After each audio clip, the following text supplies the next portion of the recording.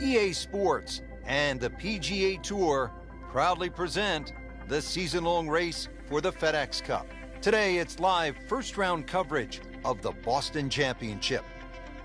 Well, Frank, just a great day to be in New England. You can see the leaves are changing colors.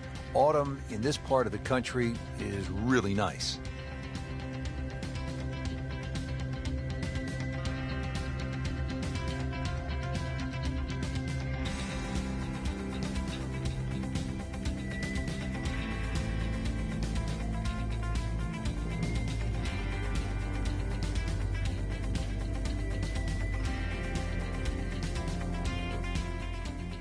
Back down now to hole number 6. Early in the round, still holding steady, even par on the day. Yeah, it's got that feel it could go either way here.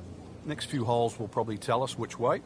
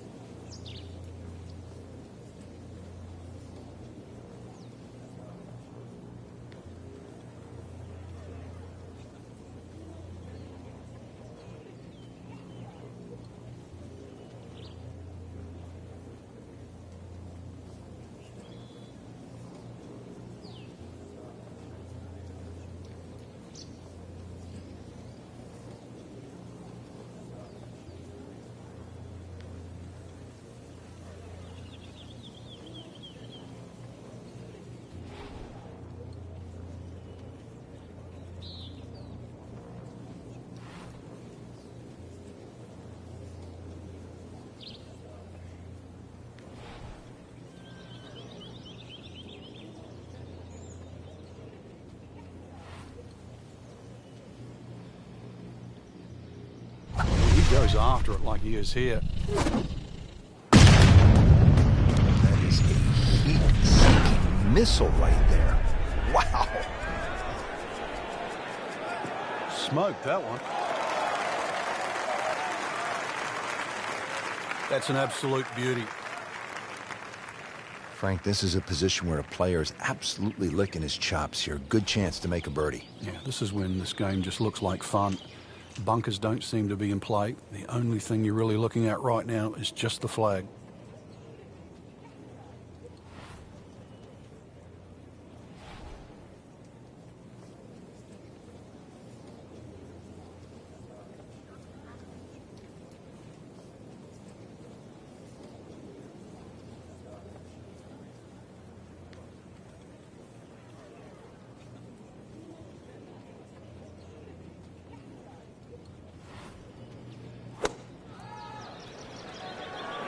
Good swing, good shot yet again.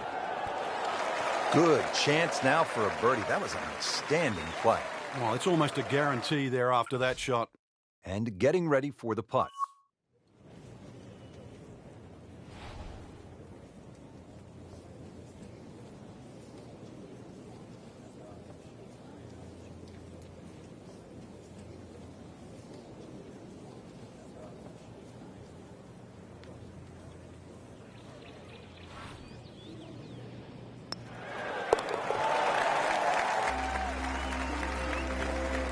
A birdie will send him to 1 under on the leaderboard.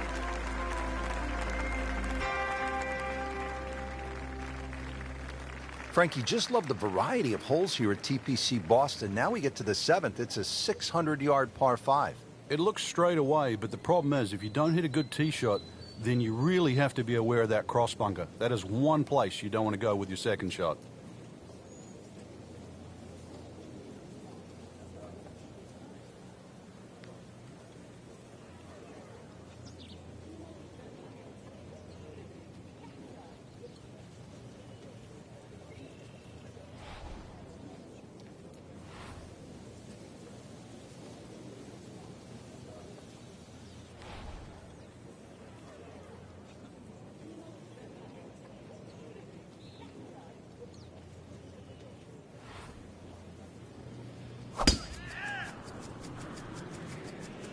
Ah, nice. Looks good.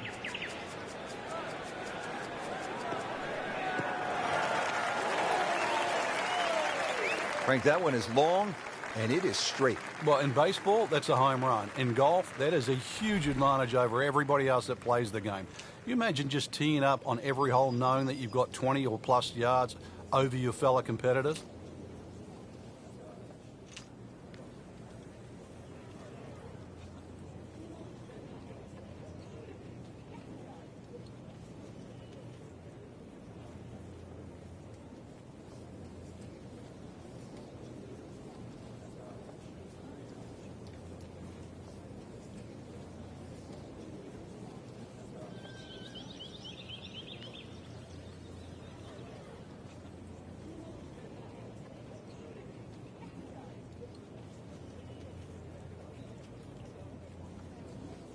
Frank, he's cranking it and banking it. Giant drives, a boatload of birdies. What a round. Yeah, these are the days you just dream for. We know golf's not that easy, but on a day like today, savor it and just keep going. Keep doing it.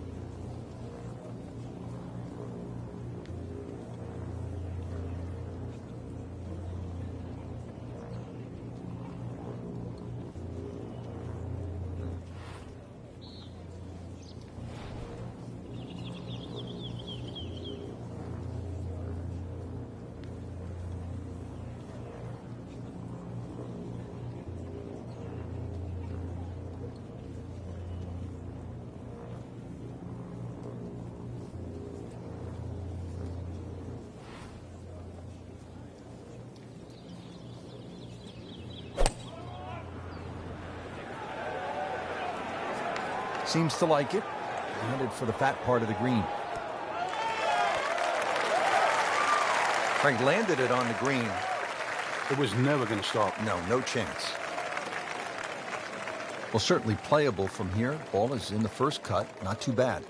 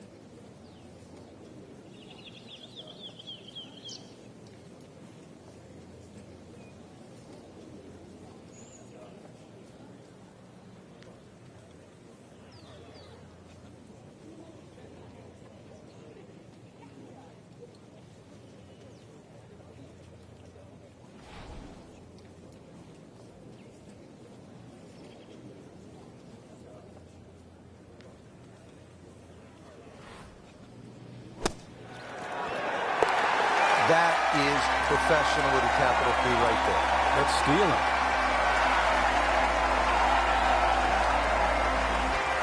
This is a pretty sizable par 5 here, Frank, the 7th. But it's reachable. There's some mounds down there. If you keep it down the right side, hopefully that tee shot can get a little forward. And then that green angled at about 45 degrees, very reachable.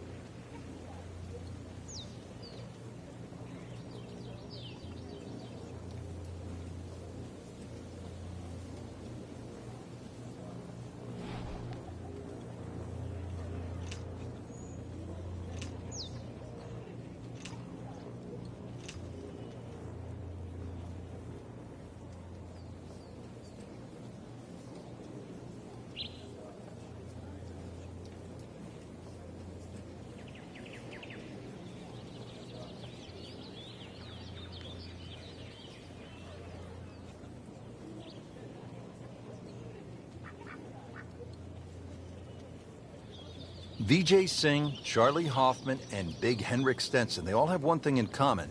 They all tied for the low tournament score at TPC Boston, 22 under. And they're all good. Yeah, this is a golf course that obviously gives in to the longer hitters. And if there's just a little bit of sting taken out of the greens, then these long hitters have a huge advantage.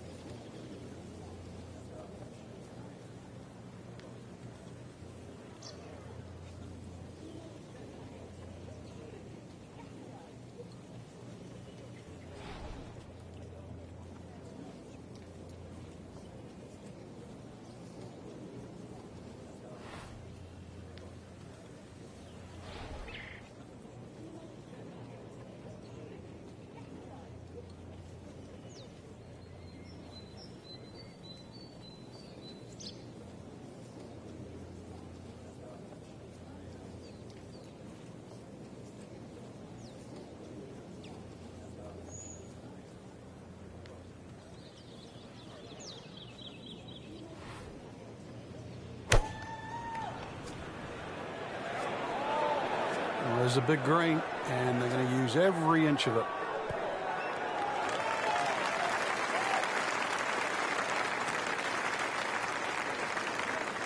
Chance for birdie after that beautiful shot. This one just requires a little bit of focus.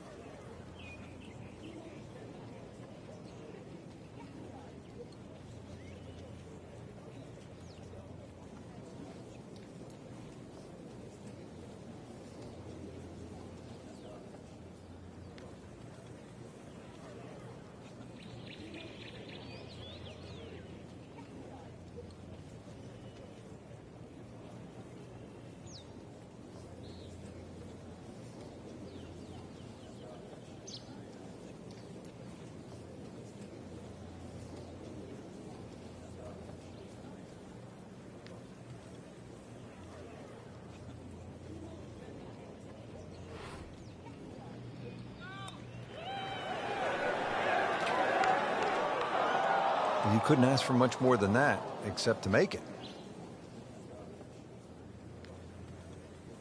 This for par.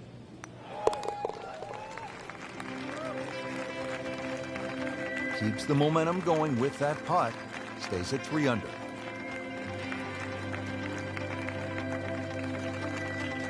Frank, I love a hot dog and a soda at the turn.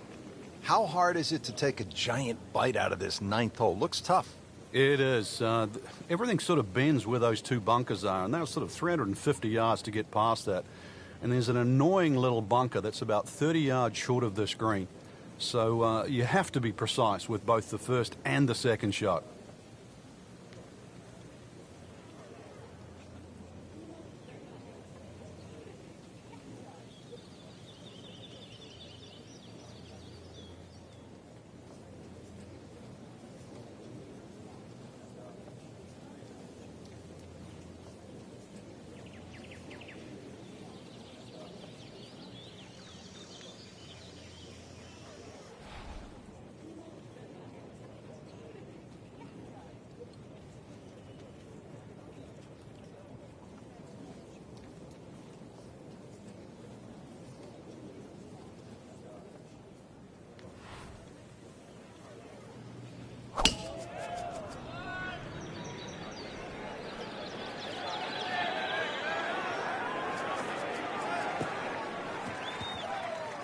be a little disappointed with that because it lands in the rough and it appears to be fairly thick over there. Second shot coming out of the rough here.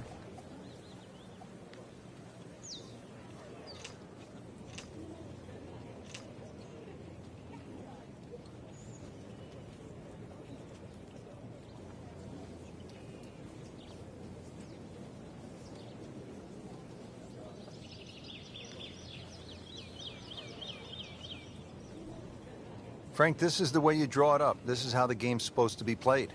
Yeah, so far, everything going according to plan. Good-looking shot right here. Wow, Frank, he is dialed in. Yeah, that was just some shot on that. Easy birdie. Standing over this putt, concentrating on the read. You can see why this player has been compared to a young Rory McIlroy, featured golfer making birdie and now sitting comfortably inside that cut line. There you have it, Frank. First round is complete. What are your thoughts, partner? Rich, I think anyone inside the current top 10 of that leaderboard is certainly well placed to go on and take this championship.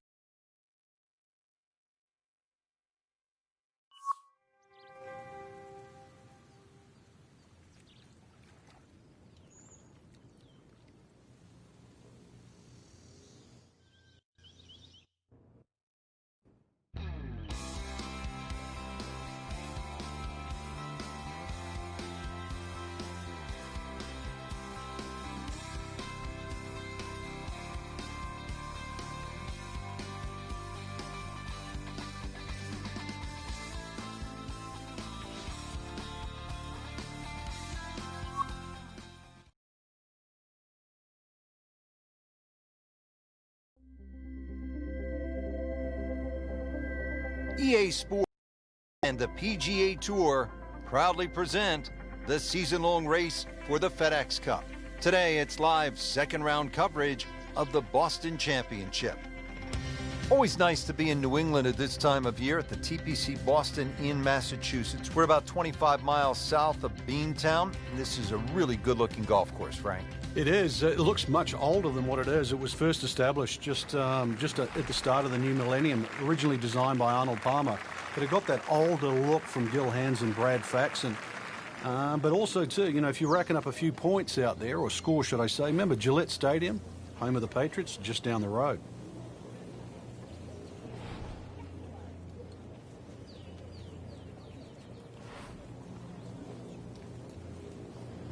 He's loading up on it. Look at the coil there.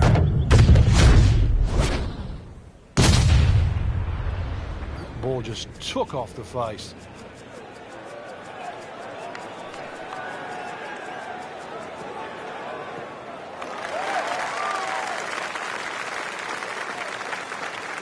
Beautiful rhythmic swing right there and right down Peachtree. Second shot, good look at the green.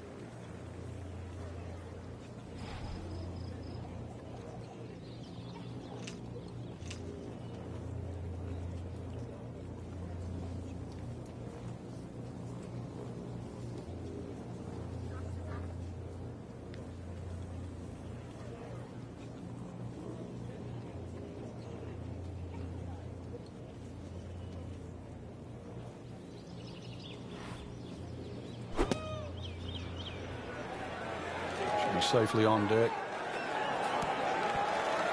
That is classy. Yeah, chance of going in. Trying to make yet another birdie.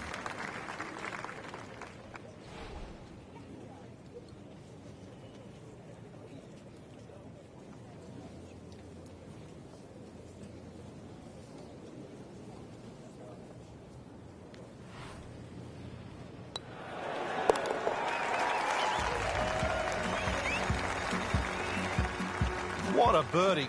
Now just a handful of players in contention. Frank, now a big par 5, the 7th hole. Yeah, there's an interesting feature on this par 5. About 100 yards short of the green is that huge cross bunker. So a good tee shot, that shouldn't be a problem. Stray a little, and then your mind is definitely on that.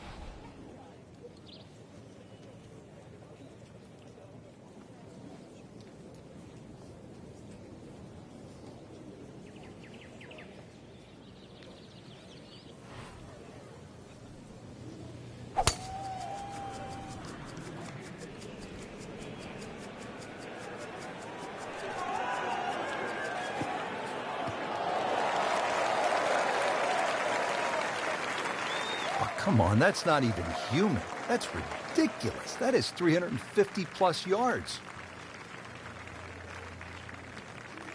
Second shot.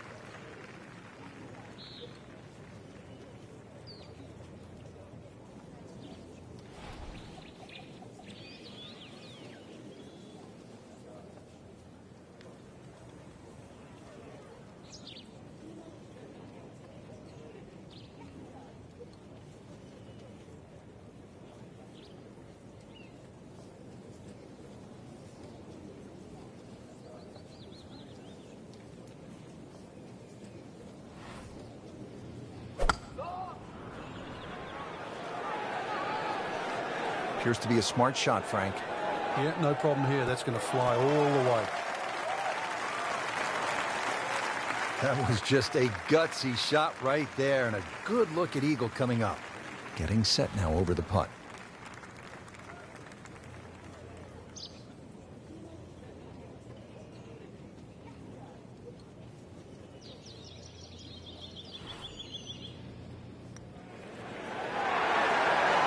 Boy, you could hear the noise from up here in our commentary box.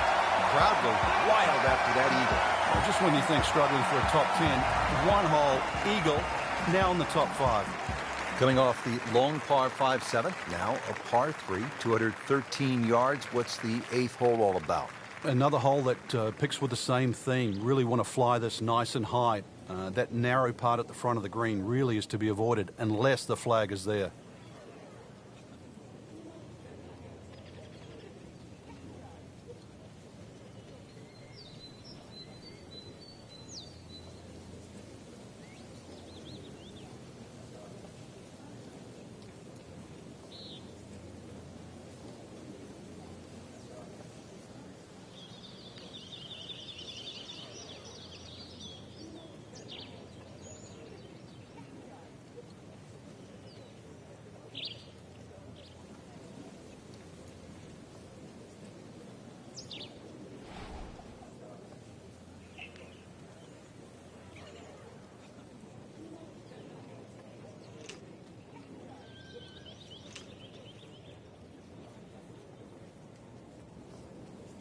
Frank, earlier in the day, we were talking about how this round was pretty much off the rails.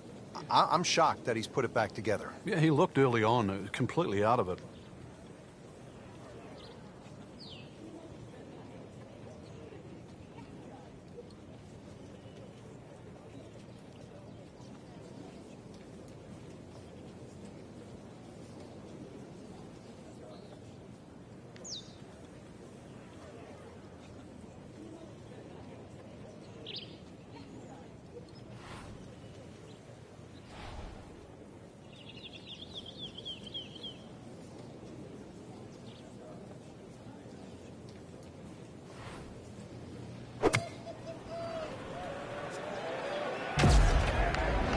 This one looks like it's headed right for the middle of the dance floor, Frank. Rather nice shot, I think so. Terrific golf shot. And now that for an easy birdie. Just a couple of feet.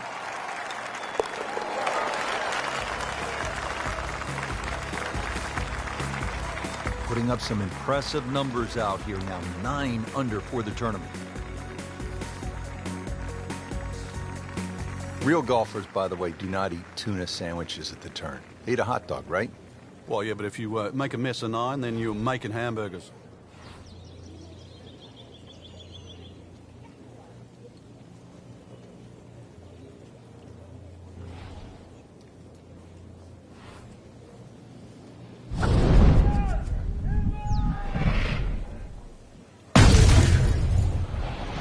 He makes a great pass at the golf ball. It's powerful, but it's rhythmic at the same time.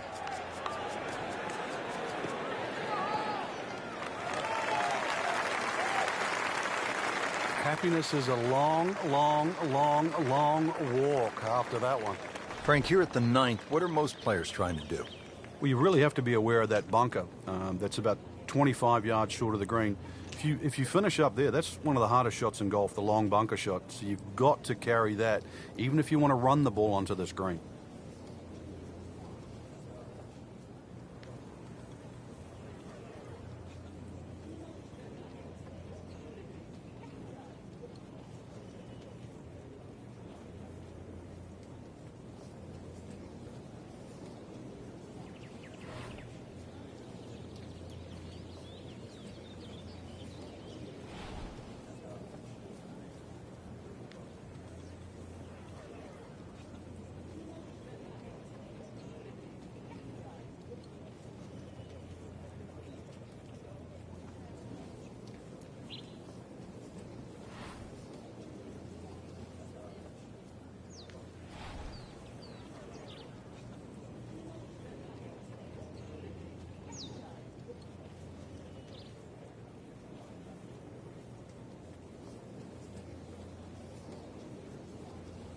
Frank, you think about the great rivalries in sports, the Yankees and the Red Sox, Ollie and Frazier, and in golf, Nicklaus and Palmer. Great athletes, great teams pushing one another to great heights. It's amazing how that's gone forward too, because Nicklaus and Palmer really became Nicklaus and Watson. Then there was like Norman Faldo, but some would say that Faldo Ballesteros, 6 majors to 5, was even more important. But in this era that we're in now, I think we're all praying for that Woods-McIlroy rivalry.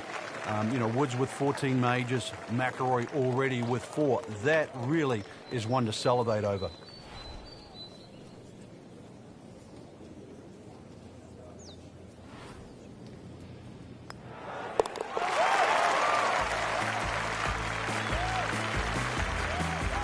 Just an amazing display. The records continue to fall.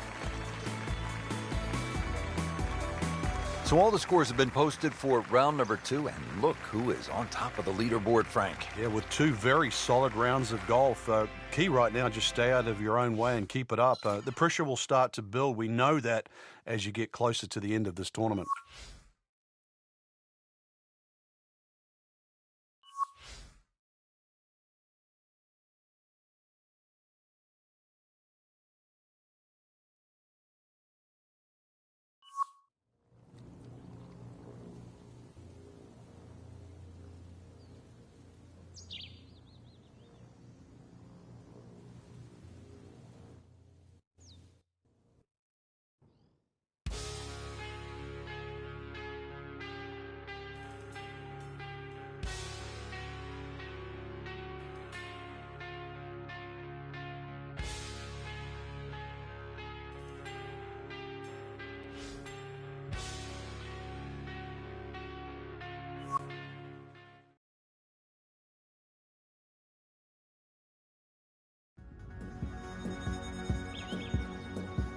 EA Sports and the PGA Tour proudly present the season-long race for the FedEx Cup.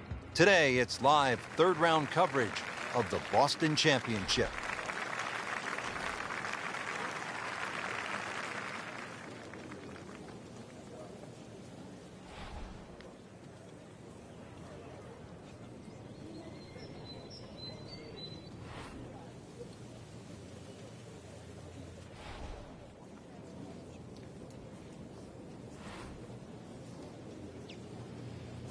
All right, the winds are starting to pick up. Frank, you've played in conditions all over the world. What's the right way to approach it?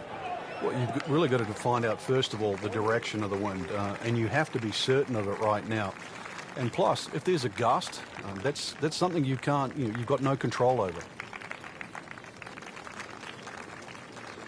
Now from a good position in the fairway, his second shot.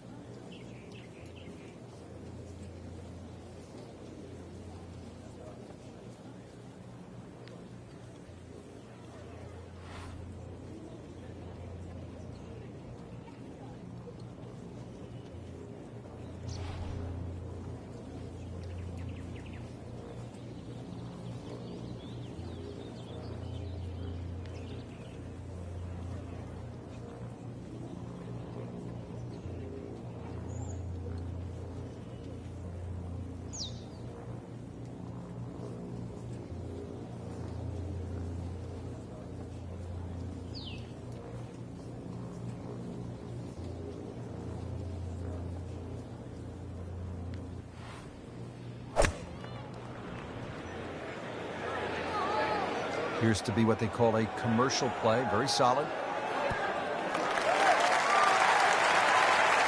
How about that? Terrific approach shot, setting up a makeable eagle putt.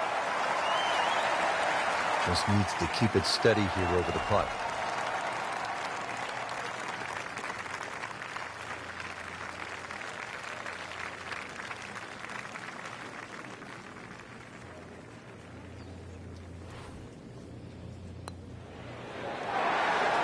Wow, Frank, I did not expect that. An eagle.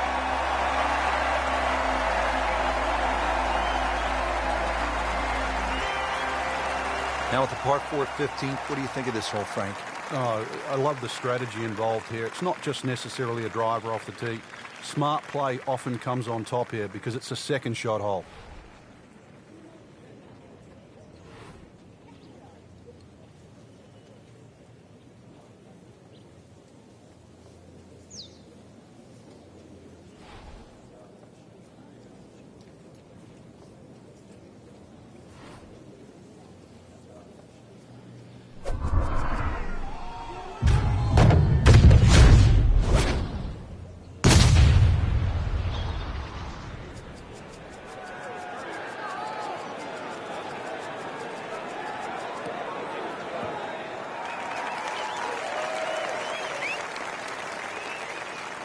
This is when the game is fun, Frank, when you get one high in the air and you have a down breeze and you just watch it. Stays in the air forever. Yeah, the hang time on that.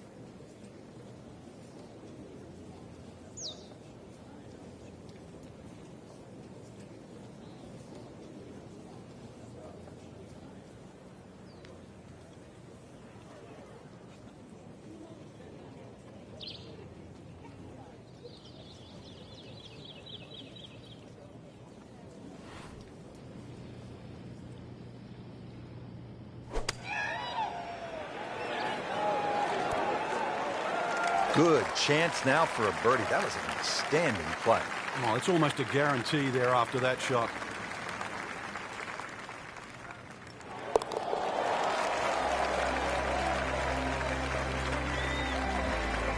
Putting on a show, this tournament moves to 15 under par. Frank, fishing is a nice sport, just not at this hole. Yeah, a little left here, you'll be more than fishing, that's for sure. Now, there's a little mound on the right side. It's about twice the size of a coffee table. When the flag's there, you need your best.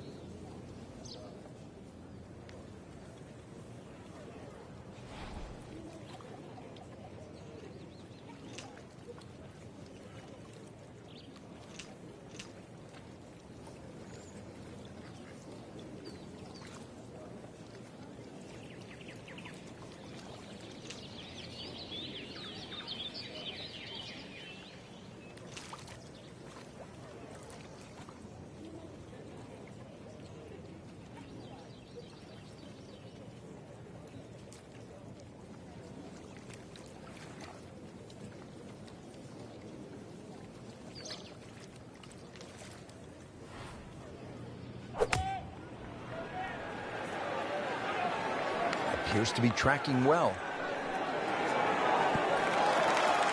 Oh, can't hide the flagstick from that man.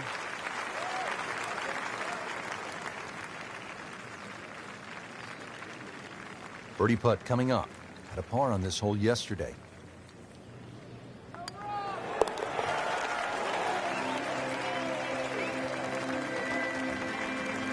Continues to amaze. Yet another birdie. And what a day it's been. Frank almost at the house, but still some work to do. 412-yard par 4 17th. Yeah, just poke something down that right side. Really, it's the second shot. You've got to worry about that big mound in the middle of the green.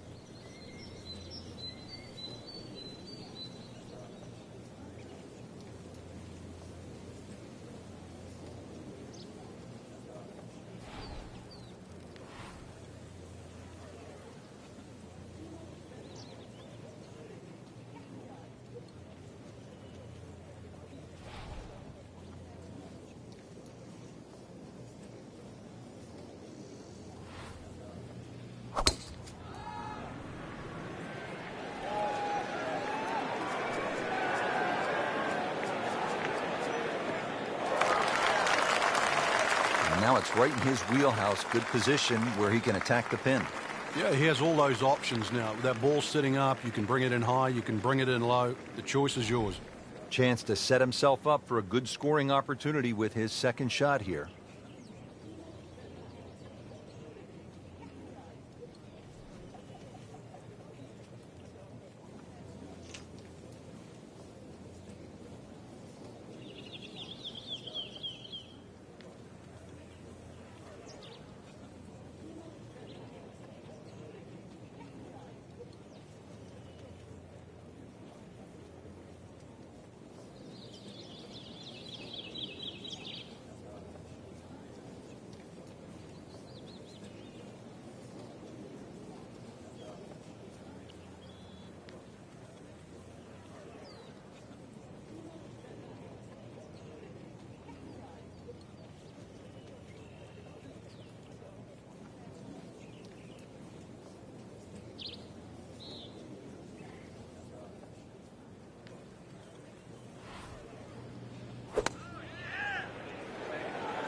Should be pretty good right there. On the safe side. Well, that is an exceptional shot on the green and in position for a birdie. Yeah, it's a formality now. So a tester from 4 feet.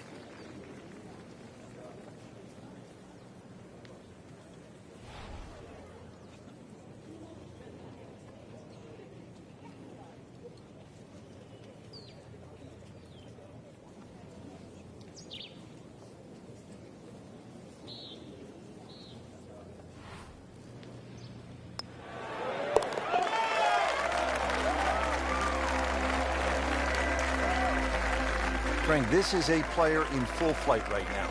It looks too easy right now. Frank, the 18th here at TPC Boston has generated a lot of buzz through the years, hasn't it?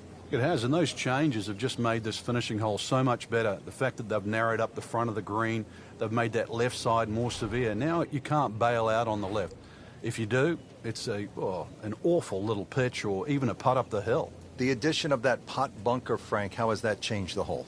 Well, if you stray off the tee or find one of those bunkers with your tee shot, you really have to be aware of exactly the distance that little pot bunker is away. Because if you just sort of whack it out of the bunker and lay it up there, you find the next bunker, then you're in trouble. Just pulverized that golf ball.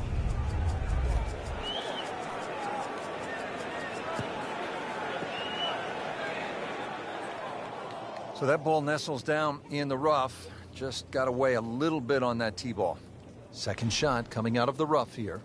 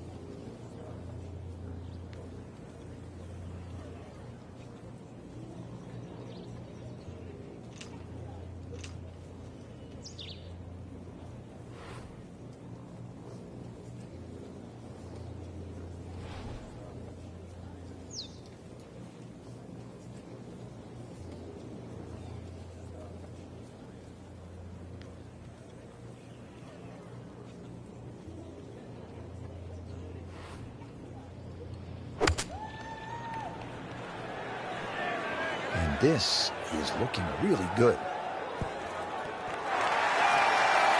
And from the rough, he manages to not only make the green, but get within easy striking distance of the hole. Shouldn't be a problem here, but not a formality either.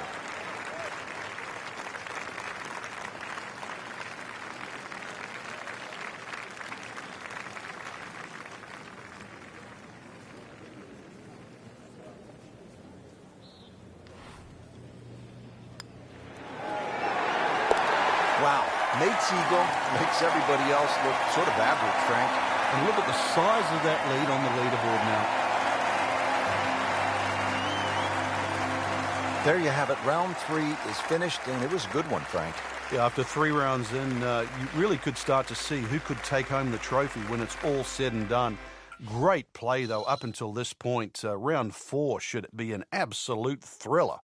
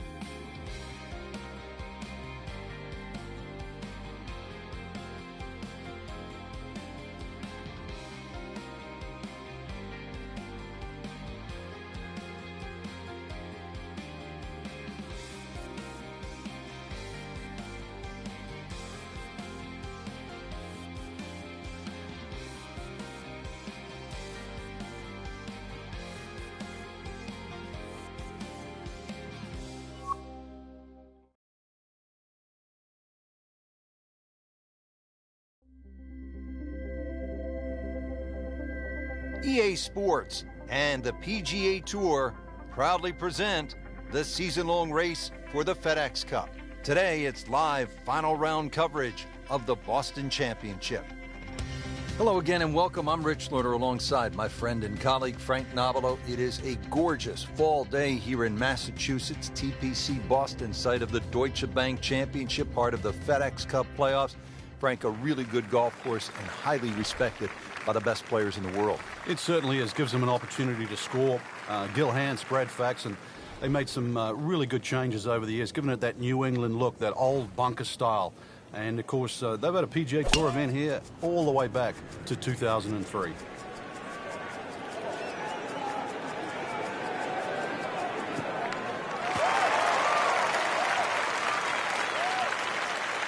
Frank, it makes the game easy when you play it from the fairway. Especially when you play it from a lie like that. Frank, really good chance from this position to make a birdie. Yeah, really the only thing he's looking at right now is the flag. This is a green light special.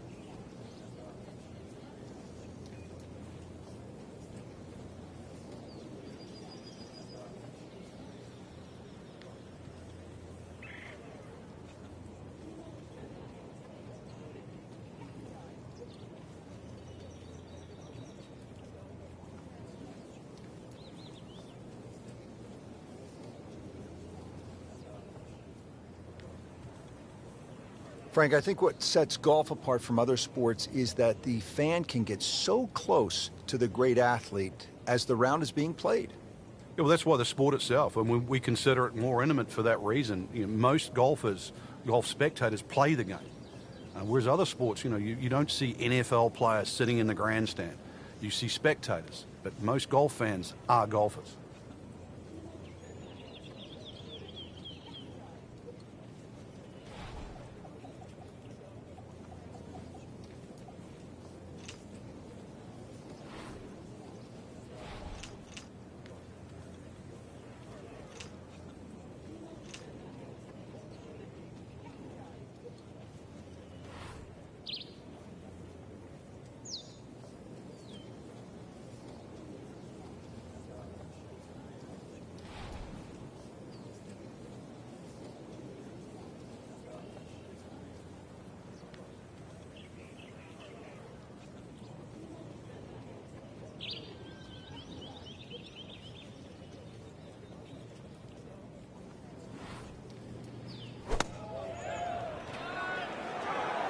Good-looking shot right here. Wow, Frank, he is dialed in. Yeah, that was just some shot on that. Easy birdie. Par yesterday. Now for birdie.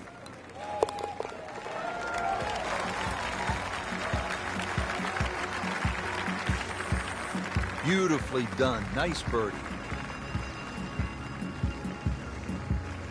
Frank, at the 14th down, anytime you get a par 4 that is almost 500 yards, it gets your attention. It does play downhill, though, so you don't have to smash away here. It's better if you can get something moving a little right to left. Then it will take the natural slope. You get a little more yardage out of it that way.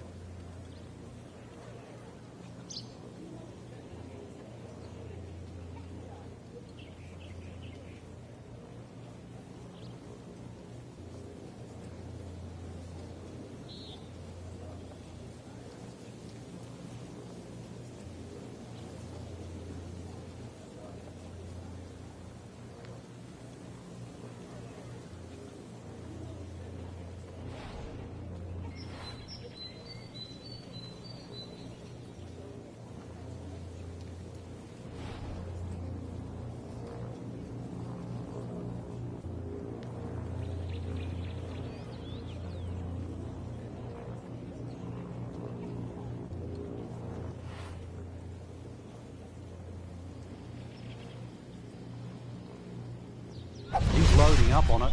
Look at the coil there. That is burning through the atmosphere. Look at that thing. It's got a tail on it. That's like a rocket ship. That one was launched by NASA.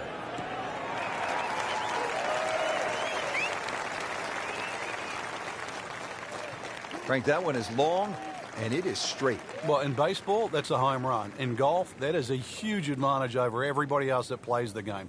You imagine just teeing up on every hole knowing that you've got 20 or plus yards over your fellow competitors?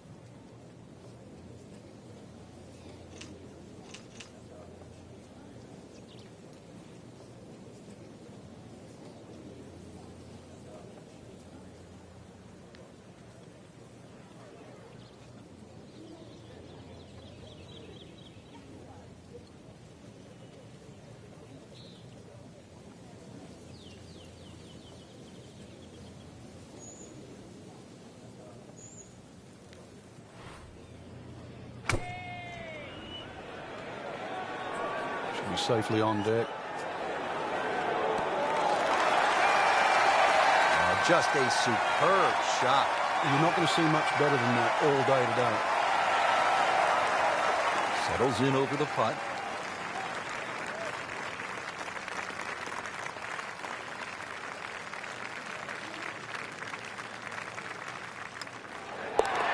Oh, yes, that's an eagle.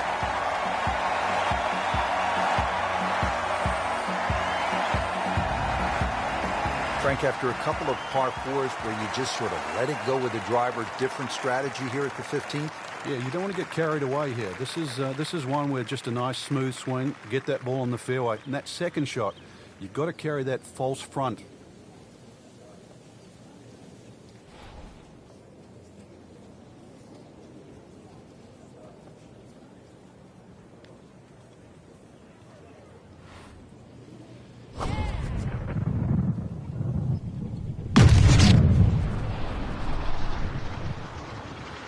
Can a ball explode? That is big. I mean, really big.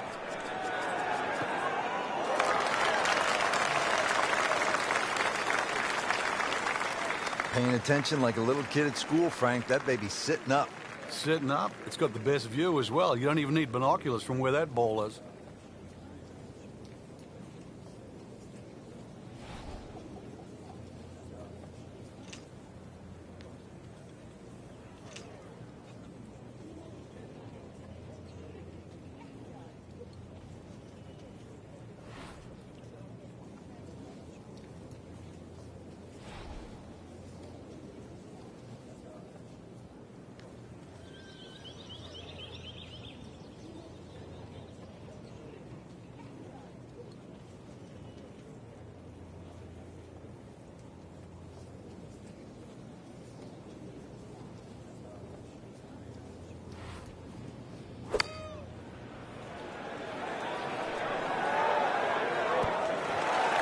Terrific golf shot. And now that for an easy birdie. Eyeing this putt for a birdie.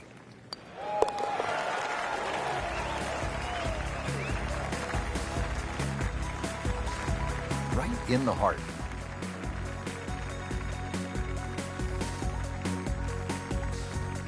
Frank, here at the 16th, you really see this sort of New England character, don't you?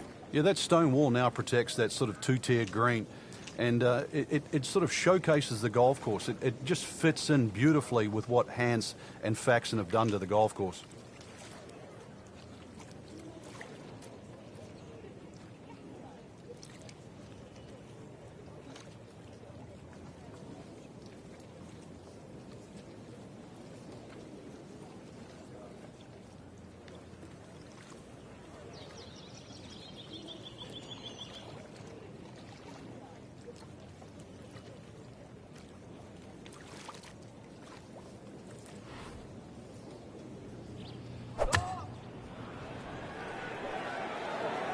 Oh, this is right at it. Oh, my goodness, Frank. I think that baby went in.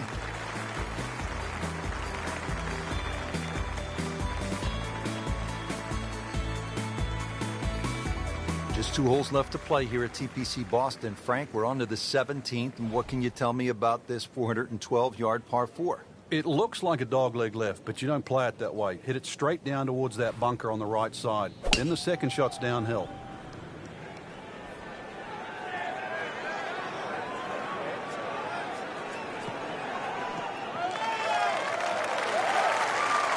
Frank just continuing to make the game look easy. This just shortens the whole golf course up when you can hit it that far. Frank, this is a position where a player is absolutely licking his chops here. Good chance to make a birdie. Yeah, this is when this game just looks like fun. Bunkers don't seem to be in play. The only thing you're really looking at right now is just the flag.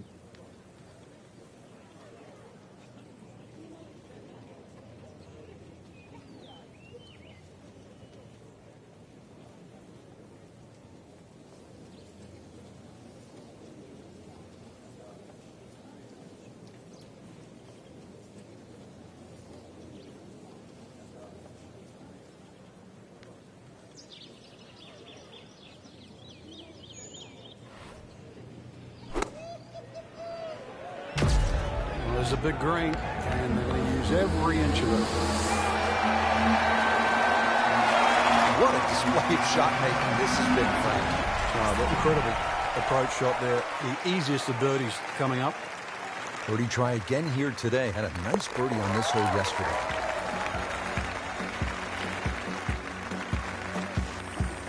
Just an amazing display. The records continue to fall. Well, Frank, this is really one of the most exciting finishing holes on tour. The 18th here at TPC Boston, par 5, risk-reward, chance to really make something happen right at the end.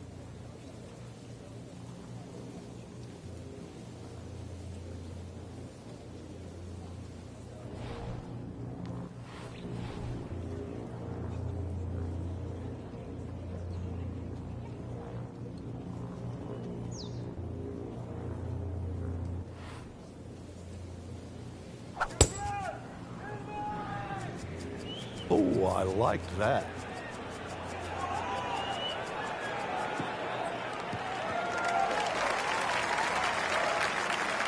He has just hammered this drive here at the 18th, and now he is in a really good position to make a birdie here on the final hole.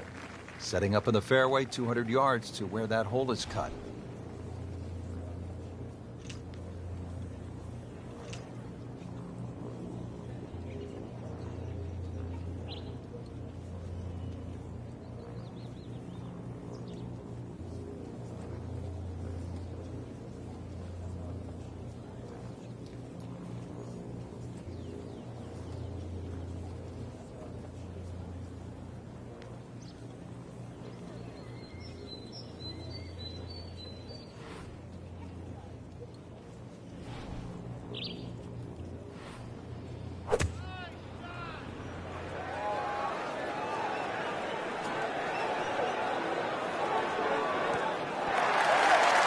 Couldn't have done much better than that. An eagle is very possible to win the Boston Championship. Yeah, an eagle. What a putt.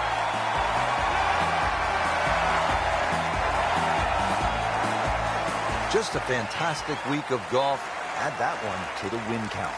A lot of great quality players out there, and to come on top of that leaderboard is truly a great accomplishment.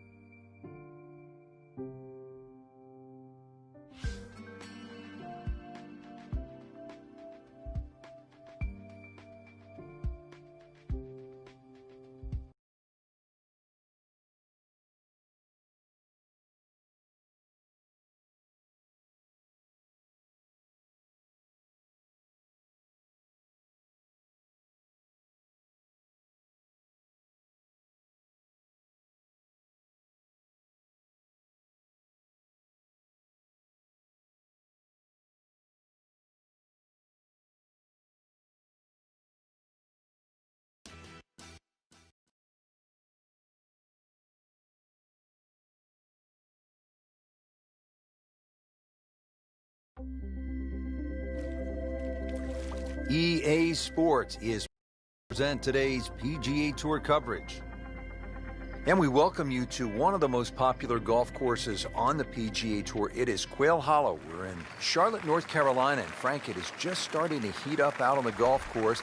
Fans are streaming in, anticipating a highly contested event with the best golfers in the world. One reason the fans love this course so much, Rich, the Green Mile. It's fine to have a good golf course, but it's got to have a great finish. It's got a great finish, then it becomes a great golf course. Quail Hollow has that great finish of 16, 17, 18.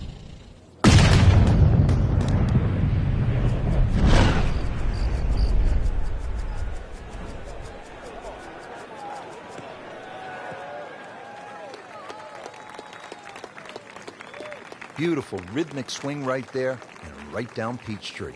Well, Frank, this is always a critical moment in the round. The 15th, the second shot to the par 5. What's your best advice? Well, I'd actually look at the green first. You can see there's so many undulations, humps and hollows on this green.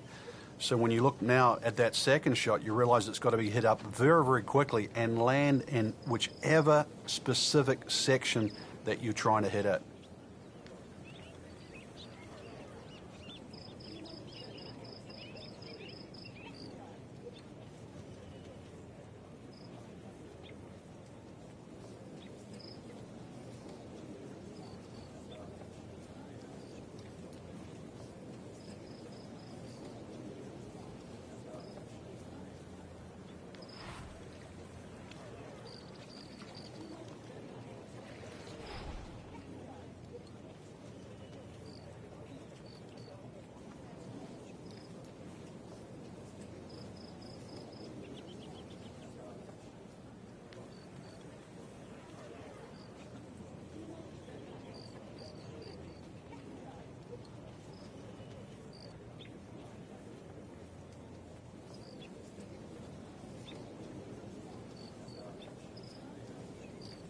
This is just a superb performance. Great round to this point, Frank, and you can really see that reflected in his mood today.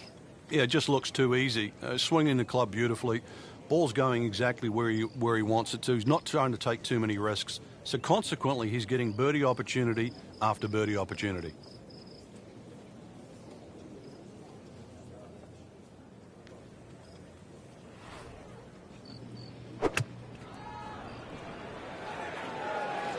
Offline, and I think that one's headed for the rough. Frank, better than we thought it was going to be. Yeah, that looked like it was headed for that quick stuff the whole way, but a little fortunate. And I guess you're allowed that in this game. Good putt. Now at -3.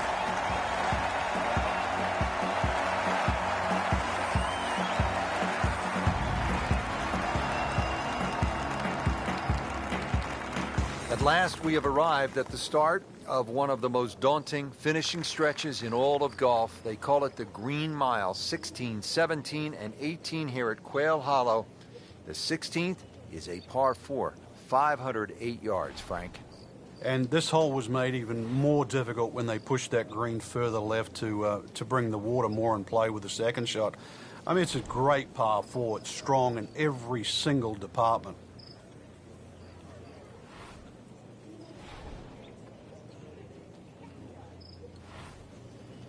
Well, when he goes after it like he is here. Gave that the full treatment. Get up.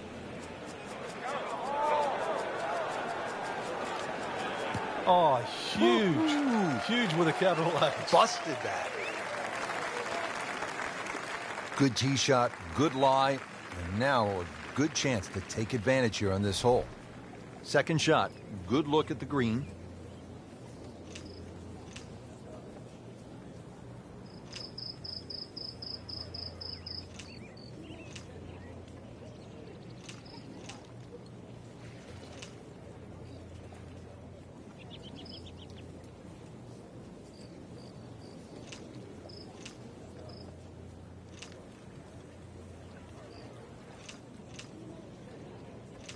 Frank, we remember what Rory McIlroy did here in 2010, his first PGA Tour victory, a 62 in the final round. It was also the first victory for Ricky Fowler. Yeah, and oddly enough, it was in a playoff, and in that playoff, Ricky just pulled out a driver and smashed it down there, then hit a sand iron to that front left flag, basically to gimme distance. Not only did he win in the playoff, but he beat Rory McIlroy, the then world #1 in DA points. And that was the same Ricky Fowler that, remember, in the playoff in 2015 for the Players' Championship, drove the ball in equally daunting fashion over those 3 playoff holes at TPC Sawgrass.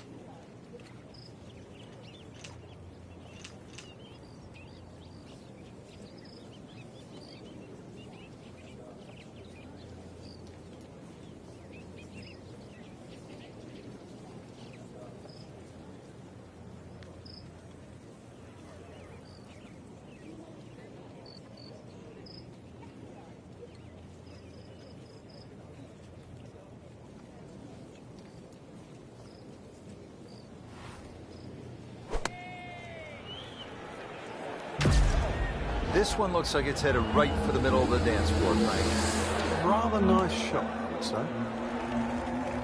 Good chance now for a birdie. That was an outstanding play. Well, it's almost a guarantee there after that shot. Just a couple of feet.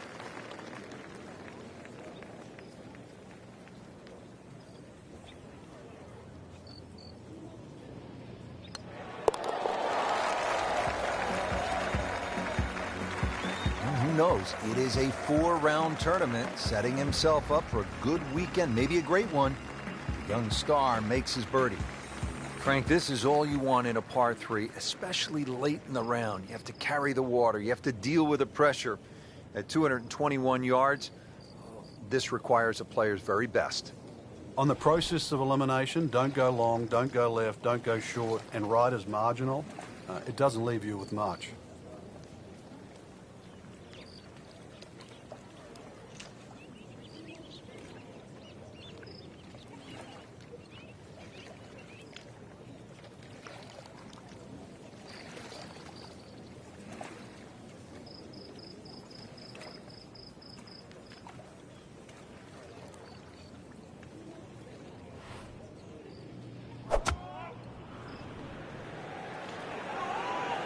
Appears to be a smart shot, Frank.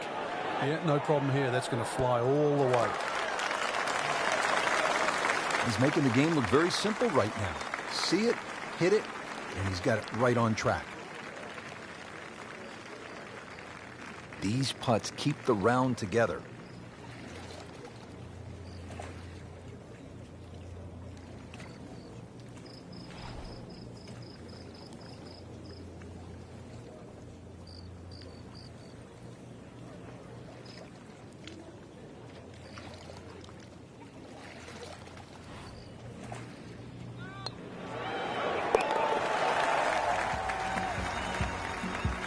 This is a good move. Another birdie. Now to 5 under for the tournament. Now to the finishing hole here at Quail Hollow. Frank, what can we expect? If there was a name for this hole, Rich, it should be called Narrows. The creek that meanders its way down the left side and actually divides that hole into really half the size of what a normal par 4 should be. That makes it hard. The bunker on the right is your bailout area. Just over 290 yards to get past that, and then the narrowest green that still sits up against the lake. This is just a brutal finish. Whoop, this is taken off on a weird line. And it's going to be in the rough, it looks like. So that sets up a tougher second shot, missing the fairway with the drive, now in the rough. Well, we've got about 135 yards left.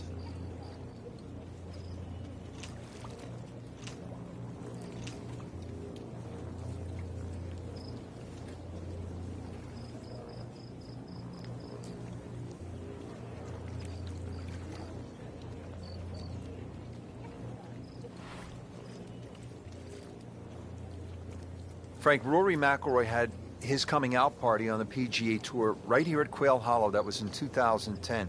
You remember that final round 62? We certainly do, Rich. That great finish to post 62. Personally, I thought that was the best round shot in 2010. And not just because it was his first win, but it showed you what he was capable of. And then obviously we've got to see that ever since.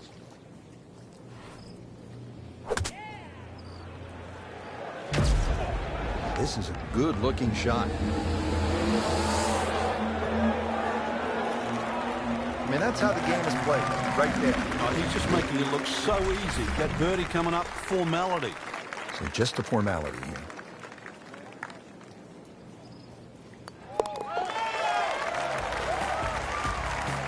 Frank, this is a good position to be in for a player. Making birdies, making some moves. We're starting to get the momentum, too, for the finish. There you have it, Frank. The first round is a wrap. We saw some good golf out there. It was certainly a fun round to watch. There's a lot of great players in this field, and this is such an exciting venue. I just can't wait to see what happens the rest of the championship.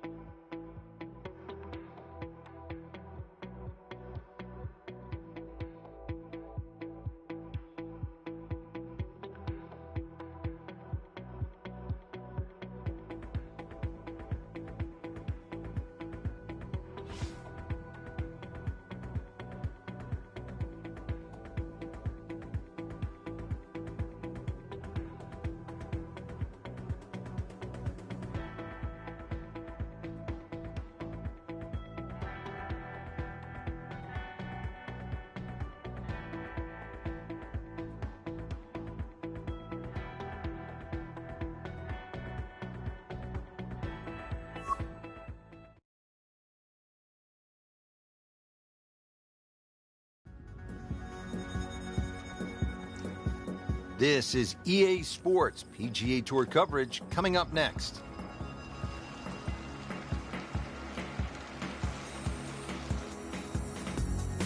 What really sets Quail Hollow apart here at the Wells Fargo Championship, the brutal finishing stretch. They call it the Green Mile, and we are excited to bring you all of the tournament action. Rich Lerner alongside Frank Novello.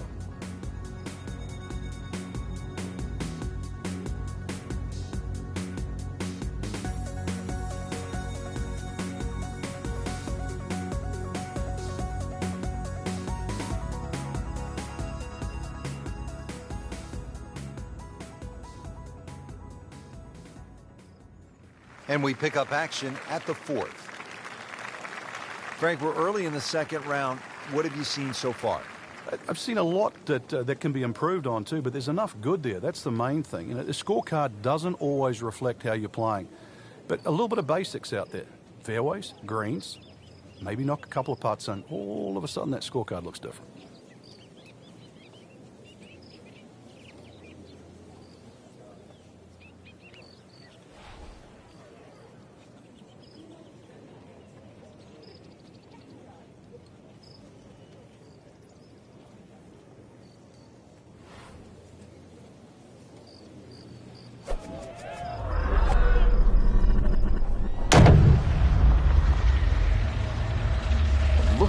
Look at all the power in that coil. Frank, did you hear the sound of that coming off the club face? It was like a cannon.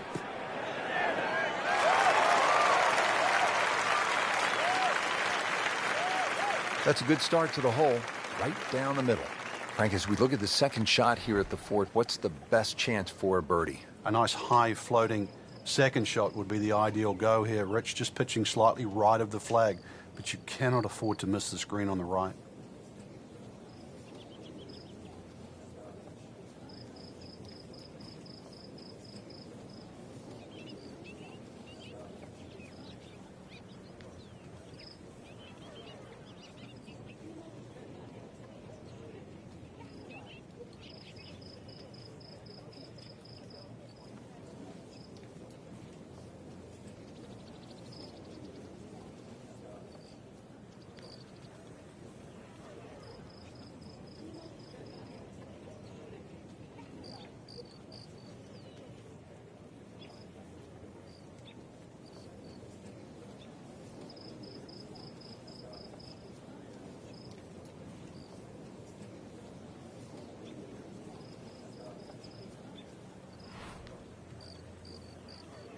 Well, this is going to be an interesting day. The wind is howling, or as they would say in Scotland, just a wee breeze. A sensational shot right there, Frank. Oh, you start beating your chest after a shot like that. That's the best we've seen into this hole to date. Birdie putt coming up. Had a par on this hole yesterday.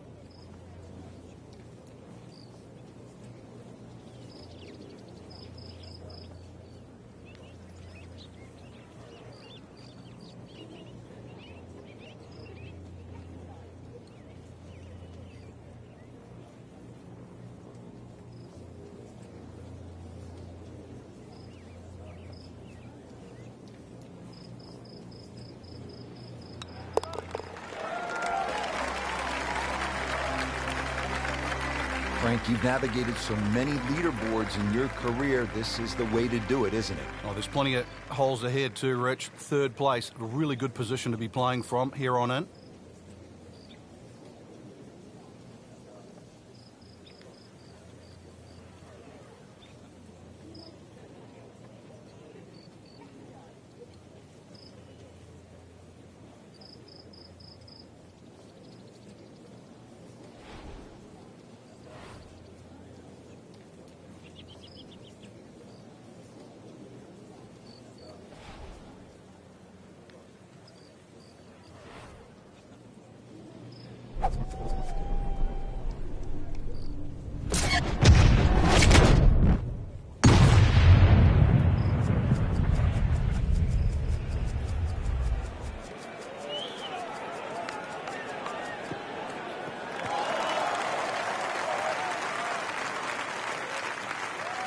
That is just a beautiful shot. This could be a huge momentum swing here, Frank. Yeah, one more good swing, and he's going to have an eagle putt coming up. I know you don't want to get ahead of yourself, but it is well on the cards.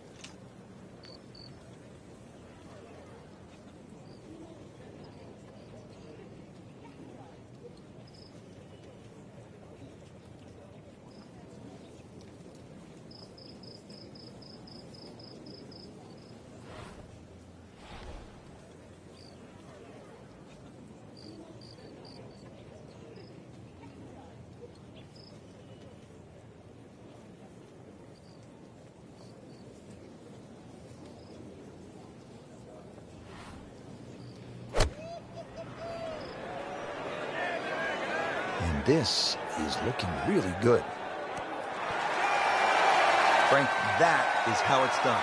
Yeah, take a gross of those. That is a lesson in itself. And now a chance for eagle. And getting ready for the putt. And so with that eagle, a nice move in the third place. Completely changed the complexion of this event. Frank, this is where you know that players like Bubba Watson, Dustin Johnson, Rory McIlroy are playing a different game than guys like me. They step up to this 250-yard par 3 and they might hit a 5-iron. It is a little downhill, but they might be with a middle iron where a lot of us would be with a driver. Well, you see the advantage of that power on this very hole, not just because of the length they got to hit it, but the green they're heading into. This green slopes off in both directions, right and left, so you have to land that ball in the middle of the green. So, yeah, it's a big advantage if you can go at this hole with like a 5-iron.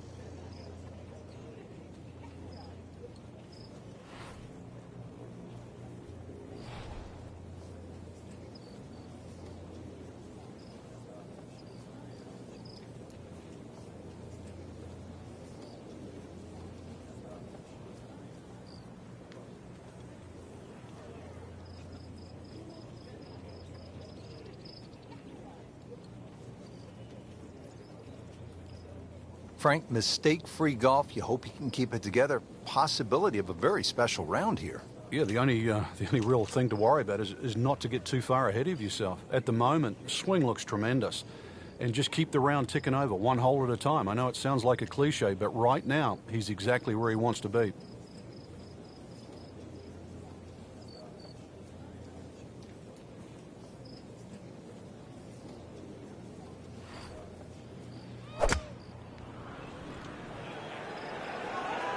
Safely on deck. This is all over it. Dude, he just made an ace. Well, Frank, an eagle is in play here at the par 5-7. And a 6, and a 7, and an 8, or a 9, actually. This is a potential scorecard record, the 7th hole. Many a tee shot has found that creek on the right, trees, problems on the left. There's no question there's a reward for a good tee shot here. But then there's a decision on, do you go for this par 5 and 2? It's not overly long, just over 530 yards. It is very tempting.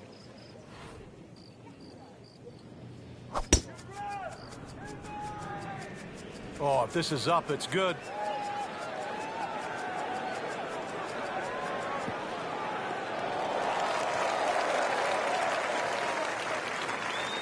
Well, that was a beautiful drive, Frank. Really good position to take advantage.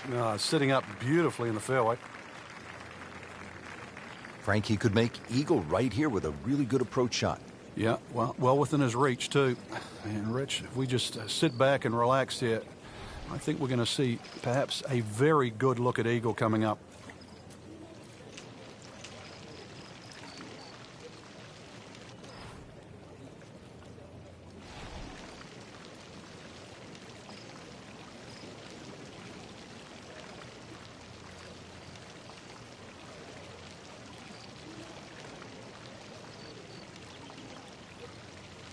Frank, there's a real art to putting a good 72-hole score in the book, isn't there?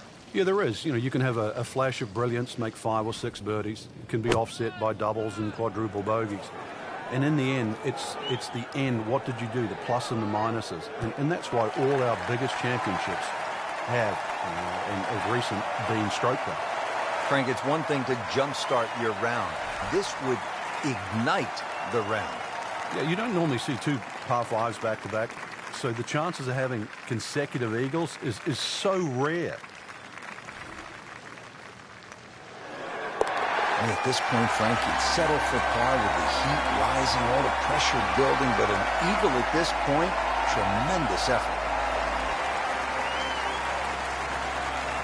Well, Rich, 2 rounds in the books, and it's easy to see why the leaders are on top of that leaderboard. Excellent performance, but still a long ways to go in this tournament.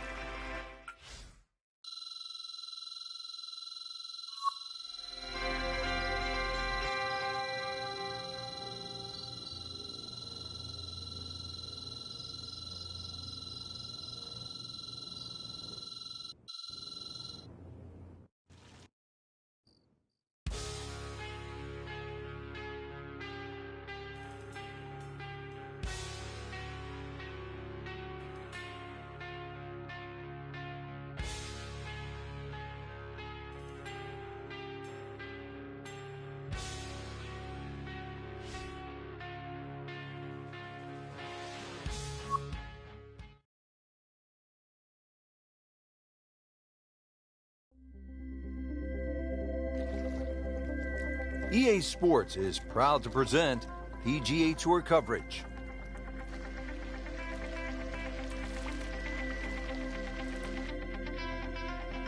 Welcome to the home of the Wells Fargo Championship, where the likes of Rory McIlroy, Ricky Fowler, and long-hitting J.B. Holmes have all won. It was first opened for play in 1961. It has really grown through the years, and it is now played by the best in the world. Rich Lerner alongside Frank Nobilo for EA Sports. Let's jump down to the golf course. Now to the fourth hole here at Quail Hollow, just under 490 yards. Yeah, they used to have the tee on the right side and made that tee shot very uncomfortable. When they put the new tee box in on the left side, it's a little easier to hit that fairway because that fairway slopes from right to left.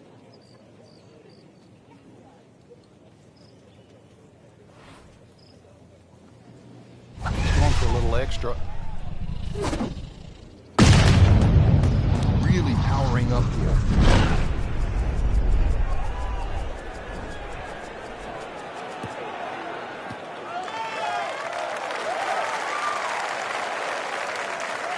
Right where they were aiming, in the fairway. Second shot now at the fourth. Bunkers guarding the front corners of this green.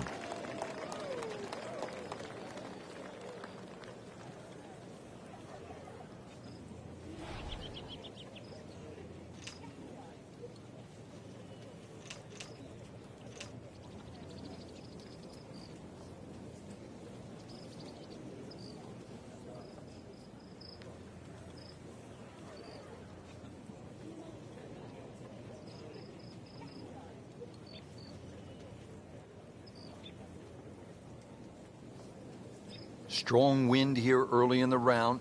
How do you think this is going to affect the players, Frank? Well, they've got to be clever on a club selection and the type of shot they want to hit now.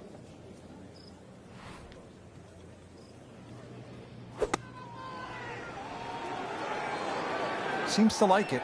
Looks like it's headed for the green. What a display of shot making this has been, Frank. Oh, that incredible approach shot there. The easiest of birdies coming up.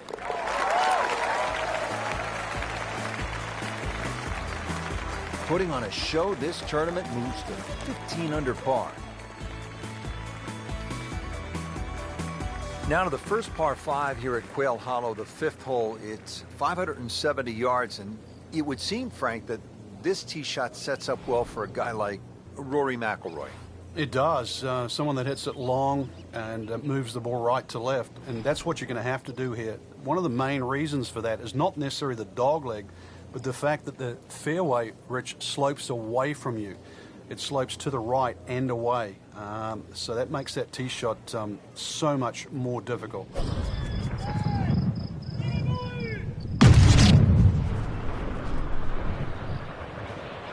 Just burning rubber right here. I mean, this one is taken off like a missile. Just destroyed it. He's going to try and rip the cover off it. Wayward from the tee, and this one is headed for the rough, Frank. So in the first cut here, it could be worse.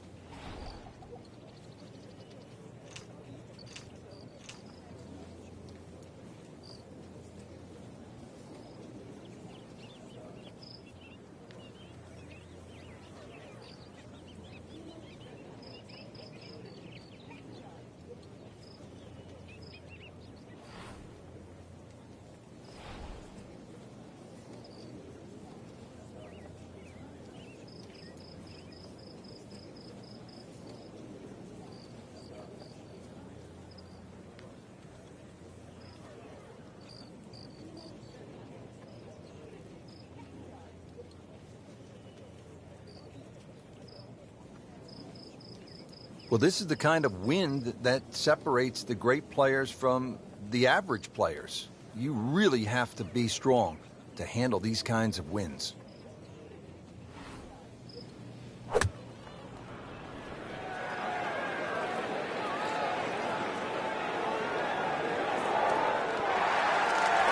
Had a birdie here yesterday, in there close, great opportunity for another one. Getting set now over the putt.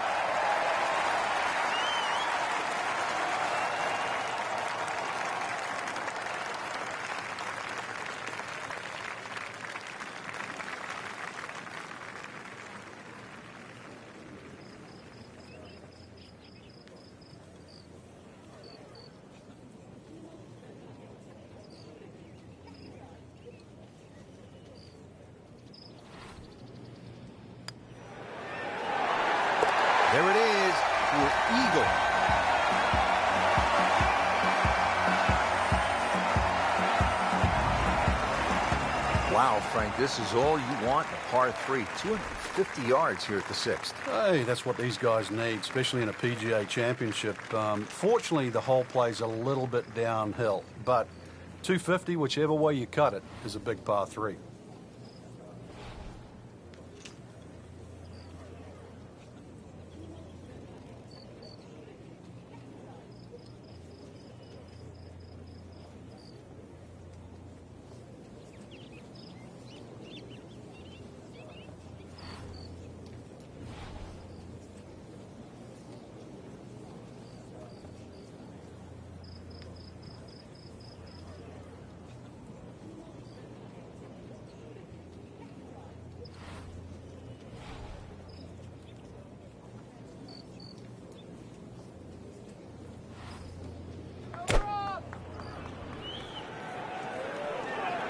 Well, there's a big green, and they're going to use every inch of it.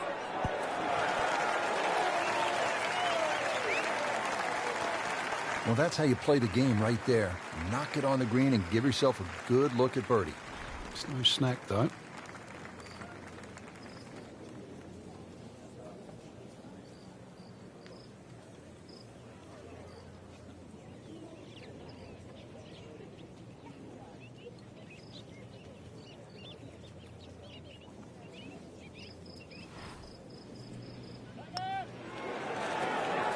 So close.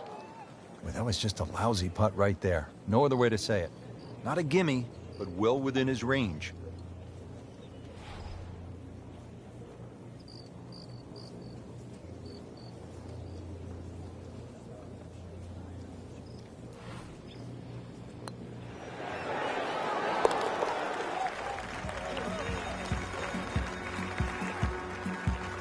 Virtually no error in that putting stroke. Good putt. Frank, there's a lot to chew on here as you get to the tee at the 532-yard par 5/7. In today's game, 530 plus change you'd think is incredibly short. And look at the trouble in front of you. Water all the way down the right side and around that right side of the green. Bunkers left. This is not for the faint of heart.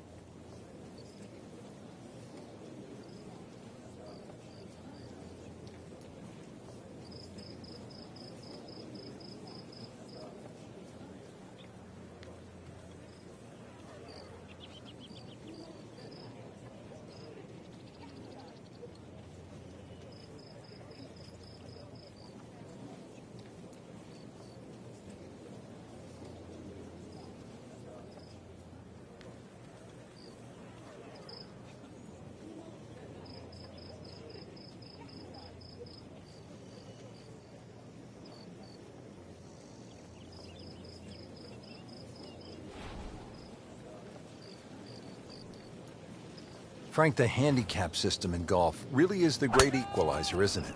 Yeah, there's no sport like it. I can't imagine going to Wimbledon and playing, sort of Djokovic or Federer, or, playing NFL with Peyton Manning. But the beauty of golf, we can go out in a golf course. We decide what our handicaps are on the first tee. We decide who's going to get strokes, and then off you go and play. And you play on a level playing field. Well, with a good shot here, Rich, I tell you, this eagle on the cards, hole very reachable from where he is. Don't get many opportunities like this. This is a good place to take advantage.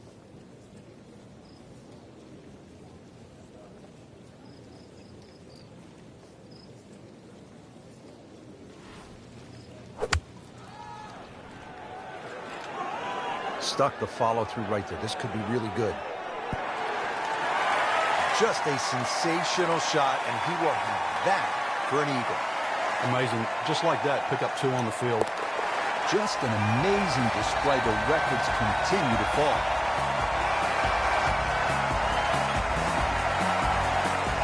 Frank, I love a drivable par 4. In the modern power game, it really adds an element of excitement. And here we go at the 350-yard par 4/8. Well, you're definitely going to love this one then, Rich, because it ticks all the boxes here. There's no water in play, just a few bunkers down the left and the one that protects the right side of the green. And you've got a really narrow green, so plenty of reward with minimal risk.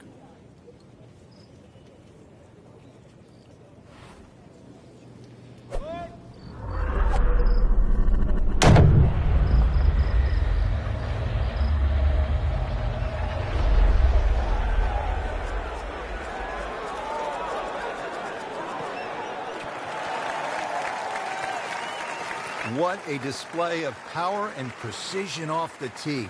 On the green here on the par 4 in 1.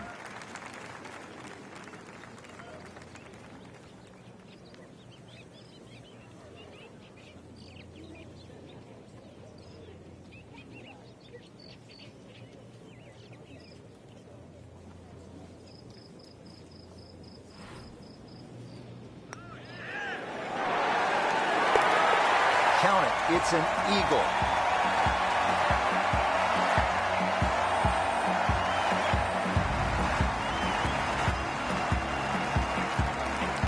Well, Frank, what do you think of the 9th hole here at Quail Hollow? Oh, I think it's a beauty, Rich. One of those long, nice drawing tee shots. 500 yards is a par 4. You have to hit a good drive down there. The fairway doesn't camber that much. Hole does dogleg to the left. Big advantage for a big tee shot here.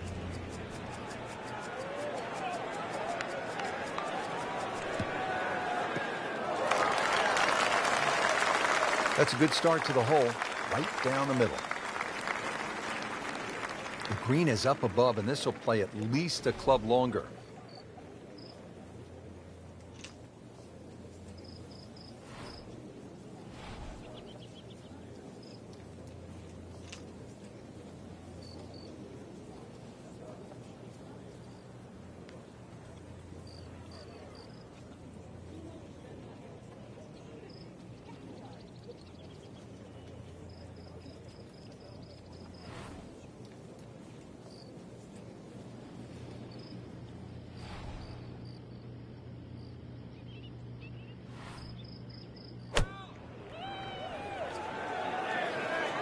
Another good swing, and it looks like, Frank, another really good shot.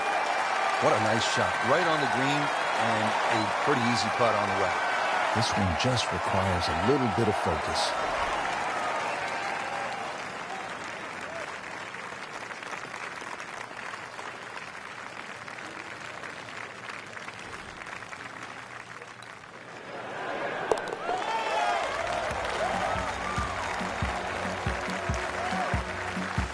Continues to amaze. Yet another birdie, and what a day it's been.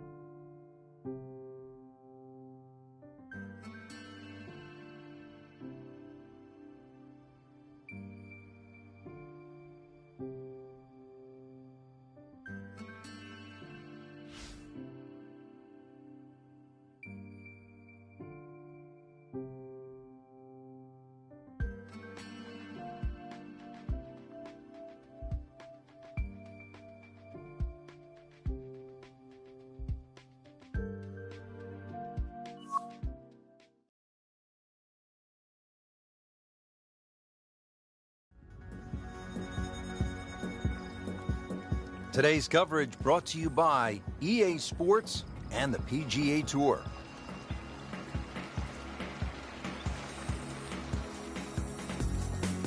Thanks for joining us here today in Charlotte, North Carolina for the final round of the Wells Fargo Championship. Frank, what do we have out here today? Well, if history has a chance of repeating itself, remember those great closing rounds by Rory McIlroy?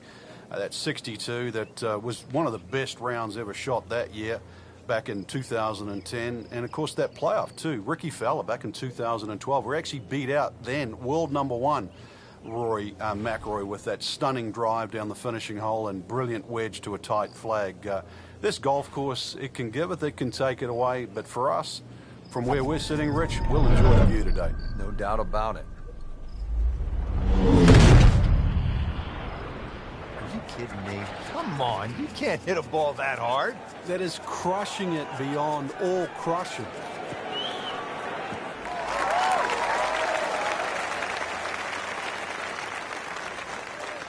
That's in the fairway. This could be a huge momentum swing here, Frank. Yeah, one more good swing, and he's going to have an eagle putt coming up. I know you don't want to get ahead of yourself, but that is well on the cards.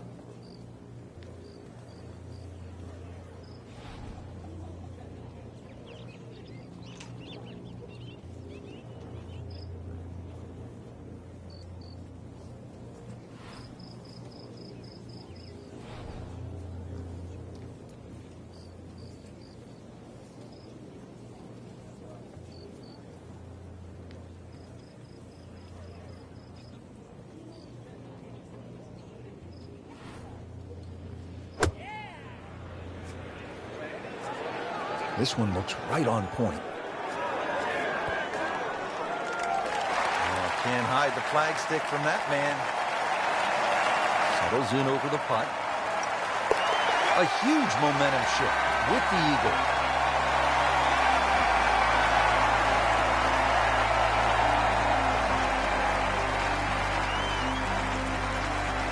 Frank, on this backside at Quail Hollow, a player does have a good chance to get off to a good start with that par 5 10th and now relatively short par 4 11th, where a player with a good drive could stick a short iron in their hands.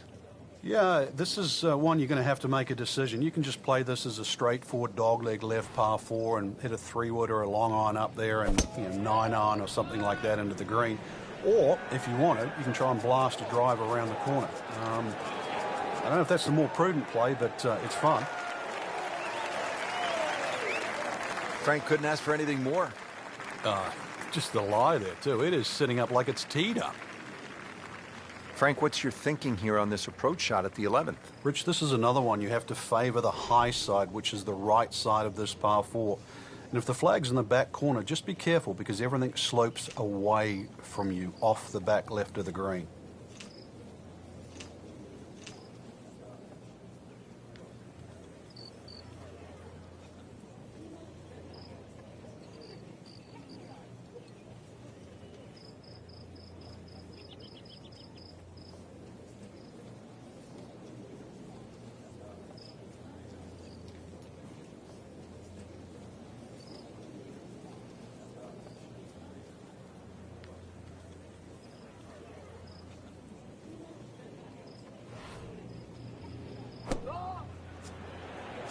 Good swing, good shot yet again.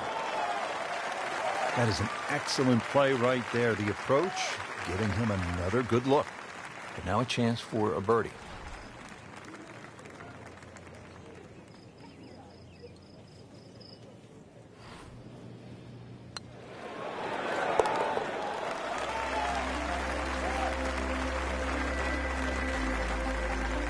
And he has it.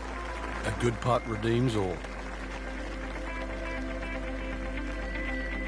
Frank, I think the mark of a good golf course design, changing directions. We go from a right to left hole, now at the 12th, to a left to right hole. Yeah, there's no two holes at Quail Hollow that look the same. And this one's slightly downhill, fairway tilts a little bit to the right, and it's a bit of a sleeper. And plus you add in on top of that 450 yards plus. This is a fairway that has to be hit.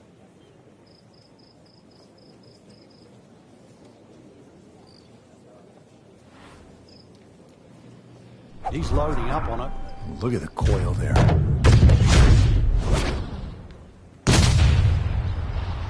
Look at this. Look at all the power in that coil.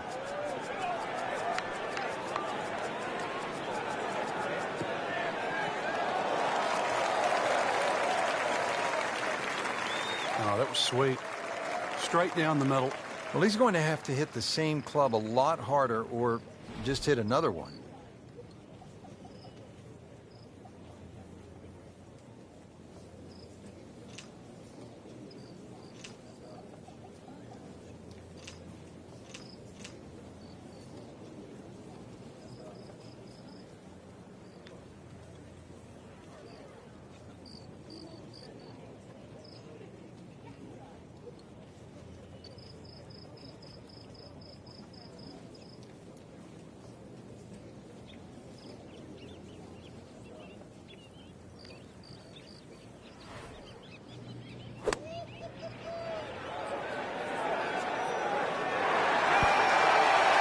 I mean, that's how the game is played, right there.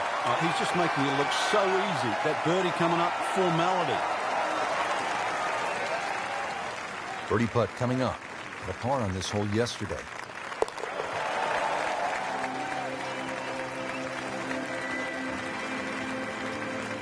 Mark a birdie on the card.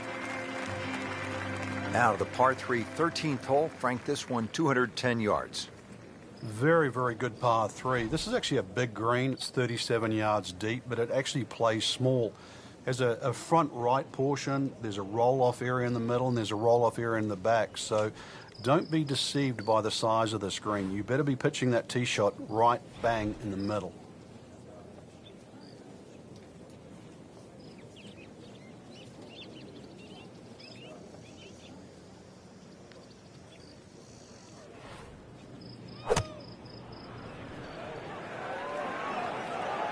Should be pretty good right there. On the safe side. Terrific golf shot. And now that for an easy birdie. Just 5 feet left.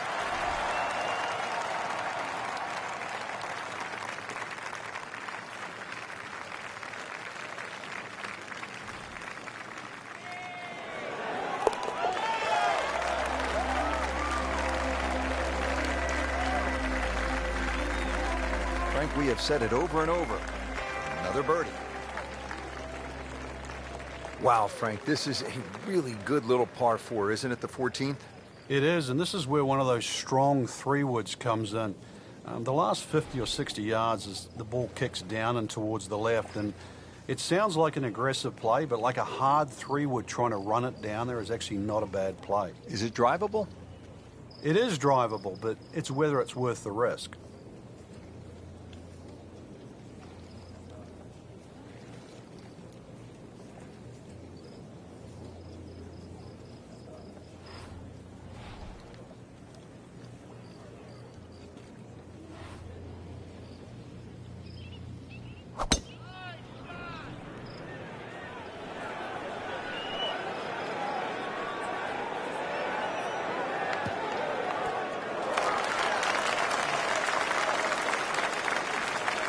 Drivable par 4, not for most in this field, but for this guy, yes, he has just knocked it on. What a shot.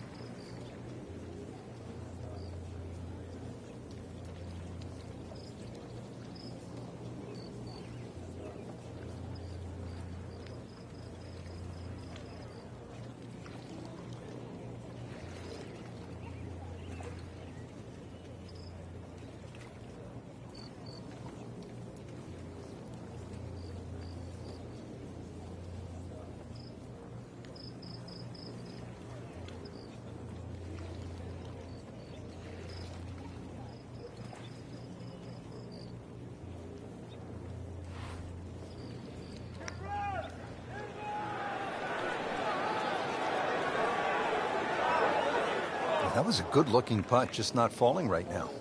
Sadly, he's going to be disappointed. Been pretty good all day from this distance, just trying to take care of business.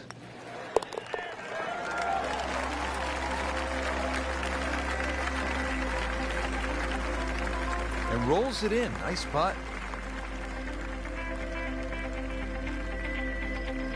Now teed up at the 15th hole. It is the final par 5 here at Quail Hollow, 577 yards. And Frank, I remember this hole well. McIlroy stiffed a 5-iron on his way to making eagle, his first PGA Tour win. That came back in 2010. And the opportunity exists again here. Under 600 yards, plays downhill off the tee. Those two bunkers on the right are perfectly situated. That second one about 310 yards to it.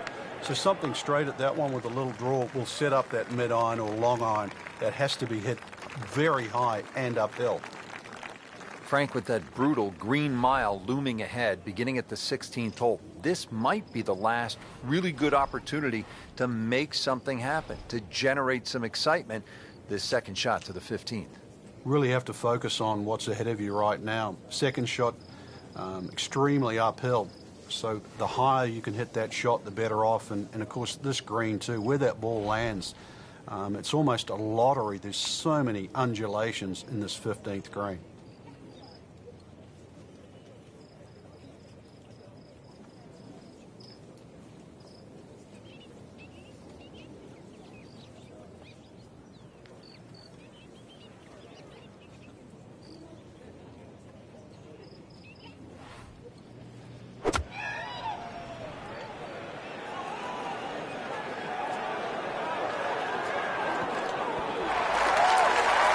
Big swing right there, and a great result.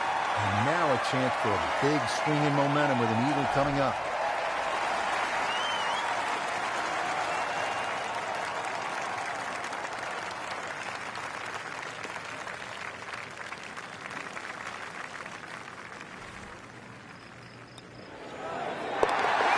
And it is down for an eagle.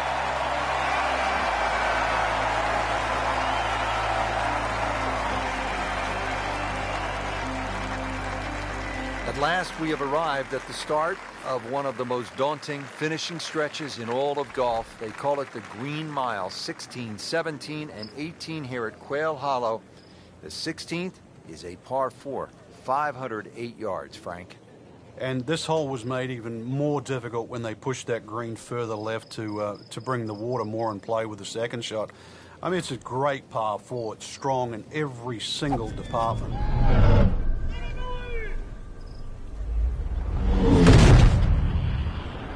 He makes a great pass at the golf ball. It's powerful, but it's rhythmic at the same time.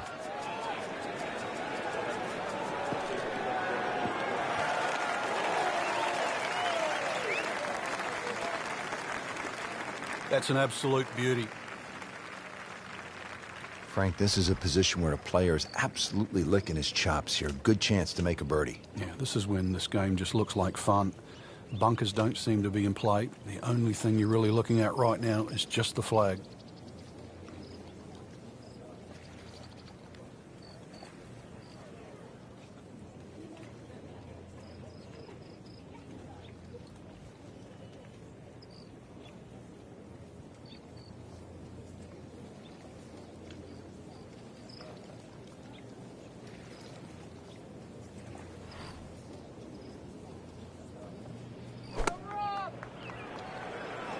Oh, looked like he caught a flyer right there, Frank.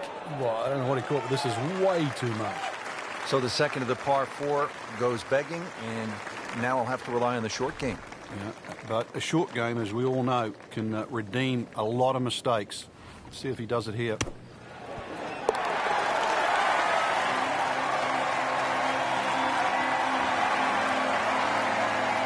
how do you like that?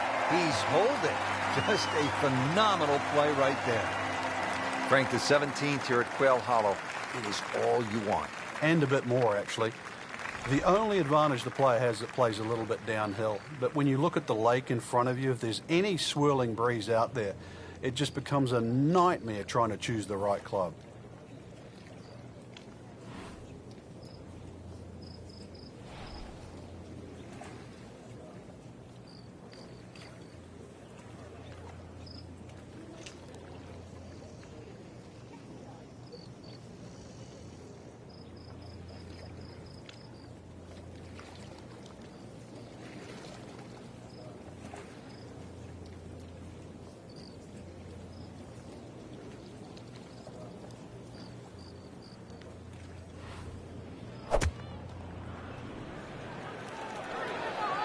There's a big green, and they're going to use every inch of it. That's one of the more depressing sights in golf. You've hit a good one, and then it just sucks back too much spin off the green.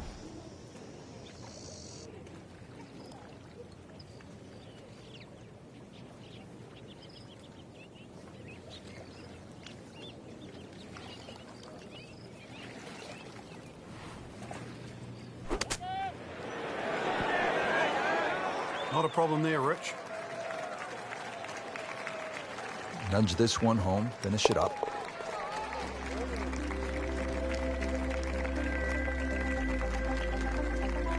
Just an amazing display. The records continue to fall. Here we are, the 18th hole at Quail Hollow. Simply put, Frank, a player needs to hit maybe his best tee shot of the day. I would agree with you, Rich. If you were to measure this hole from trees on the left to trees on the right, it's actually a really wide fairway or expansive land. But that creek that just meanders its way through the middle of this hole completely changes the nature of this hole. And consequently, you get the nail on the head. If you don't hit a good tee shot, you will rack up something here. And I have got no idea how big it would be.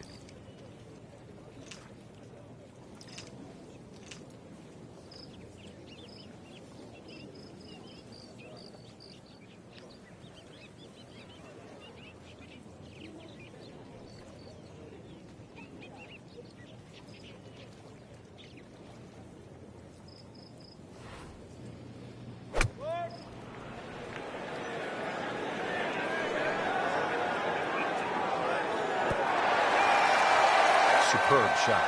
It's as good as it's going to get. There's going to be no worries about making that one. And it's all come down to this, a chance to win the Wells Fargo Championship.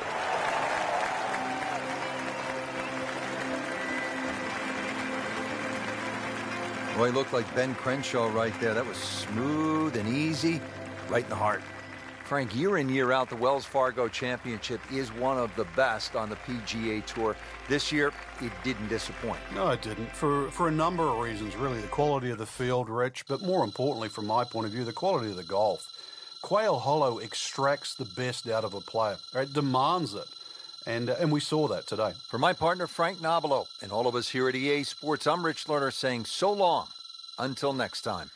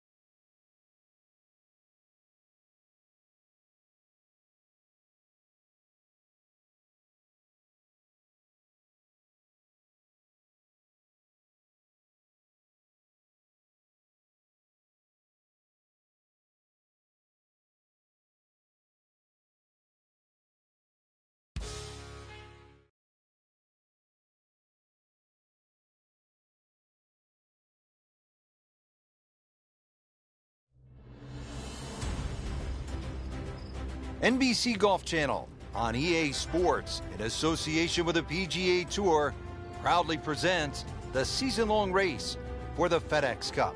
Today, it's live opening round coverage of the Players. Hello again and welcome. Rich Lerner alongside Frank Nobilo, coming to you from one of the game's most famous venues, the TPC Sawgrass, home to the Players. And home of the Players too, the PGA Tour professionals that play the tour. They basically run and own this wonderful venue. It is their championship, and it's one that each one of those players playing here this week would want to win. It might not be considered a major, but the Players, it is their championship.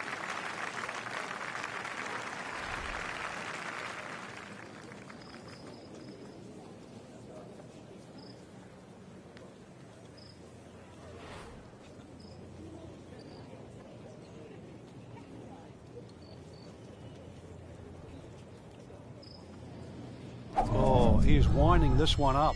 The power, though.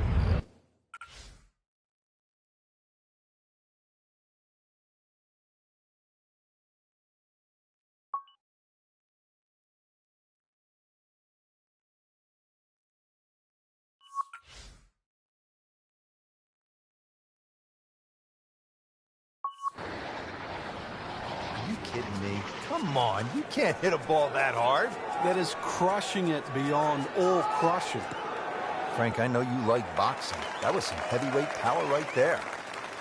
Smoked it. Frank just continuing to make the game look easy. This just shortens the whole golf course up when you can hit it that far.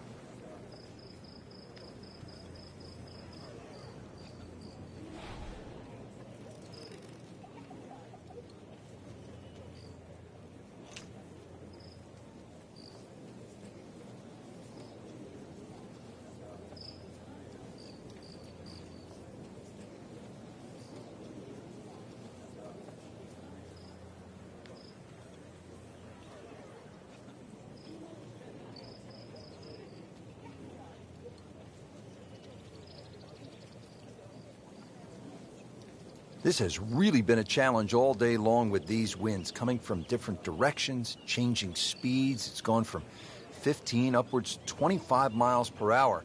Really a test for the players.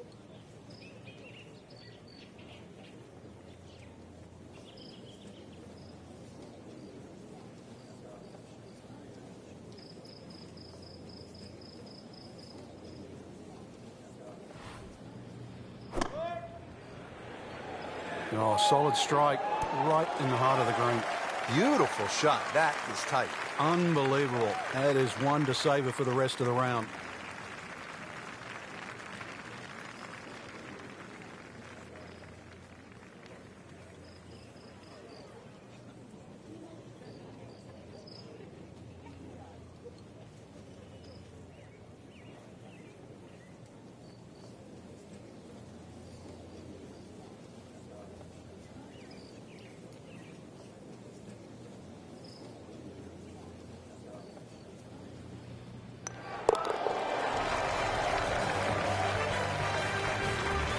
Sneaking into contention here. That birdie. Top 15 now on the leaderboard. Now to the second. Frank, what do you make of this hole? Well, over the years, we've seen more and more people hitting 3-wood off this tee. And the 3-wood's normally easier to draw, and it doesn't run out down that right side.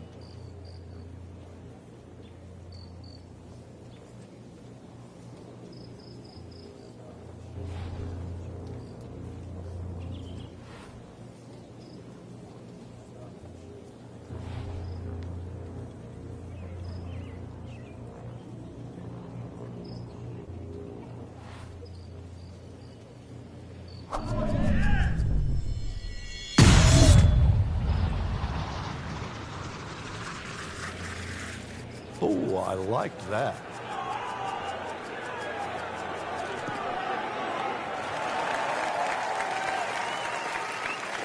I mean, that is a monster hit right there. He carried that more than 350 yards.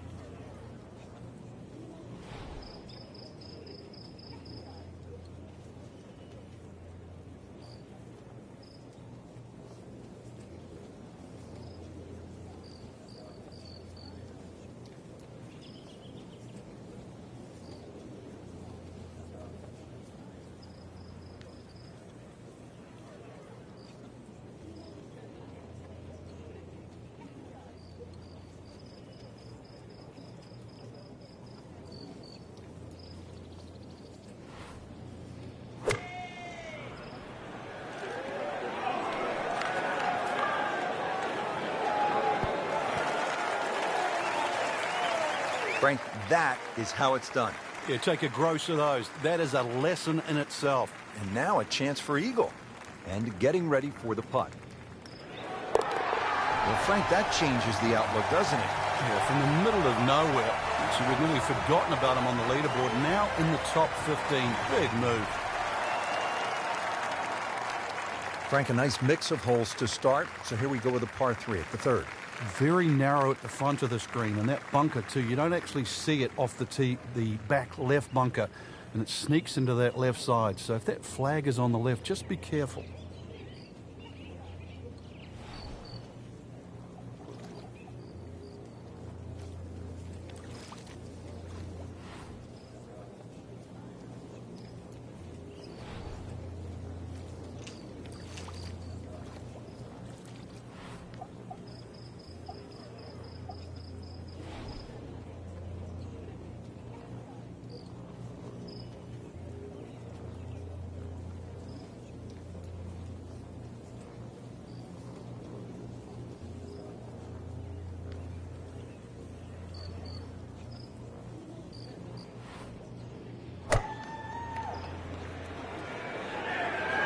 This could be good.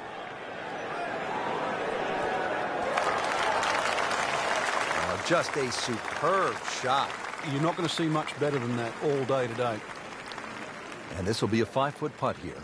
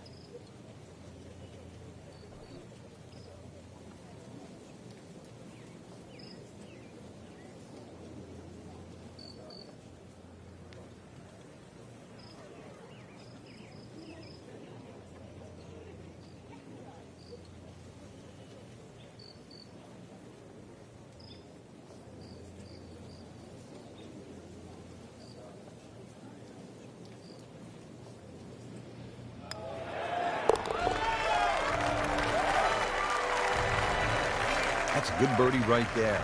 And to 4 under par for the championship. Back over now to the 4th.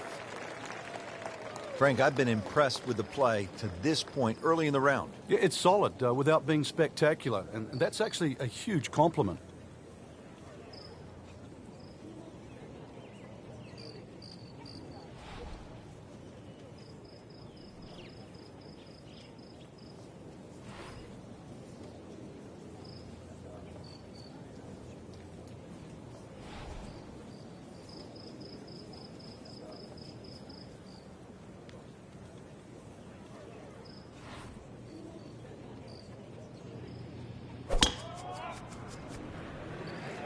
Frank, did you hear the sound of that coming off the club face? It was like a cannon.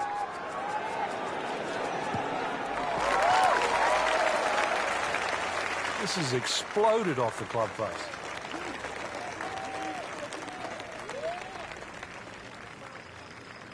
Frank, here at the 4th, not a long shot, but it can be tricky.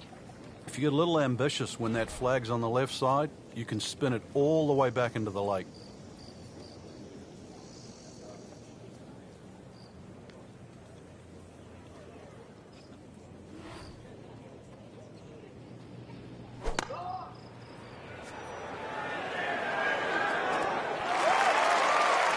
Birdie try up next. Frank going for another birdie here. Just to get on a real roll. Now has a tie for the lead with that birdie. And a pep in the stride. So through one round, Frank, our leader really put on a good show today. They certainly did, Rich. It was truly a great performance, especially from tee to green. It's not easy to come out of the gates like that.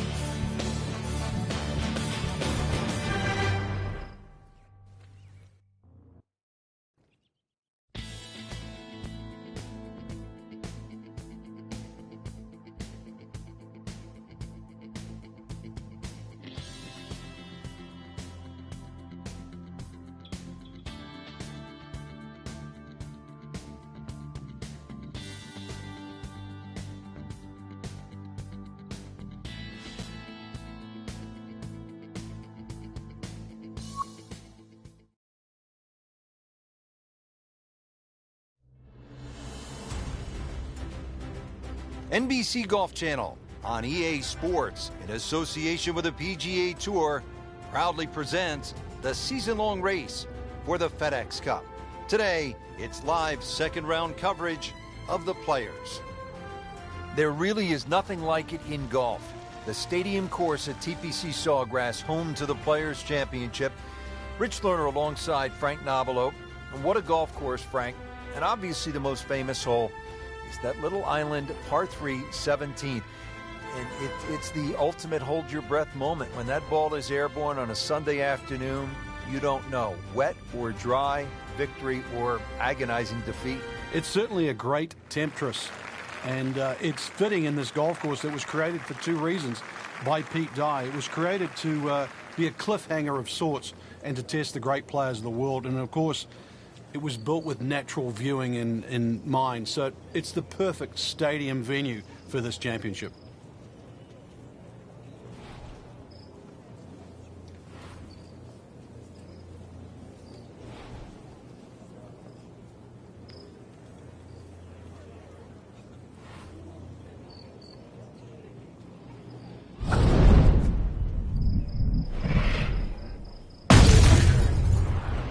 Gave that the full treatment. Get up.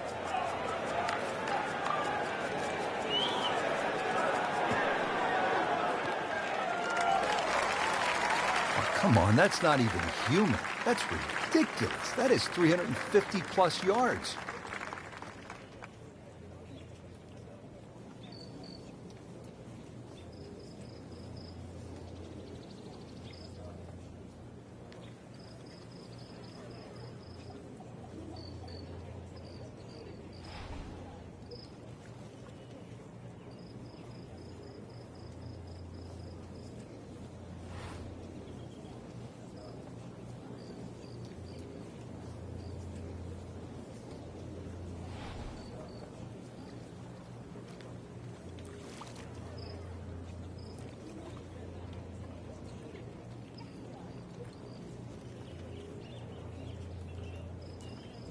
Rich, I don't think any player at the top of the game, when they play TPC Sawgrass, they ever feel in control of their game.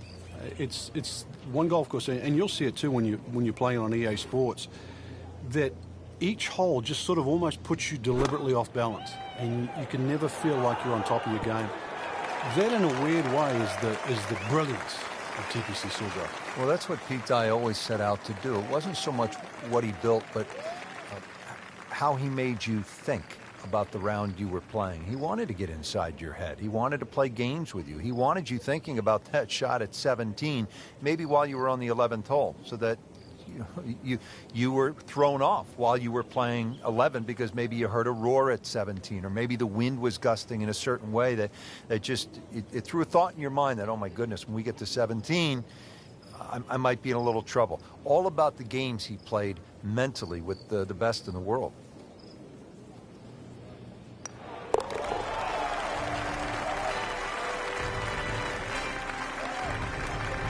Count it. That's a birdie.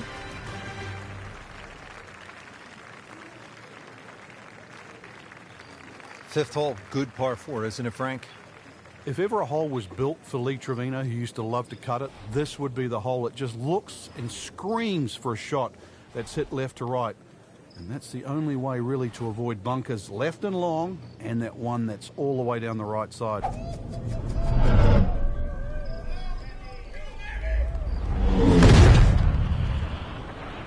Just burning rubber right here. I mean, this one is taken off like a missile. Just destroyed it. He's going to try and rip the cover off it. Beautiful rhythmic swing right there, and right down Peachtree. Frank now getting set for the second shot here at the 5th. Relatively big green or flat green, but you've got to be careful. If you miss it on the left, especially in that left rough just short of the bunker, it's a little devilish of a chip.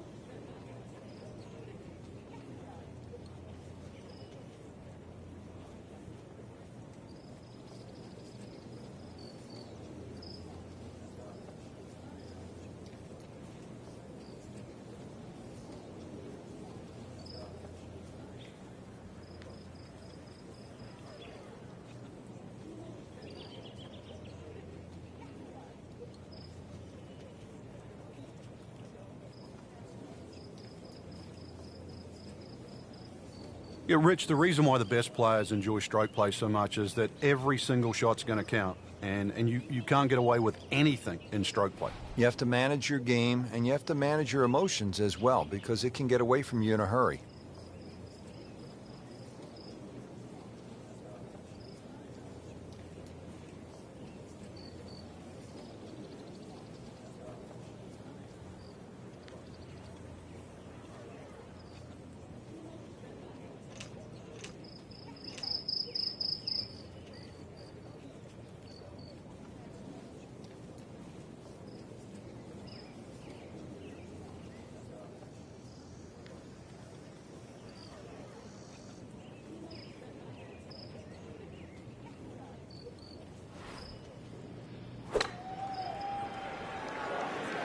Another good swing, and it looks like, Frank, another really good shot.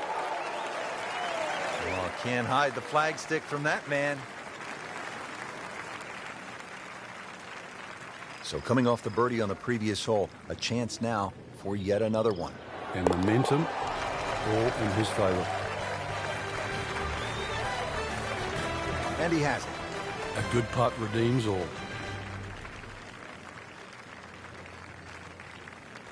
Another shortish par 4, the 393-yard par 4 sixth.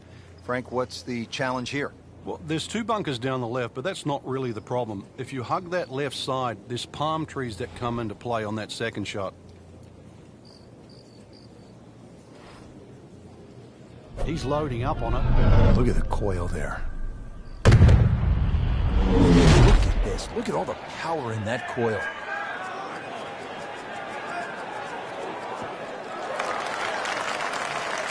Good strike, good lie, good chance to attack the pin. Frank, now the second shot here at hole number 6. Yeah, not overly long, but be very aware of these palm trees that are short. Many a shot's caught those trees coming into this green.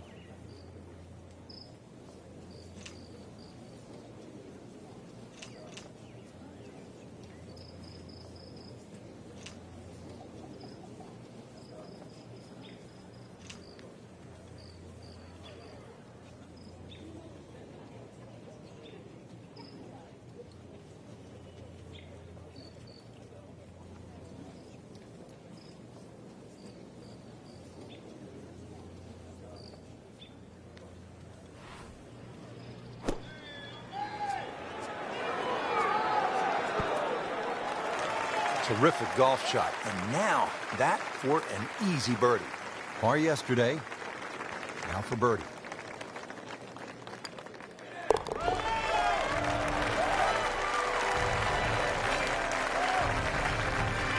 Comfortably inside the cut line, the young prodigy makes another birdie. Frank, what do you think of the 7th?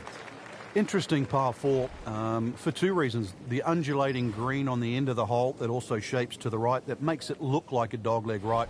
But really, you want to play that tee shot just inside those pot bunkers down the right side.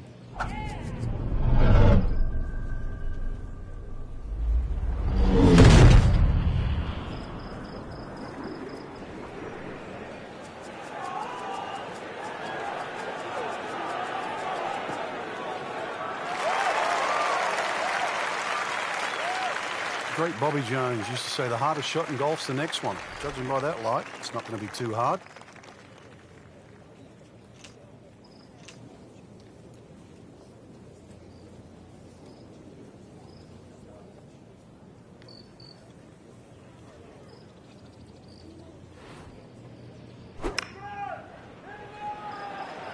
That should be pretty good right there. On the safe side. We just saw a player in total control of what he's doing. Didn't miss a green in regulation all day long. Standing over this putt, concentrating on the read. Really starting to shine, moves to 10 under for the tournament. Here we are at the 8th at Pete Dye's famed stadium course at the TPC Sawgrass. Rich Lerner alongside Frank Nobilo. Frank, this is a hole that I really like. And players do too, Rich, especially off that back tee where it must be about 80 yards of shoot that you go through before the hole actually starts to open up. And this green, 11 bunkers in total around the whole putting surface.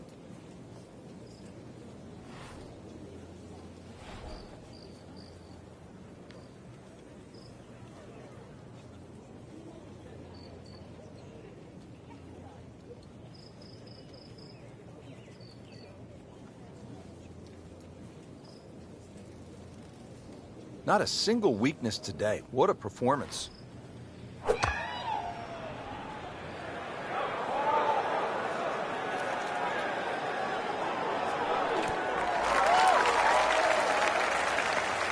Just an incredible shot. That is a very makeable putt after a great approach. Well played.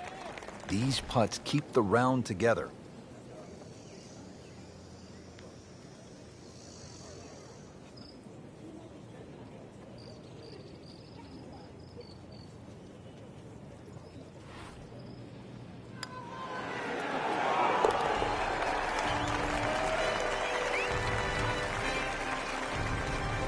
continues to amaze. Yet another birdie, and what a day it's been. Frank, I think this is one of the most fascinating holes on the golf course. The 583-yard par 5 ninth hole. With technology now, a lot more players can reach this par 5 and 2. Gone are the days where it was a true three-shotter, but I remember when Sergio Garcia hit that 3-wood from, what was it, 270, 280 yards? Still one of the best shots I've ever seen.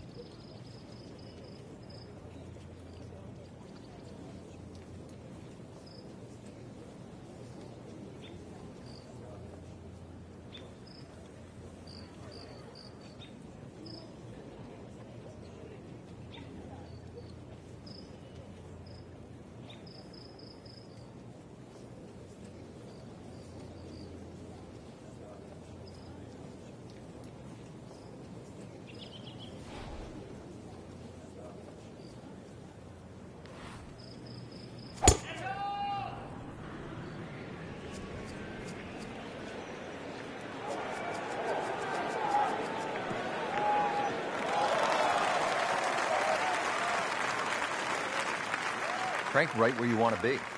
Wouldn't be better if it was on a tee. Frank, when you think layup shot on a par 5, you think it's easy. This isn't necessarily that simple, is it? No, you've got to keep the ball to the right. Otherwise, those overhanging limbs on those trees on the left, they become havoc.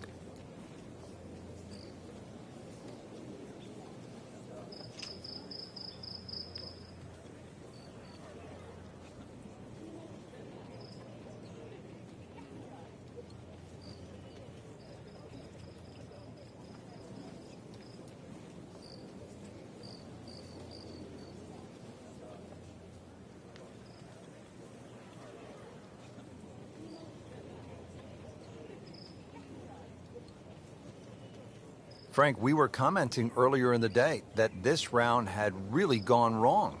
Are you surprised that he's been able to put it back together? I certainly am. It lost his composure, his rhythm. So really to be playing this well so quickly after that, tip your hat. Always a chance in this game.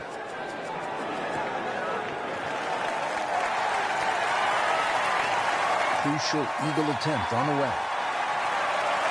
Just needs to keep it steady here over the putt.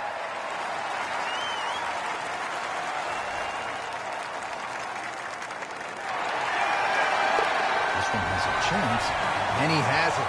Beautiful putt.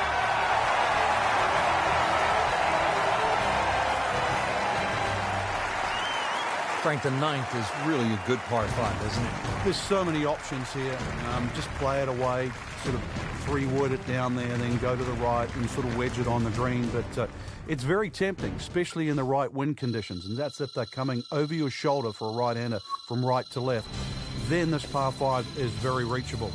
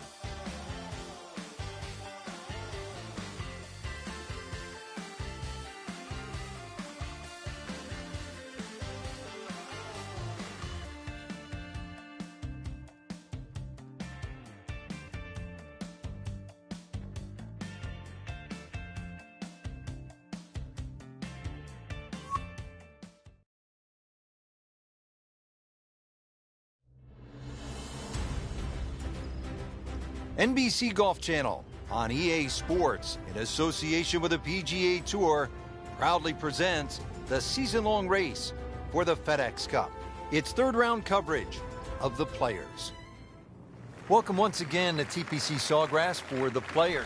This is Rich Lerner alongside Frank Novelo, set to bring you all the action. And Frank, the 17th hole is always the place to be during this great championship. It certainly is, Rich. The energy, as we know, each and every year has just been electric at 17, and I don't expect it to be any different today.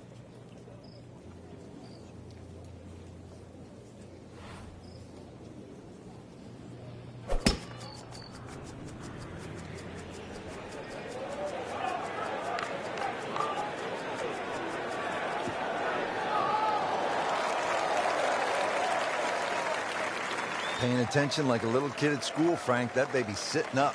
Sitting up. It's got the best view as well. You don't even need binoculars from where that ball is.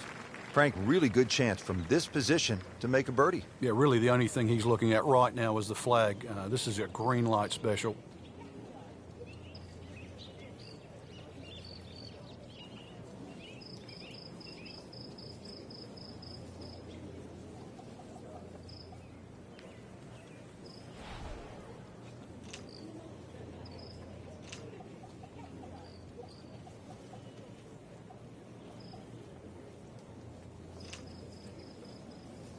Frank, this is just a pleasure to watch. A player hitting on all cylinders at the top of his game. Notice it's just flowing too. There's not a lot of deep analysis going through his mind. Just one step in front of the other. If your swing's there, you don't have to find it. If your putting stroke's there, you don't have to find it. Just let it happen.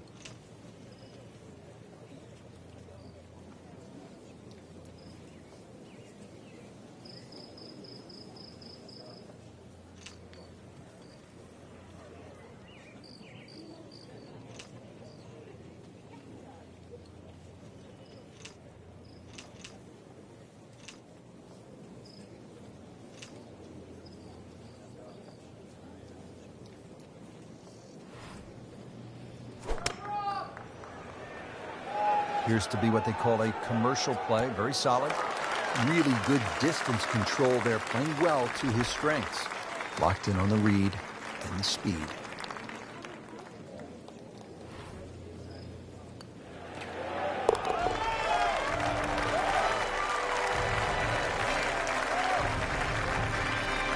Beautifully done. That's a birdie. Now to the 11th, par 5. Good tee shot, and then you certainly think about hitting a hybrid or a lofted fairway wood into this green that's really narrow, one of the narrowest on the golf course. There's a little pot bunker left of this green when you go for two that often swallows up that second shot if it's a little bit too conservative. But there's a lake there. Seen more than one ball splash in the pond over the years. Frank, they say you have to ride the wind. Boy, he's got all of that one. Got every ounce out of the conditions.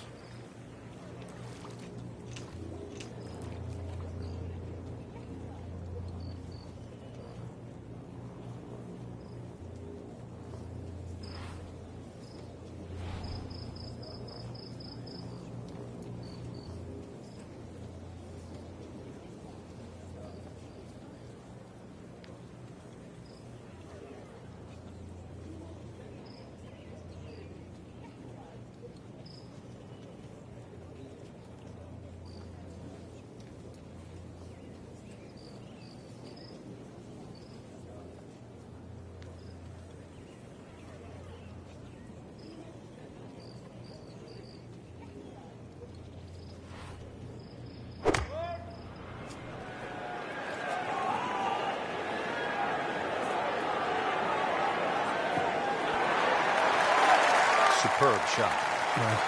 That's as good as it's going to get. There's going to be no worries about making that one. This would give him an eagle. Okay, no problem with that one.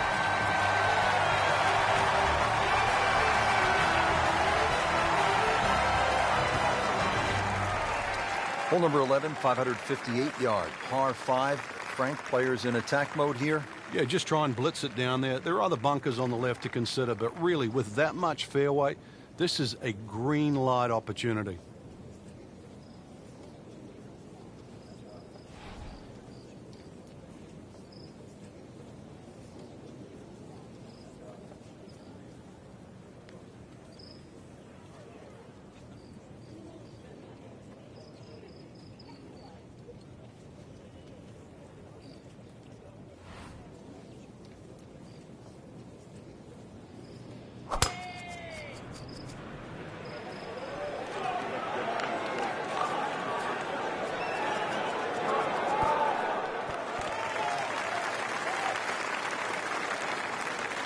I mean, that is a sight to behold. What a spectacular shot we just saw on the par 4 with a drive in one.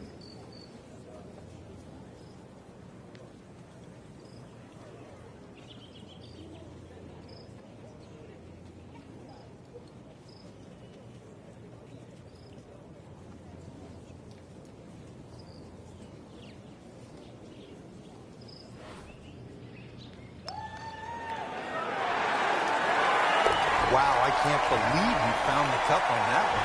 Clean up on hole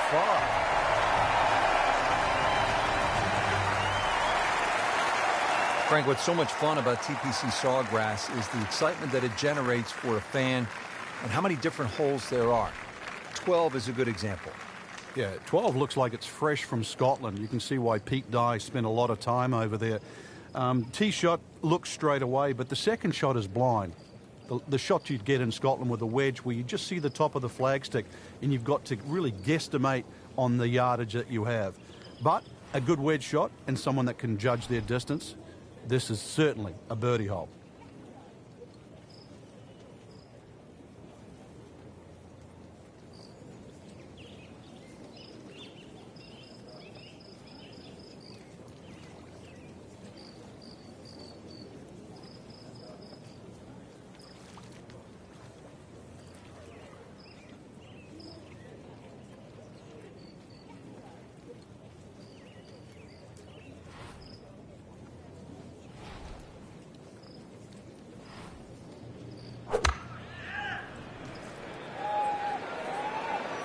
Safely on deck. That is classy. They had a chance of going in. Now this for birdie came away with par the previous round.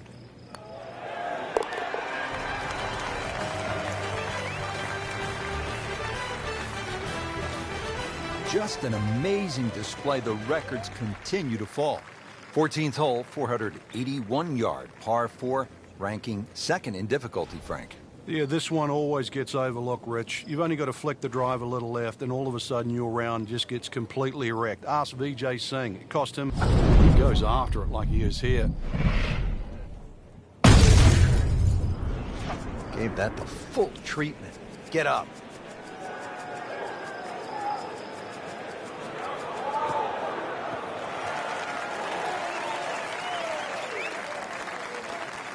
Always makes the hole easier, playing it from the fairway. Frank, halfway home on maybe the toughest par 4 in the golf course. Yeah, for some reason, for such a big green, it's always hard to get that second shot close.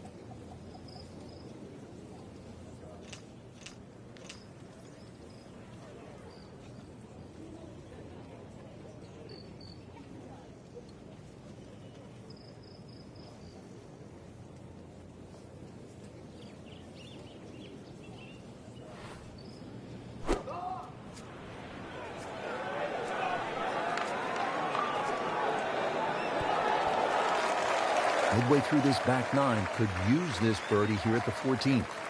Settles in over the putt.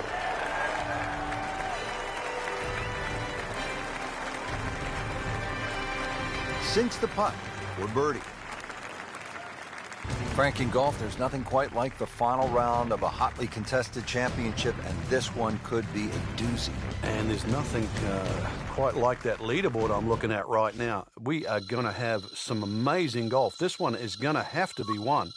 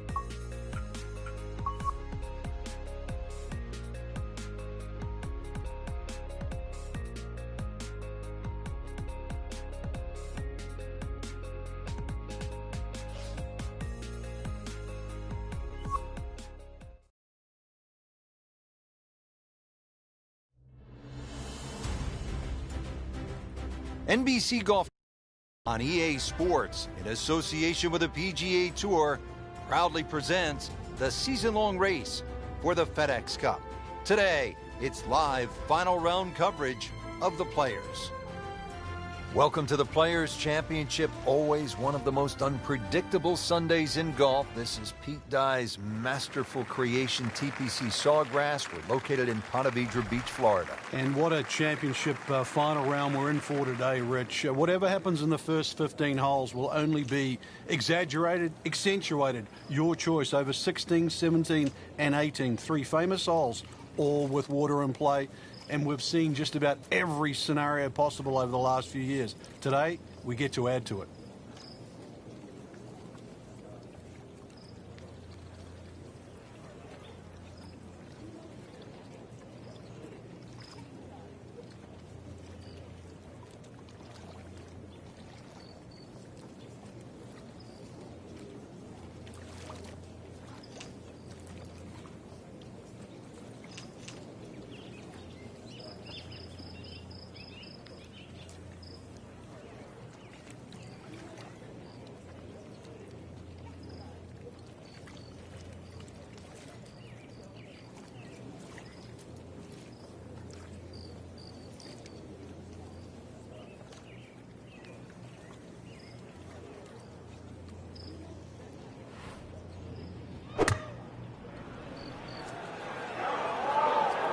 Not looking good, Frank.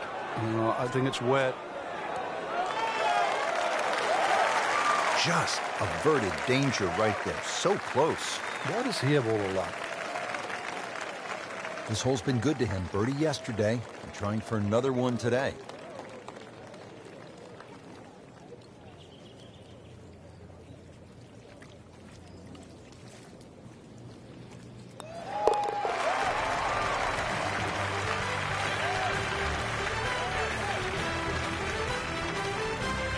There you have it. Well done. Great putt.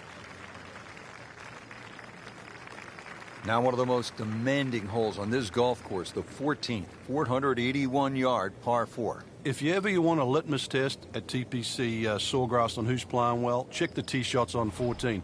If you stripe it down here, you know you're driving the ball well. Too often we see people messing with the mounds on the right.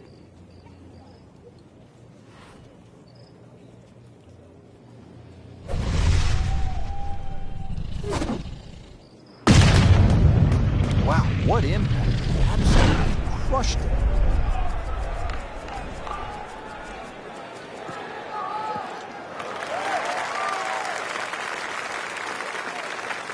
That is a monster hit right there. He carried that more than 350 yards.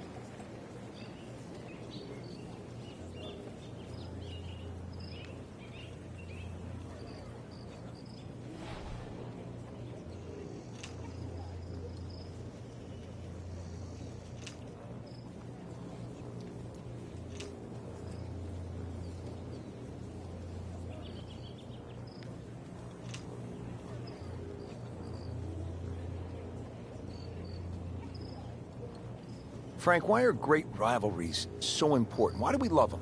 I think because people like to sit on one side of the fence. You're either for or against a great player. And I think we see that today with Tiger Woods and Rory McIlroy. There's the McIlroy fans that think his future is so bright. There's the Woods fans that still want him to pass Jack Nicklaus's record. That's the beauty. You've got to have an opinion, and you have to have a player.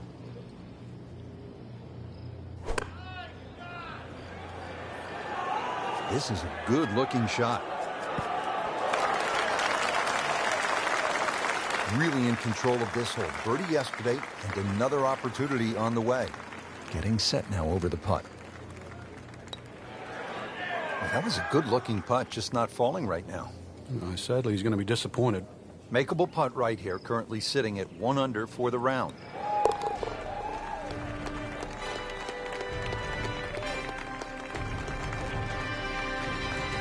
Dwindling the holes down. Pars are fine right now. Just before we get to what they call the gauntlet, 16, 17, and 18, 15 requires all of your attention, doesn't it, Frank? Personally, I think this is the prettiest hole on the golf course, Rich. I've actually often gone back there and taken pictures. Just a gentle dogleg to the right. over the chute. Seems to be a generous fairway. You just get a little view of the bunker down the right side, but virtually there's no lip there, so that's not a concern. The green, all sorts of weird and wonderful waves on it, well protected by a big bunker on the left and these two little pop bunkers out on the right that, well, if you're first time around, you might notice.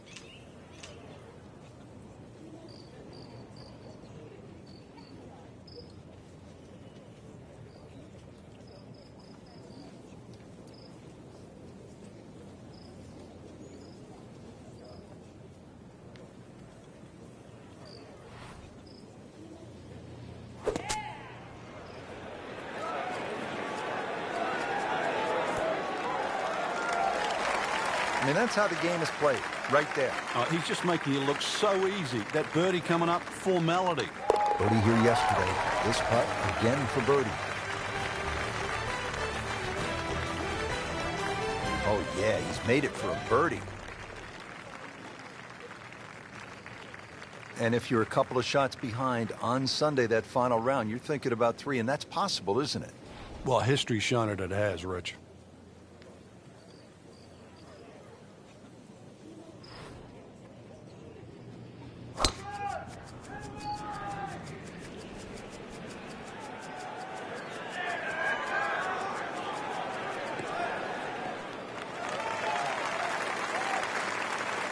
Nothing to argue about there, right in the fairway.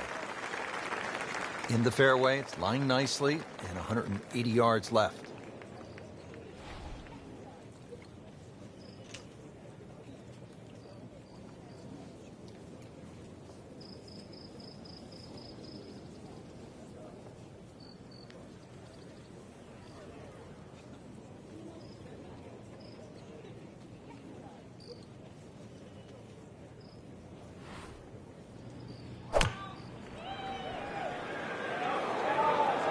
Appears to be a smart shot, Frank. Yeah, no problem here. That's going to fly all the way. Frank, that is how it's done. Yeah, take a gross of those. That is a lesson in itself. And now a chance for eagle.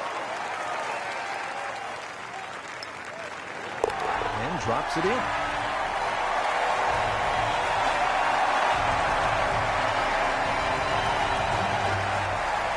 It's very possibly the most famous hole in all of golf, the Island Green, the 17th at TPC Sawgrass.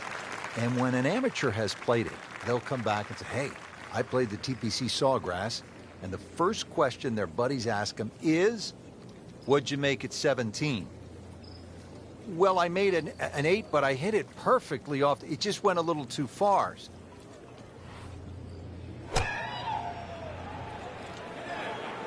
Oh, look out. This could be wet, Frank. It's heading towards the hazard. Wow, lucky break right there, Frank. Well, that's what everyone else is going to say, except him. And getting ready for the putt.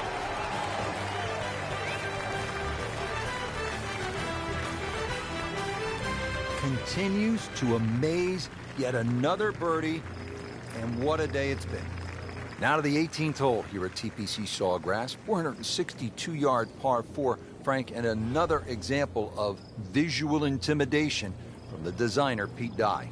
Those wooden bulkheads that go all the way down the left side of 18 give you like an optical illusion, Rich. And there's not a single fairway bunker on the right to give you something specifically to aim at. So you've got to fixate on one of those trees. This is not a hole where you want to be looking at anything other than a specific target. Really powering up here.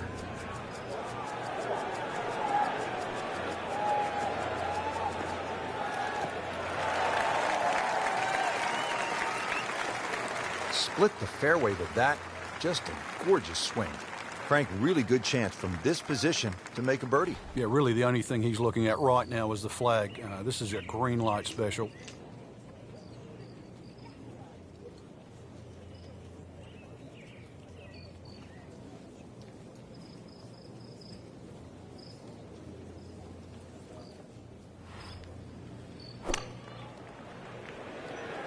Good looking shot right here. Great way to finish off the final approach shot with a birdie opportunity to win the Players' Championship.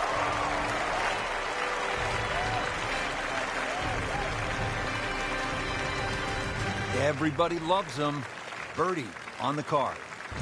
Just a great putt and a great win.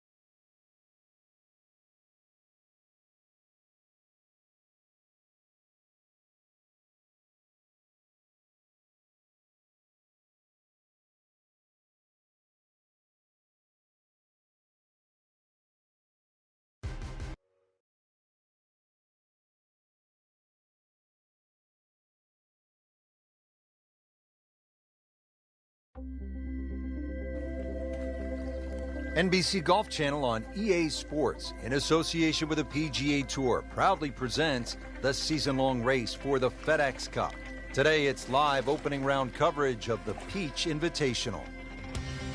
Hello, everybody. I'm Rich Lerner, and beside me is my friend and colleague Frank Nobilo. We're here in the state of Georgia getting ready to kick off the round here at East Lake Golf Club. It's been a permanent home to the Tour Championship since 2005. Golf course today set up as a par 70 for the professionals, usually a par 72 for the members. I'm excited to call all the action out on the course for you today.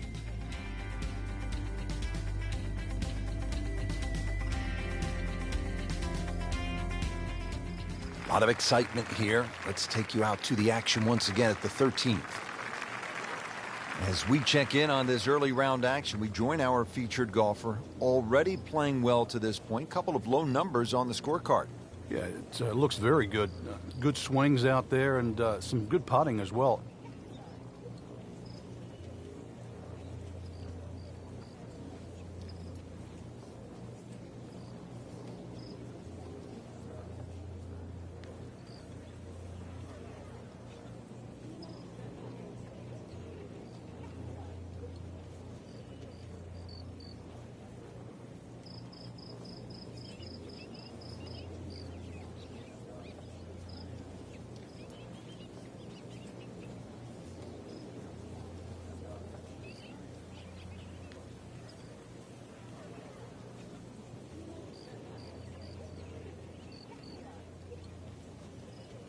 Frank, the beauty of the game, the changing conditions. You've played it all over the world, and you don't play it inside a dome, do you? Yeah, anybody can play on a fine, still day, but what separates the good from the great is actually days like today. That's when that little extra attention to detail, the better strike, the better swing, is certainly going to pay dividends.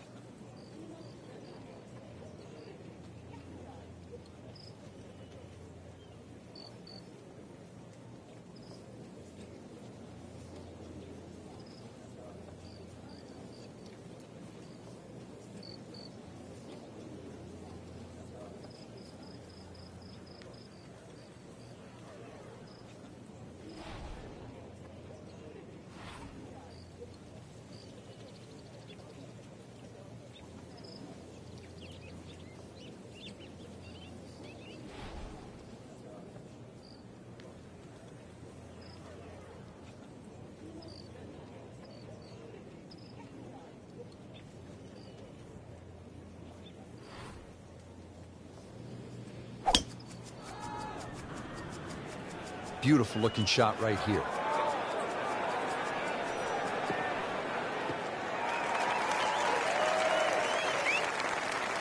That is a fantastic long shot. There's no way he could hit that without a tail breeze. Surely that breeze had to help there. Frank, this is a position where a player is absolutely licking his chops here. Good chance to make a birdie. Yeah, this is when this game just looks like fun. Bunkers don't seem to be in play. The only thing you're really looking at right now is just the flag.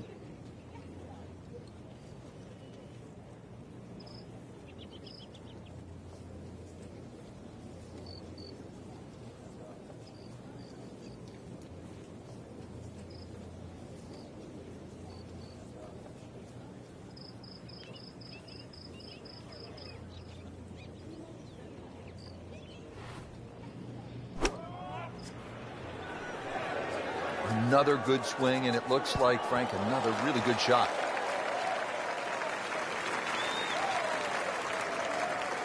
Good, clean contact and a nice result, and a chance for birdie coming up. It's no snack, though.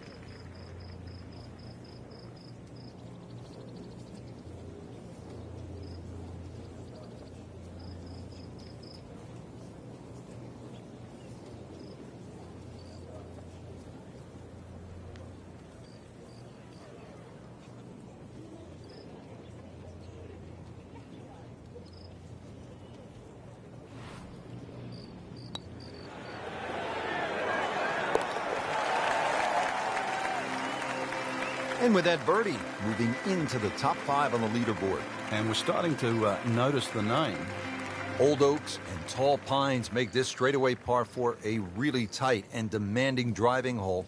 Longer tee shots could leave a difficult side hill stance along the right side of the fairway.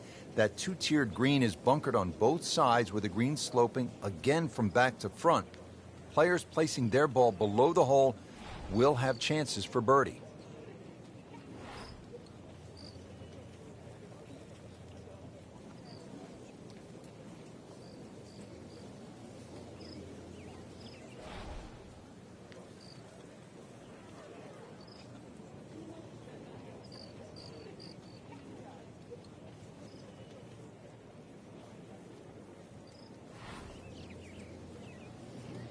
He's gone for a little extra.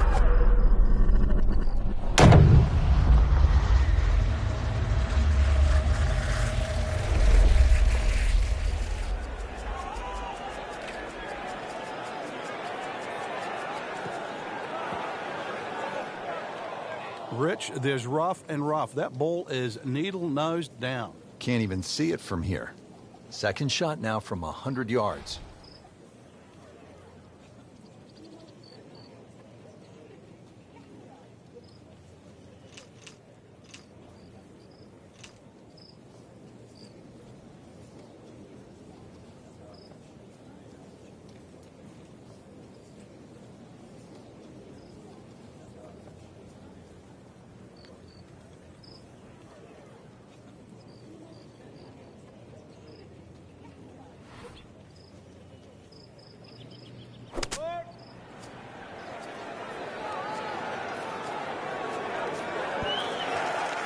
What a display of shot making this has been, Frank. Oh, that incredible approach shot there. The easiest of birdies coming up. And this would be nice. 2 straight birdies.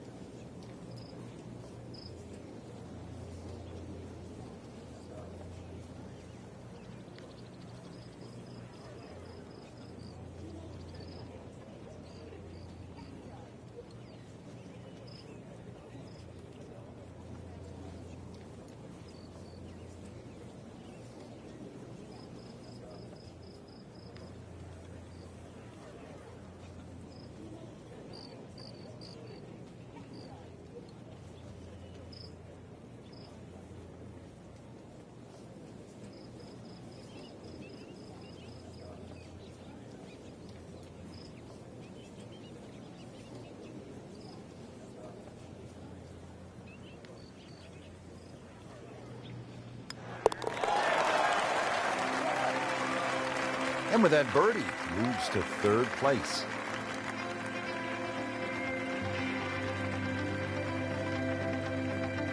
Well, Frank, here at the 15th, this is the spot where a player has to make a move if he's trailing 525 yards.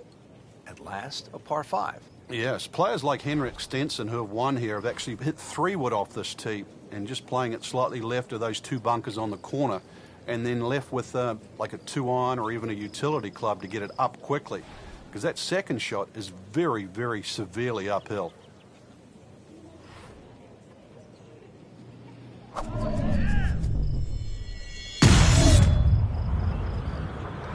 Rich, that is annihilation of a golf ball.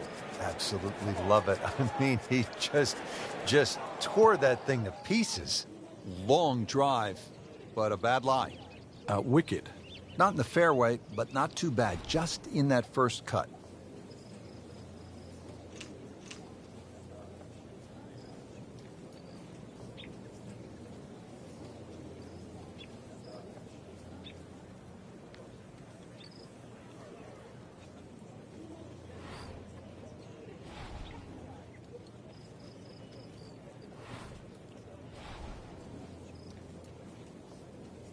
One thing you'll find talking to players up and down the range, especially late in the season, is that they are laser focused on making the top 30 in the Tour Championship presented by Coca-Cola.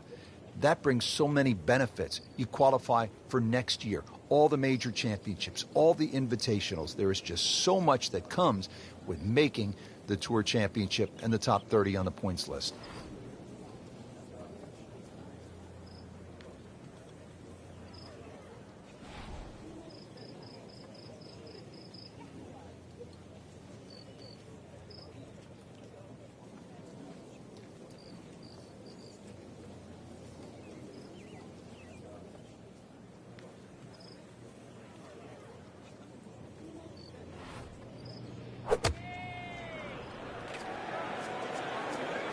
This one looks like it's headed right for the middle of the dance floor, Frank. Rather nice shot, I would say. Rich, that was some shot out of the rough. I really didn't think he could even get that on the green. Well, just to get it on the green, as you say, I think is a big win. It's at sneaky distance.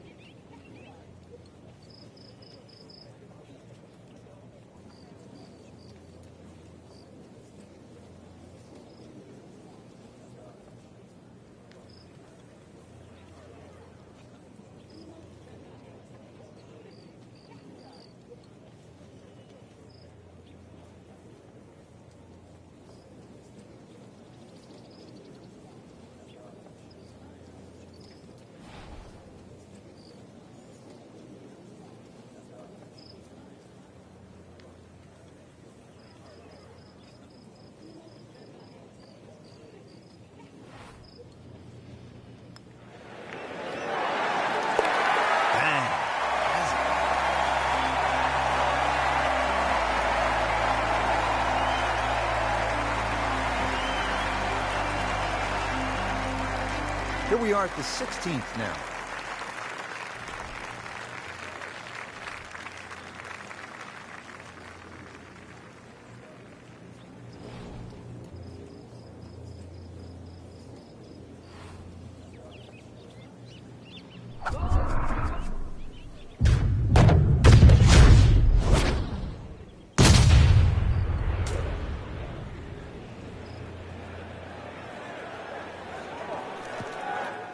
Getting set for this next shot from the rough, what does the player need to be careful of here, Frank?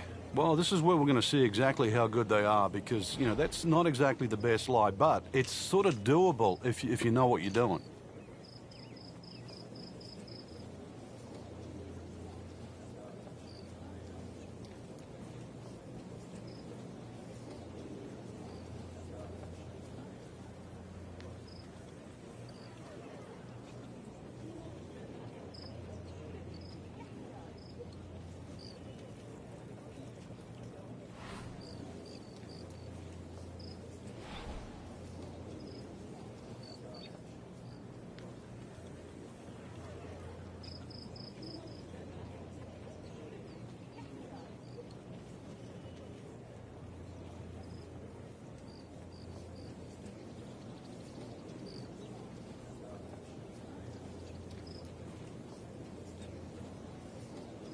This has really been a good bounce-back round. Slow at the start, now they're picking up some speed. Oh, this is right at it.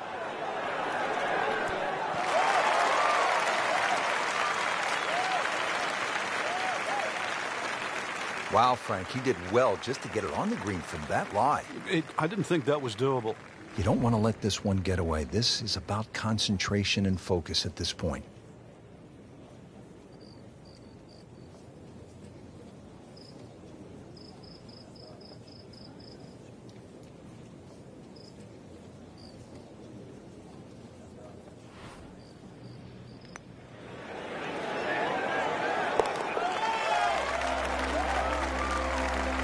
You get the sense now with that birdie that our young star, so explosive, is setting himself up for a big weekend run. Just 2 holes left here at East Lake. Frank, we have another par 4 set at 455 yards.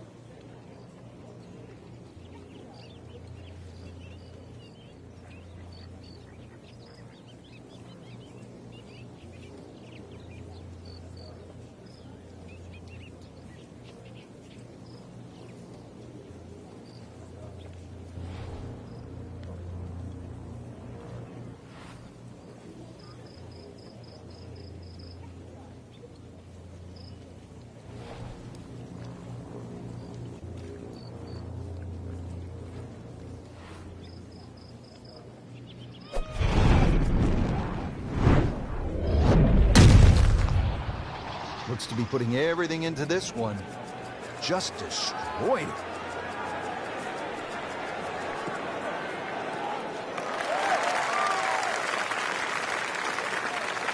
Always makes the hole easier, playing it from the fairway. Well, you can feel the tension right now. Always a pivotal shot in the round, the second to 17.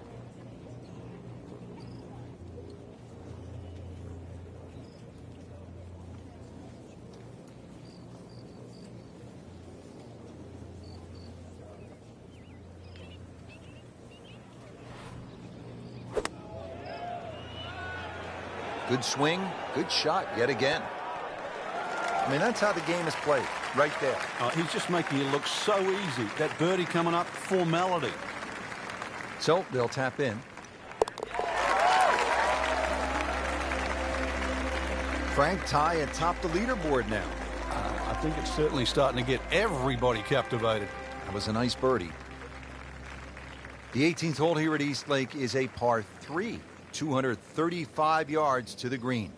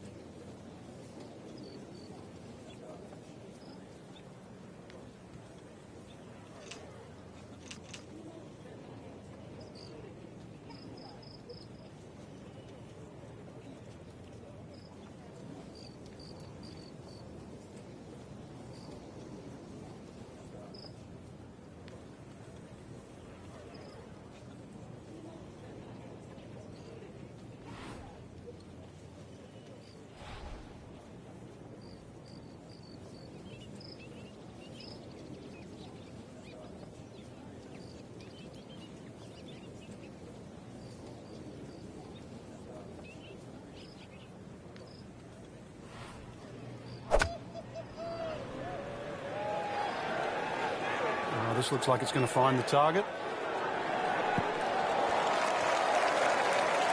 What a nice shot. Right on the green and a pretty easy putt on the way. Locked in on the read and the speed.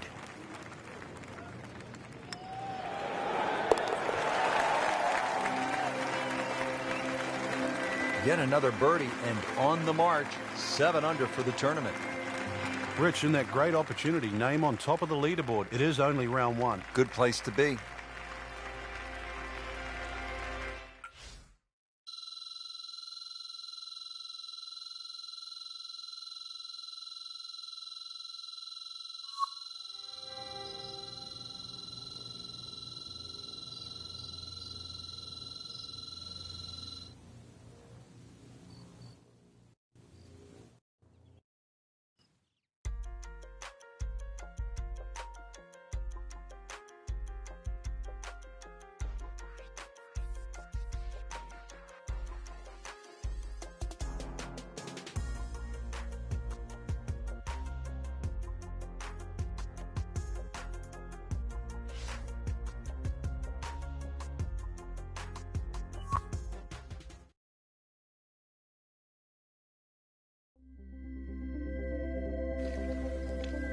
NBC Golf Channel on EA Sports, in association with the PGA Tour, proudly presents the season-long race for the FedEx Cup.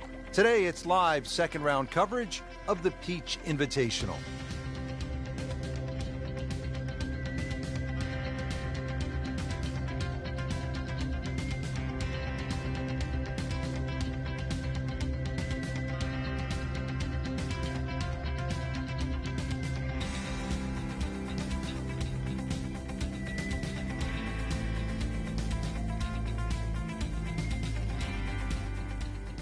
This 209-yard par 3 is really an intimidator, especially with a prevailing wind pushing the ball toward the water right of the green. The only bailout is a bunker on the left, which provides another terrifying shot, let's face it. The most challenging hole location is front right, but back left behind that bunker also very tough.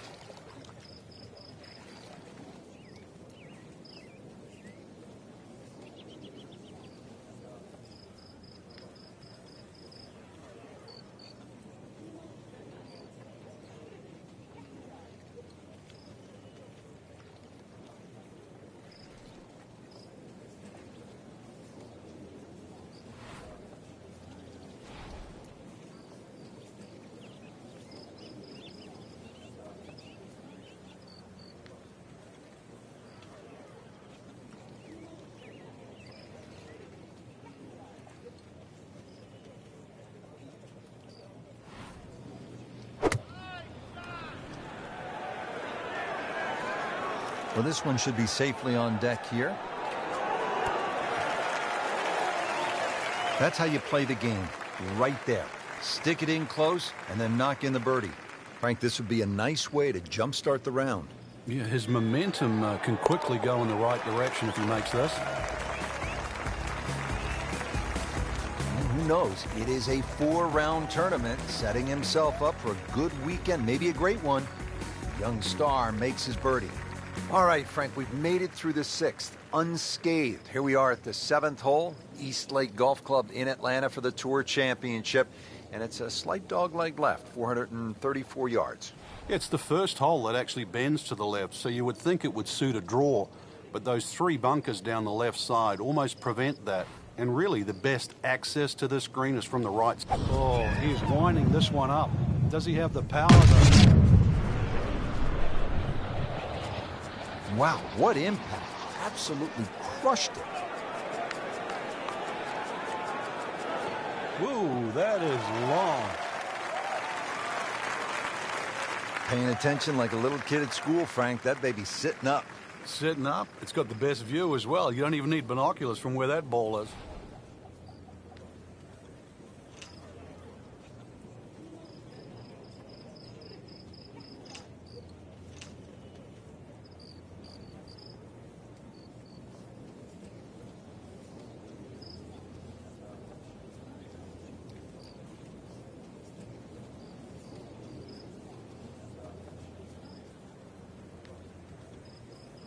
Frank, this is good golfing weather. Nice, strong breeze. Well, that is an exceptional shot on the green and in position for a birdie. Yeah, it's a formality now. A makeable putt right here. He is currently sitting at 1 under par.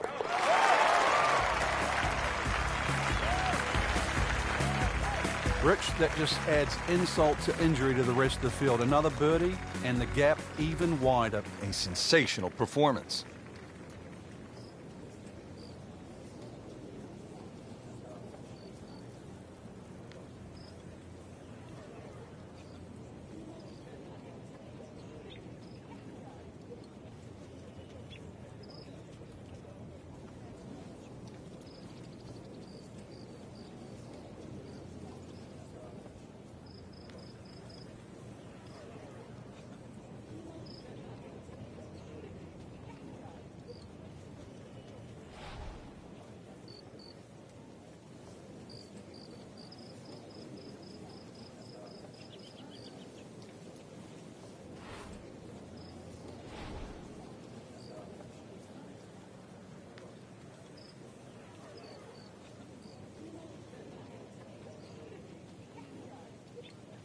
Strong winds continue to be a factor. Frank, I know you've played all over the world. How much did you enjoy the challenge of playing into a stiff breeze? Well, it was a chance to separate yourself from the rest of the field, Rich.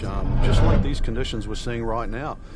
You've really got to be smart to get the right shot. If you get too aggressive on a day like today, you'll pay a far more severe price than normal. Club selection obviously is crucial. Oh, it's imperative today. Take an extra club or two, choke down. Very much so. No fairway here, this one in that rough. Just in the first cut of rough, not a bad lie. The only issue is he might get a jumper here.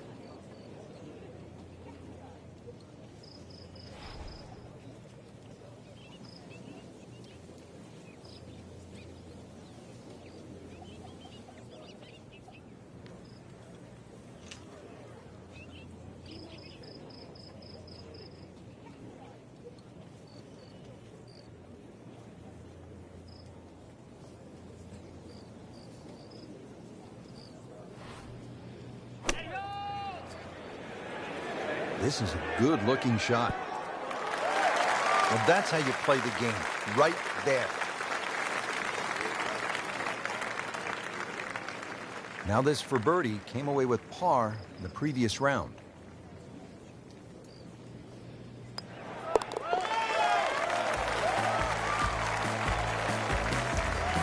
Really starting to shine, moves to 10 under for the tournament.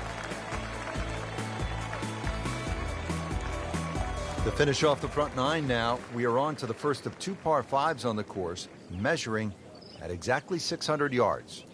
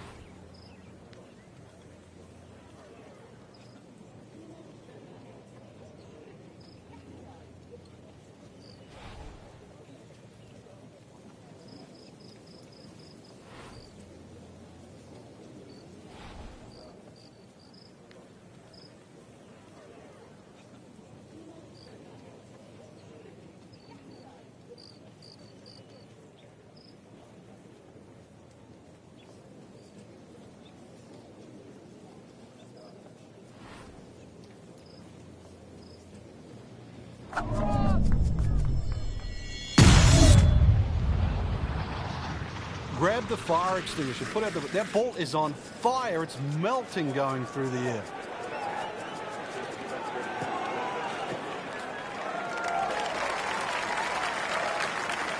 Right where they were aiming, in the fairway. Let's see if they can make something happen on this approach to the first par 5 on the golf course here at East Lake.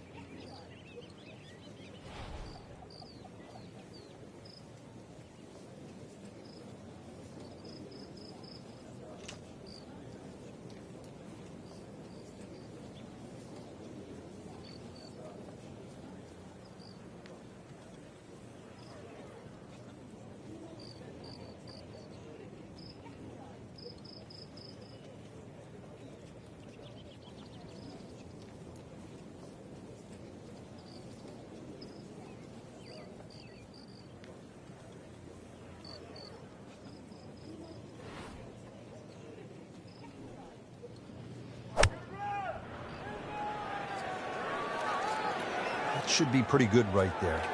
On the safe side. He's hit it very close, and he will have that, Frank, for an eagle. Amazing how quickly the round changes. He'll quickly pick up 2 shots on the field. Racking them and stacking them. That's 12 under par now for the tournament.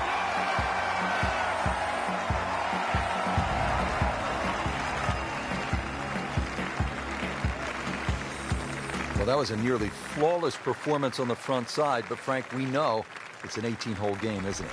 That's right. Now's not the time to pat yourself on the back.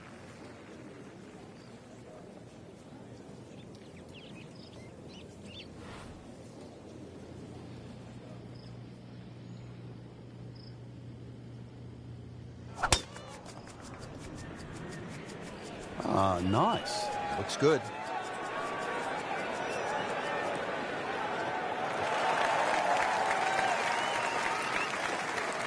Oh, he loves that one. You can see it. This one is high, it is deep, and it is gone. So going well up the hill to that green, will need to take an extra club here.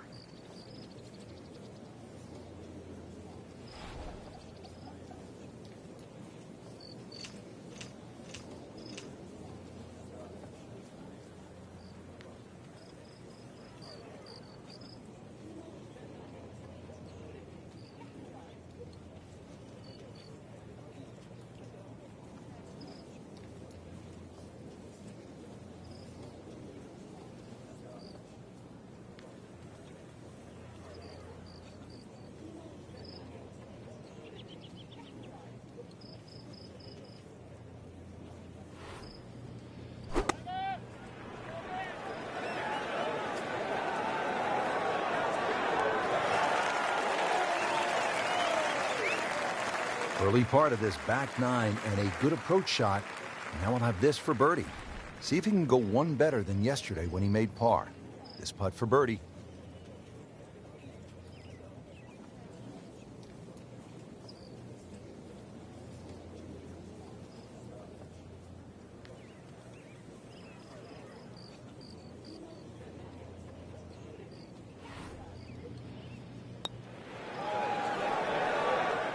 That was a good-looking putt, just not falling right now.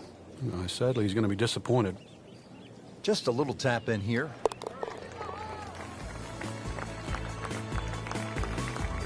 Just an amazing display. The records continue to fall. There you have it. The second round is complete. Another solid effort put together, and it shows on the scorecard. And after 2 rounds, you really start to see not only who's playing well, but who's consistent.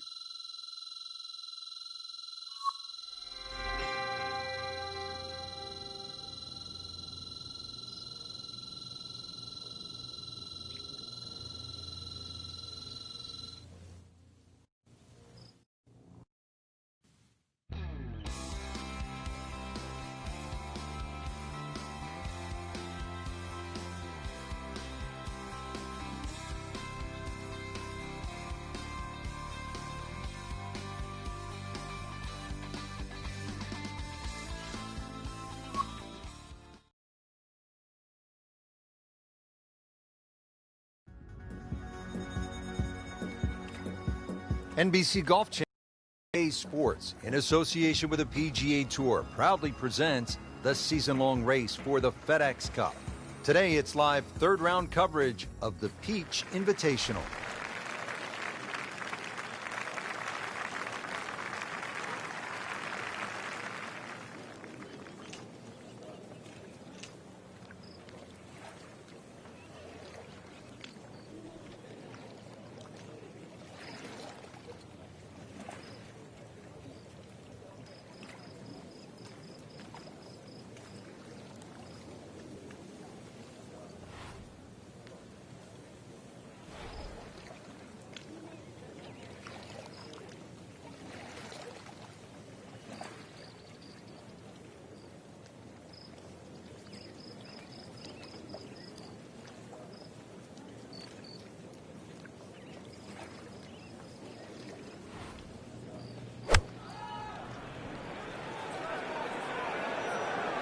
there's a big green, and they're going to use every inch of it.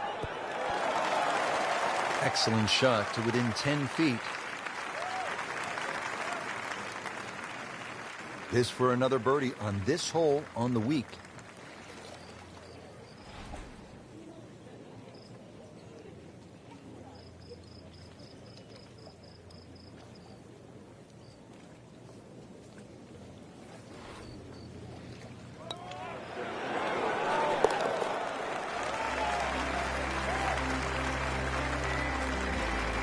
Everybody loves him.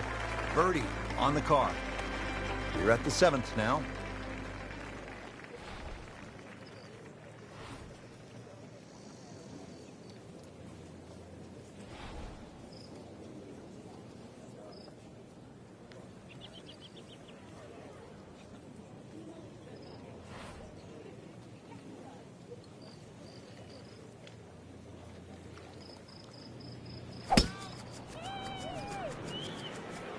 Right out of the center of the bat. Did you hear that?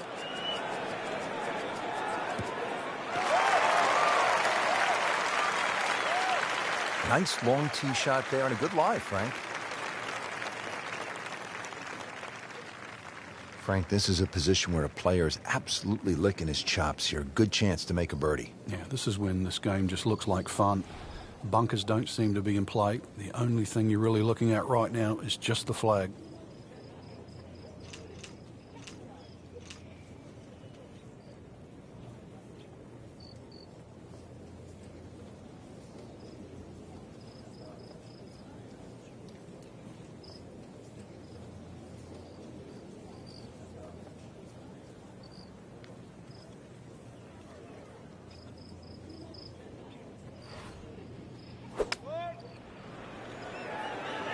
This won't hurt him, Frank.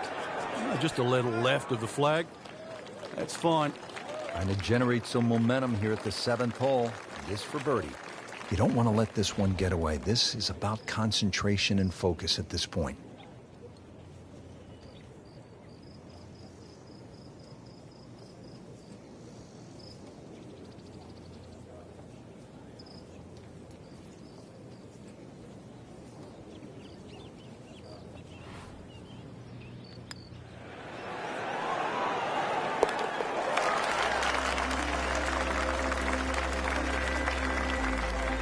Oh, he's going to love it. Great putt.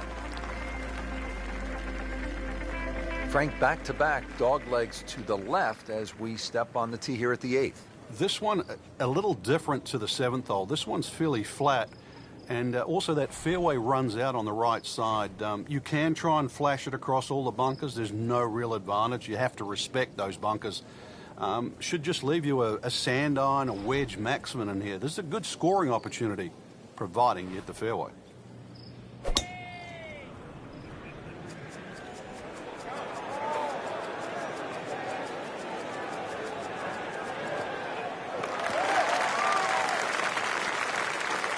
Well, that's the way you draw it up here at the 8th. You want to get it out there. He's done that, and he's kept it in the fairway. Par 4 8th, Frank, draw it up for us, this approach shot. Well, a good tee shot, just a short iron in here. This is one hole, really, where you should go at the flag. If the flag's on the left, take it on. Flag's on the right, take it on. And the reason why is you're going to keep the ball in the right section.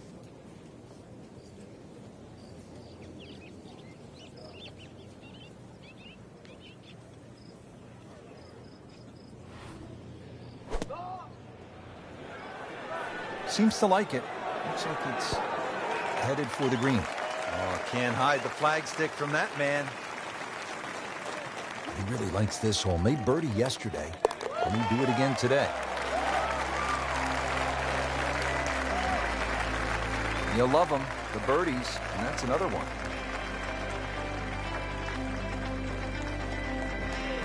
Now rounding out the front side, finally a par 5. It's a 600-yarder.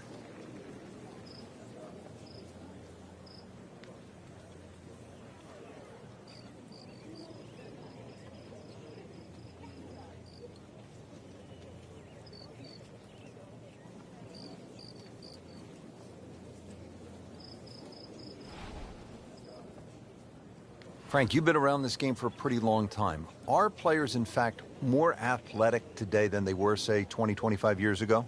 There's no question, Rich, they are. That we've borrowed from other sports. If you can't make the player better, you can make them more athletic. And in the end, you're still making the golfer better.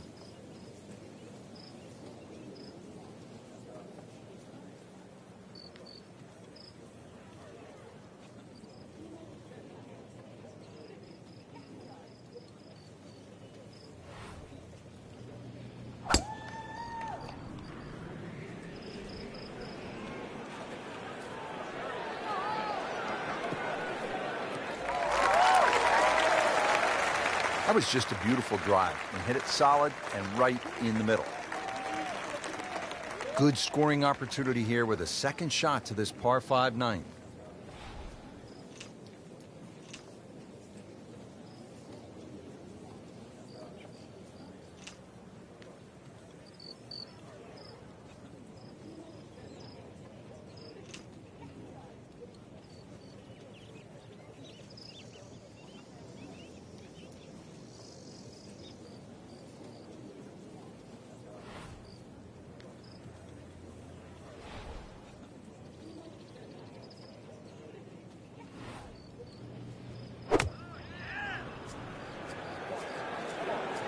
Well, you can hear it right off the center of the club face. This has a chance to be close. Frank, that is how it's done. Yeah, take a gross of those. That is a lesson in itself. And now a chance for eagle. He's made it.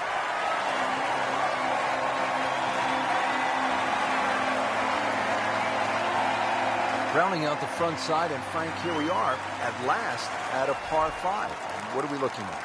Good chance here for the long hitters to drive it down there as far as possible. The hole really gives into a nice draw off the tee. One of the reasons why you get that extra kick and bound down the hill, because that's the way the hole shapes. From there, long iron to a green that's built the other way, left to right. Chances for eagles, chances for birdies, but straight with a tee shot, and then all of a sudden you've got to worry about that lake when you lay up. That was nuclear. Probably going to have to hit one more club here, Frank. A little bit uphill.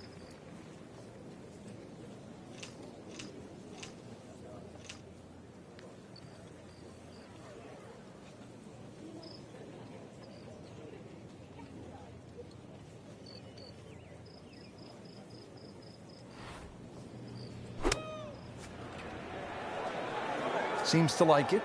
Headed for the fat part of the green. Superb shot. Well, it's as good as it's going to get. There's going to be no worries about making that one. Getting set now over the putt.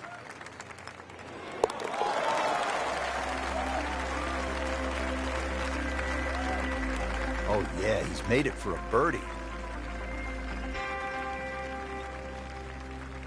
Frank, that front page of the leaderboard has been looking good all week. You're exactly right, Rich. I think our winner is certainly going to come from that list right now. I'm excited for tomorrow's final round.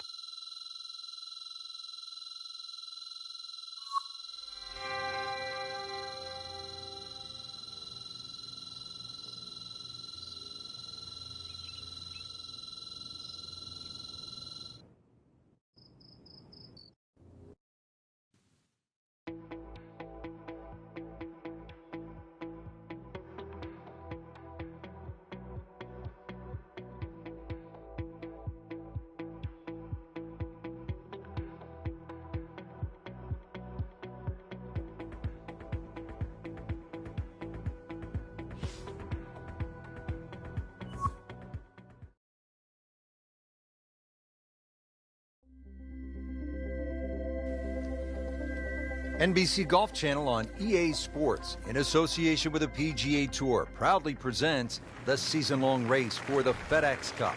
Today, it's the final round of the Peach Invitational.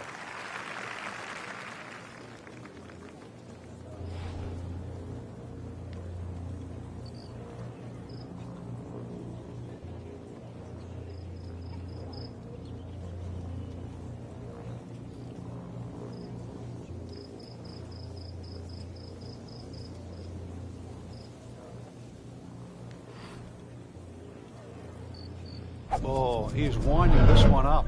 Does he have the power, though? Wow. John Daly, take a back seat, big fella. How about that drive?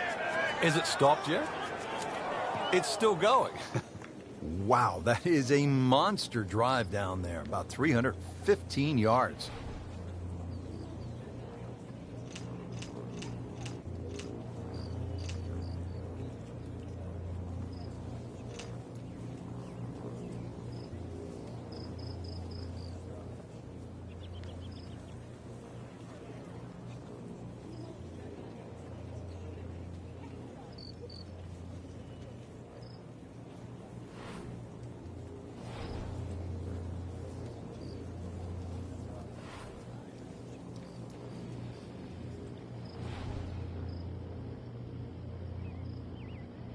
Frank, over the course of the last 15 years or so, there have been a number of initiatives within the game of golf just to try to grow the sport. Yeah, we've seen the PGA Junior League, which is a series of competitions, obviously for juniors to play. But the first tee really is worldwide now, just to try and introduce players from all over the world into the game of golf. They're introduced with club professionals. They learn skills that are essential really to play the game of golf. But in 2014 was a real step, what I think, in the right direction to showcase the junior talent around the world with the drive, chip and putt, where you actually get a chance to play the drive, chip and putt final at Augusta National, the home of the Masters. Imagine young kids, boys and girls, 8 years old, 11 years old, being able to go home and tell their friends, tell their families, hey, I have something in common with Jack Nicklaus, with Arnold Palmer, with Phil Mickelson, with Tiger Woods. I won at Augusta National Golf Club. Boy, he looked like Ben Crenshaw right there. That was smooth and easy, right in the heart. Frank, this is really a picturesque hole. As you look out, you can see the Atlanta skyline, and you can also see, with just a few holes to play, maybe a $10 million pot of gold. If you can't smell the finish from here, then you never will. And you're right. You know, you've got water coming up after this hole. Good tee shot here. If you want to challenge those bunkers, so be it. If you can somehow thread it just right of that, then you'll have a chance at the second shot that also is going to play downhill. But this could be really good, Frank. Oh, straight at it.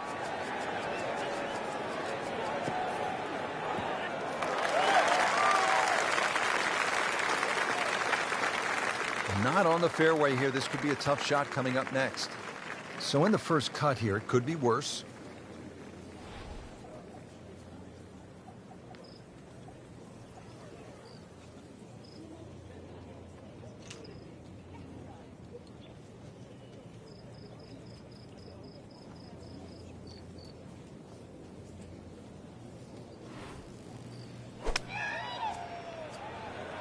This is a good-looking shot. Just a superb shot. You're not going to see much better than that all day today. Settles in over the putt.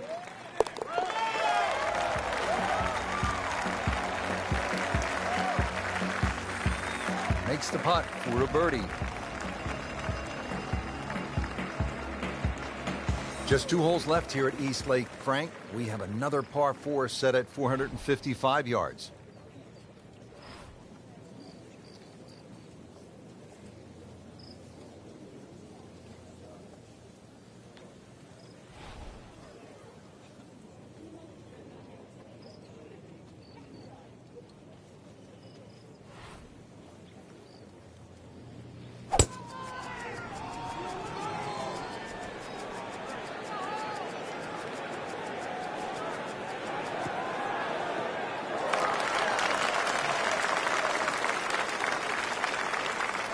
Well, that was a beautiful drive, Frank. Really good position to take advantage. Sitting up beautifully in the fairway. Second shot. Good look at the green.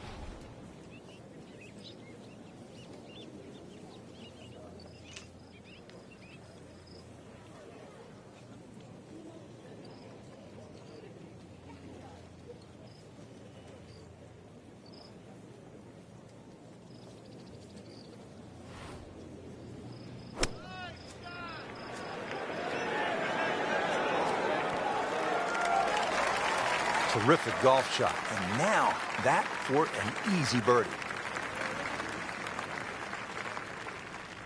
Now this for birdie, came away with par in the previous round.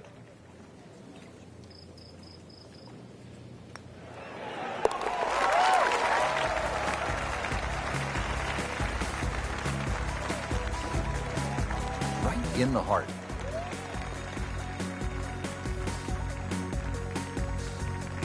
The 18th hole here at East Lake is a par 3, 235 yards to the green.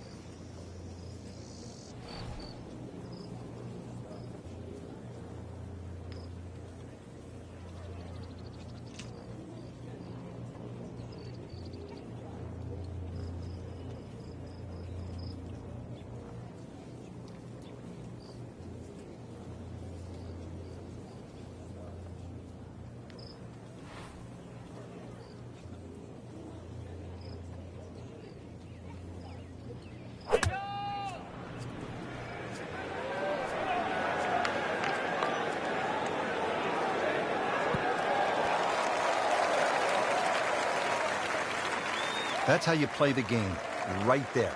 Stick it in close and then knock in the birdie. Not a gimme, but well within his range.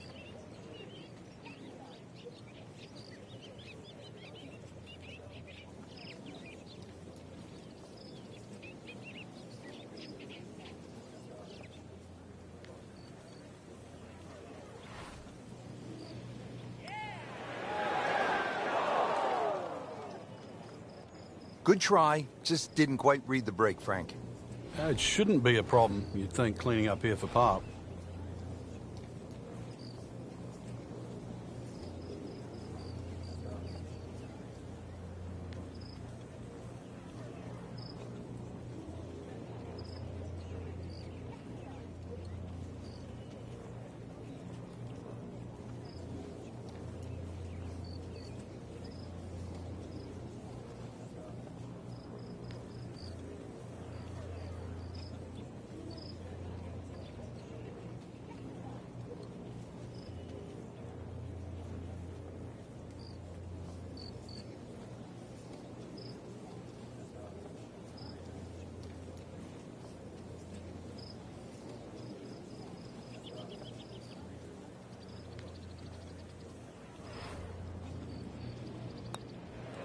Might be. Could be.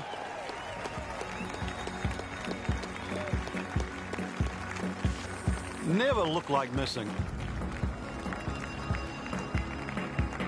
That's why you play the game, to stack up the wins. Great effort right there. Now to the final hole here at East Lake Golf Club. And Frank, there aren't too many golf courses that finish with a par 3. And that's why it's always under a debate whether you should finish on a par 3, especially one of this length. Twos are very, very hard to find on this green. And the reason why there's so many slopes and hollows here, the 2 bunkers, remember the great up and down from Jim Furyk from the right bunker? That's more than possible. But this is it. This is what it comes down to. Somehow make a 3.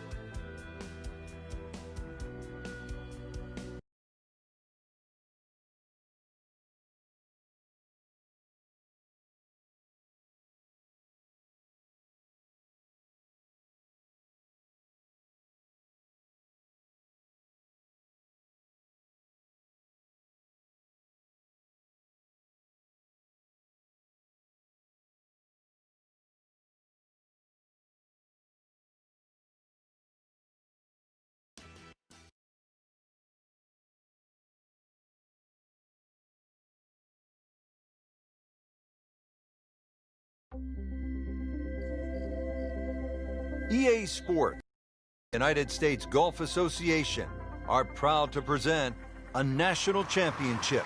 Today, it's live opening round coverage of the U.S. Open Championship.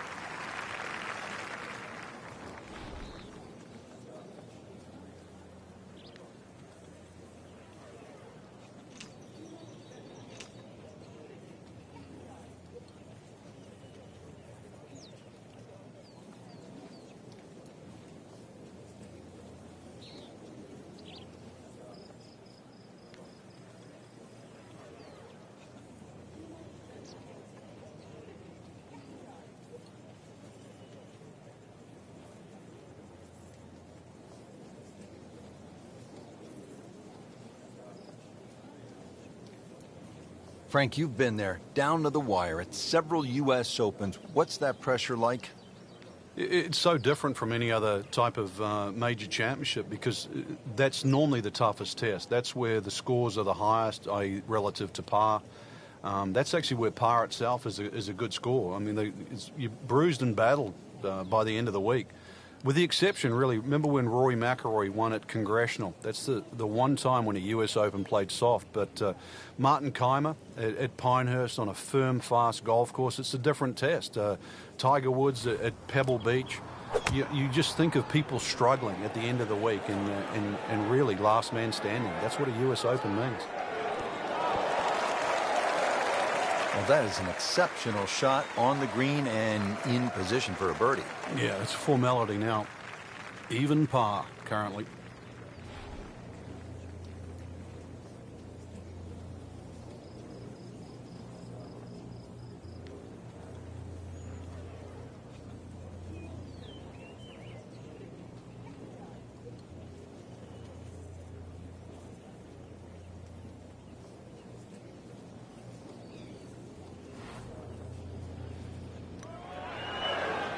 That was a good-looking putt, just not falling right now.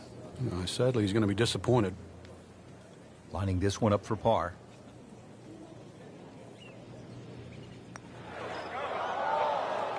That is a painful miss right there. And a bogey. Drop shot here at the 13th. Standing over this putt, concentrating on the read. So that's a bogey, and now to 1 over par for the tournament.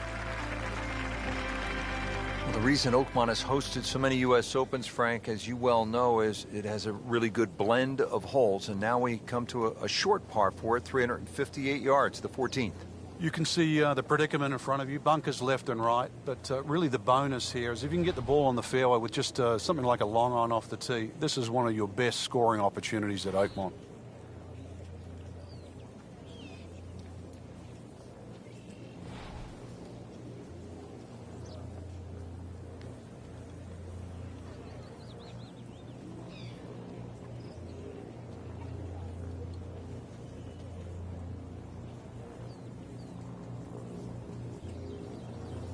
Well, Frank, these winds have not at all subsided. Still a challenge. Yeah, the same for everybody, and that's where you've just got to adjust your own mental par. Golf course was going to be difficult when you teed off, and certainly no different now.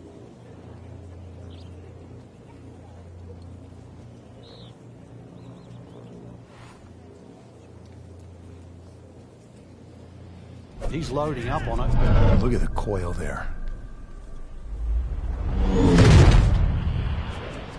Just amazing what they're able to do with that golf swing.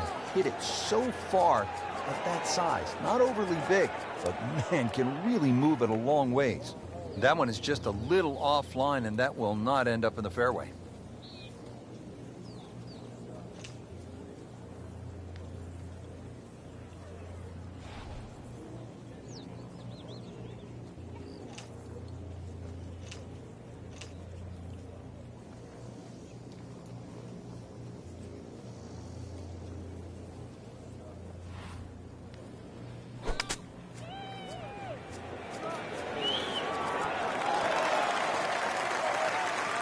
Coming out of the rough and right up next to the hole.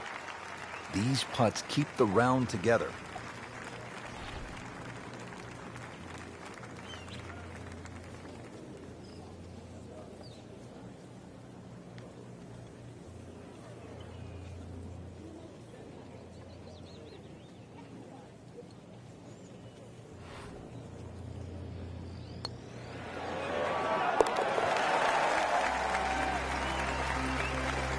And with the birdie, moves into the top 10 on the leaderboard.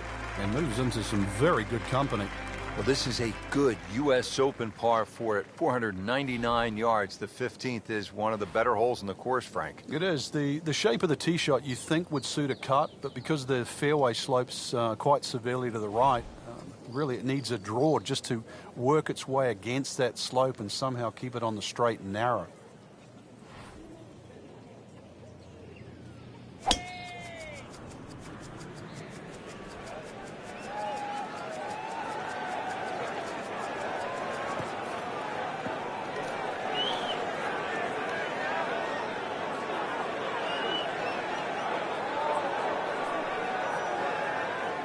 Oh, and it gets a good kick. It's only in the first cut. That's not too bad. Frank, I like the way he sort of starts his swing a little bit on the outside and then drops it right on plane.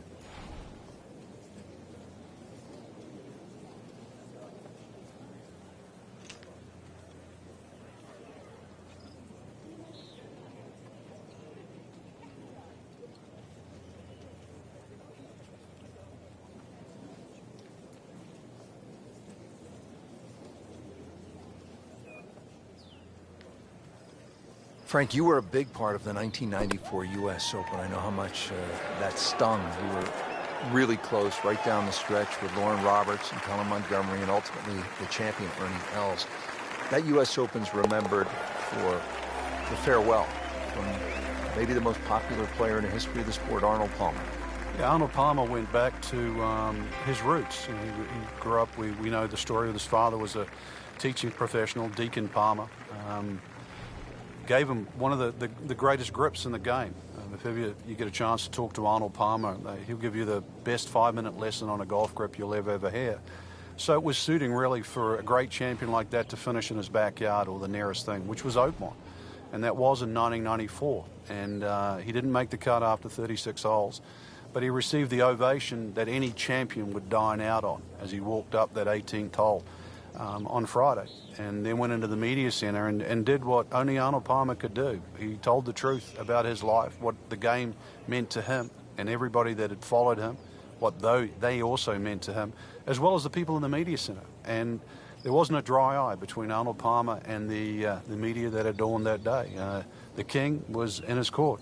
Bittersweet for Arnold Palmer to have said goodbye in western Pennsylvania. He grew up at nearby Latrobe. He so desperately wanted to win a U.S. Open at Oakmont, and he came close and didn't putt very well, and a young guy with the massive thighs and that distinctive brush cut by the name of Jack Nicklaus took one in 1962 in a playoff, and then finally he says, so long, goodbye, his final U.S. Open. And this is unusual. The press very rarely will clap for someone after they've done the press conference. When Arnold finished in 1994, and he was in tears, the press rose and gave him a standing ovation. He's known as the king, but I always like to say I think he's the best friend the game has ever had.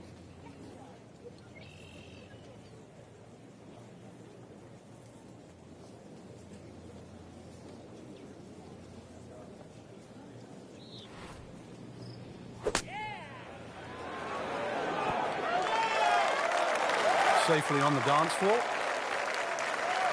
Makeable putt right here. He is currently sitting at 1 under par.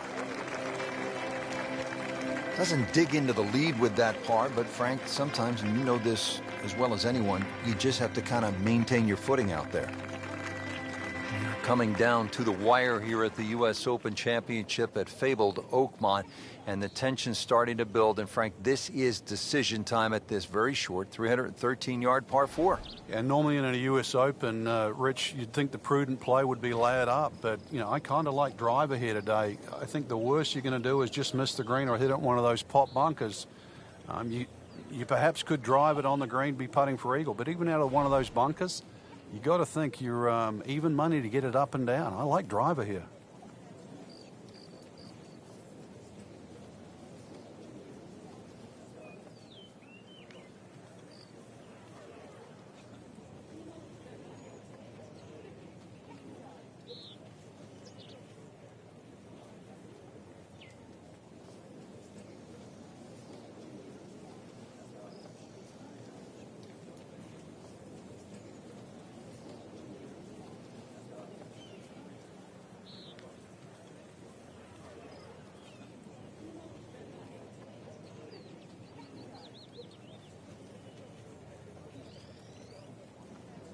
Frank, he's cranking it and banking it. Giant drives, a boatload of birdies. What a round. Yeah, these are the days you just dream for.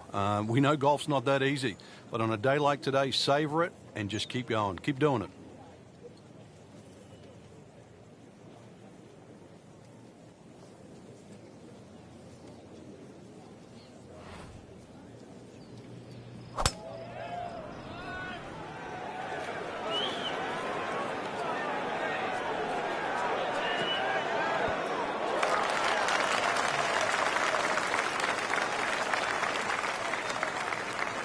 That is an excellent play right there. The approach, giving him another good look. Shouldn't be a problem here, but not a formality either.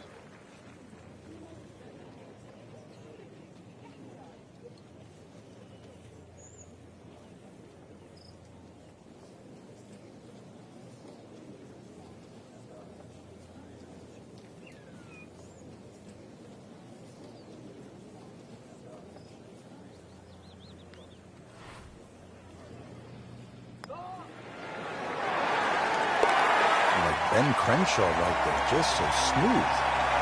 I played before. It has come down to this, the 18th hole at the U.S. Open Championship at one of the storied venues in the sport, Oakmont Country Club. And the 18th hole, Frank, well, you make par here and you win the U.S. Open, you've earned it. We've seen some good tee shots today, Rich. This will be the toughest one.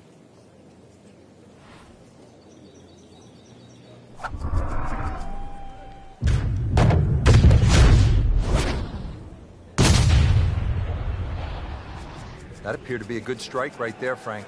Oh, good. It's just towering. Look at that hanging in the sky.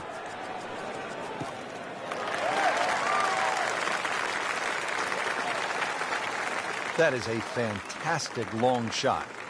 There's no way he could hit that without a tail breeze. Surely that breeze had to help then.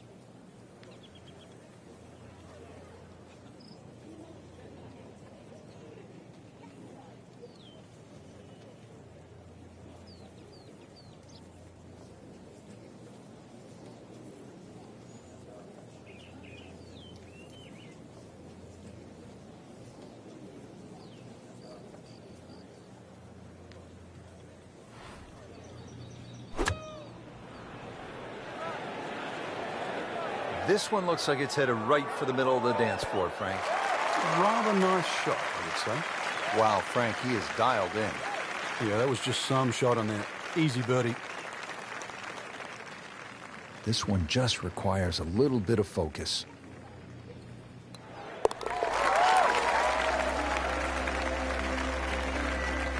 Starting to make a nice move. Birdie and 4 under par for the tournament. Well, Frank, round 1 in the books. Look who's on top of the leaderboard. And that's with some strong play today. They don't really need to look back. Strong play heading into the second round tomorrow.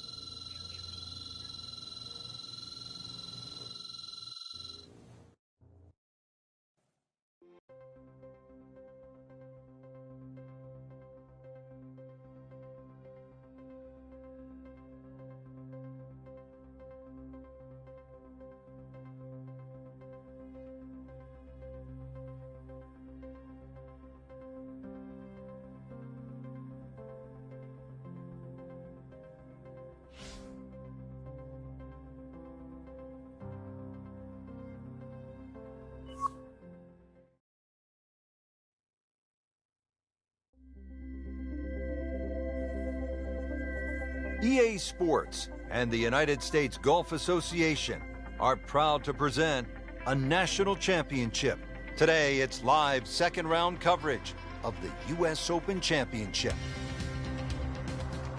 Frank, the seventh here at Oakmont at 434 yards looks like your prototypical U.S. Open hole in that it requires some accuracy off the tee. It does, and the bunkers are exactly where you would like to hit it, that sort of awkward distance. So if you want to challenge this hole off the tee, you're going to bring the 5 bunkers into play, the 2 on the left and the 3 on the right.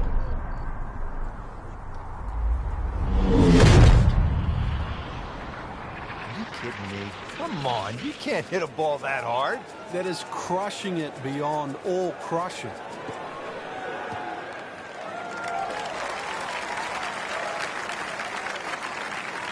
Nothing to argue about there, right in the fairway.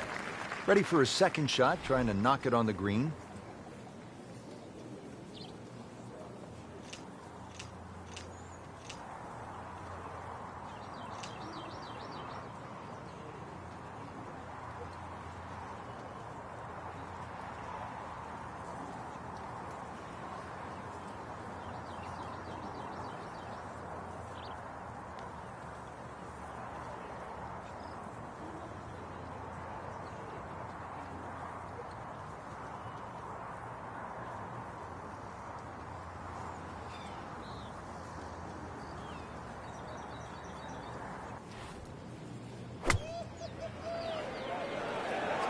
This looks like it's going to find the target. Nice play right there. That's in pretty close. See if he can go one better than yesterday when he made par. This putt for birdie.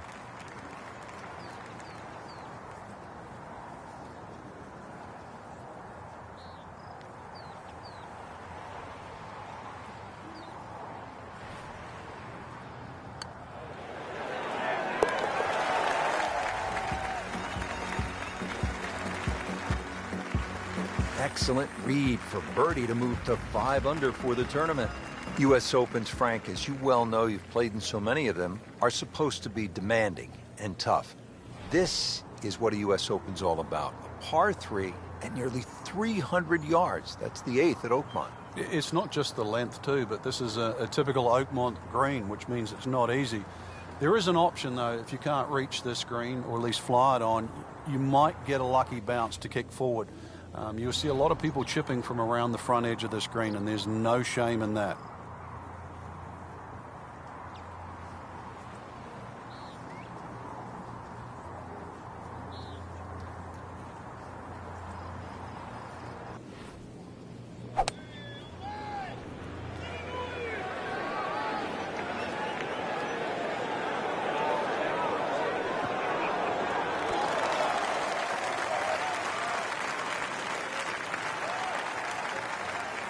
Not terrible, but not his best.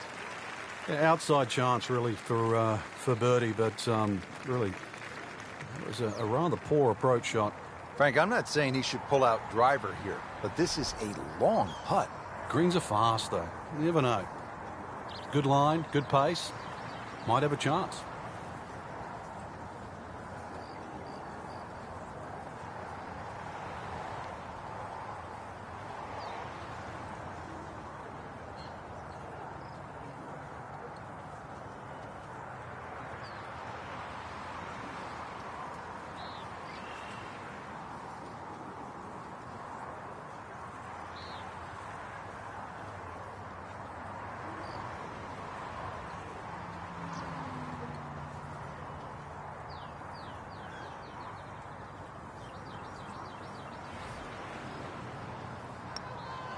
This one has a good line.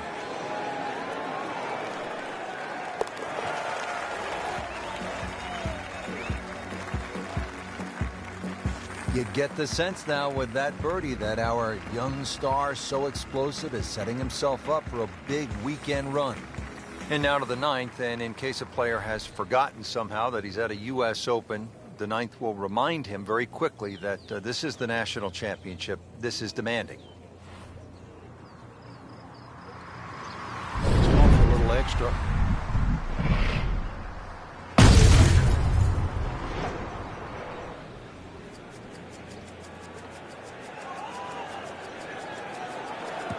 Ooh, that is long. Good strike, good lie, good chance to attack the pin. Frank, really good chance from this position to make a birdie. Yeah, really the only thing he's looking at right now is the flag. This is a green light special.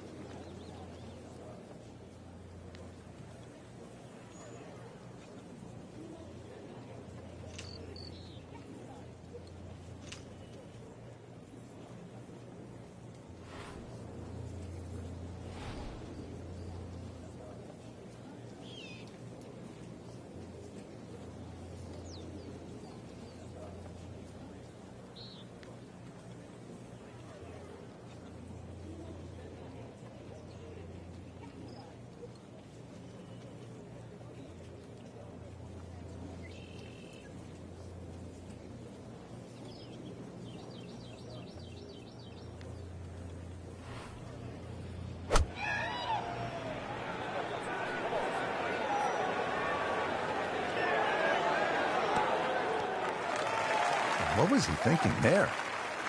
I have no earthly idea.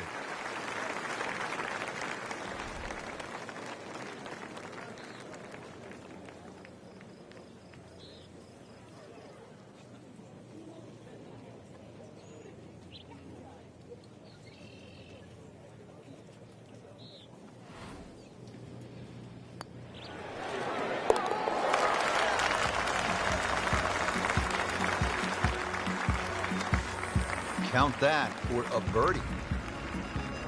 Now to the 10th hole. Entering the middle section of this second round, Frank has to be pleased. Yeah, I think the cut line now is out of their mind, which is so important. It's just about sort of slowly making that move up the leaderboard right now.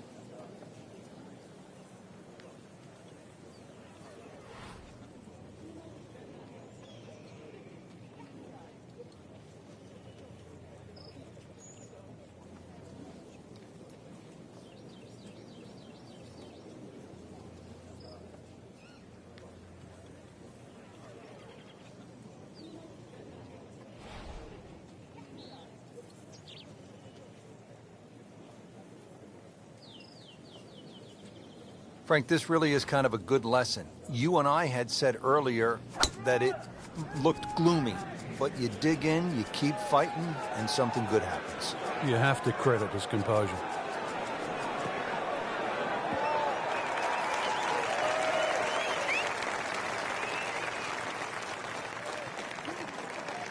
Paying attention like a little kid at school, Frank. That baby's sitting up. Sitting up. It's got the best view as well. You don't even need binoculars from where that ball is. Frank, what are we looking at here with the second shot at the par 4 10th? Once again, if you could hit something high and soft, maybe with a little bit of a cut, just to land softly on this putting surface. Everything slopes away from the front right of the screen.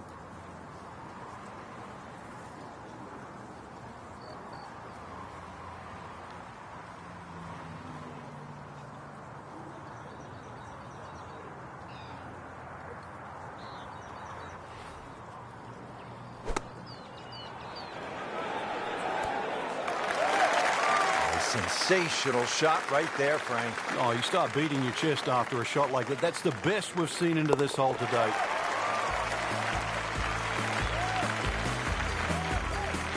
He's made it.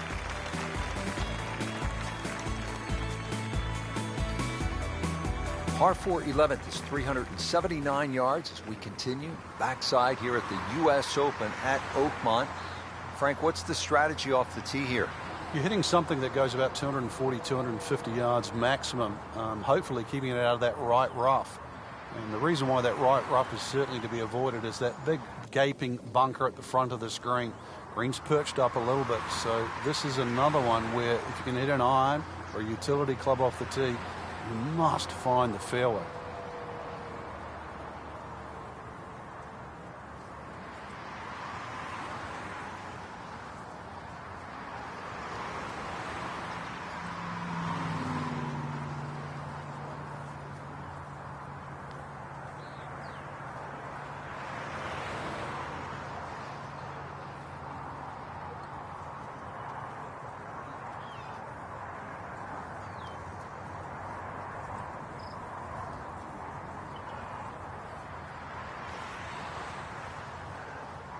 Players still fighting the strong winds out there today.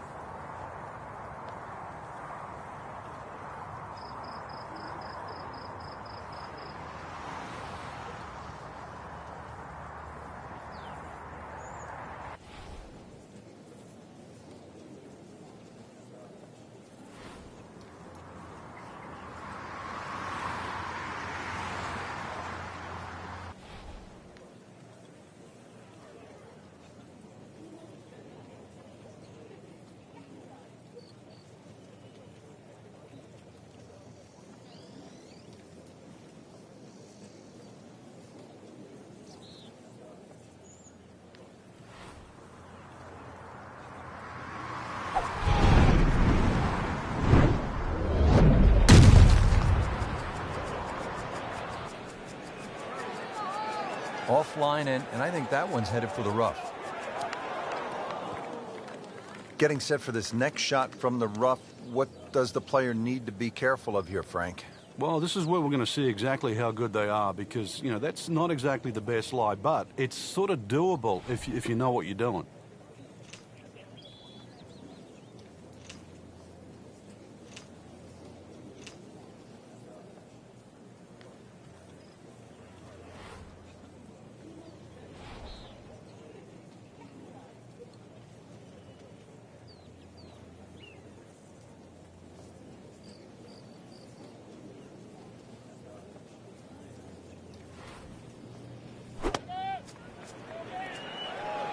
Appears to be what they call a commercial play. Very solid. Oh, can't hide the flagstick from that man. They par yesterday. This one for birdie.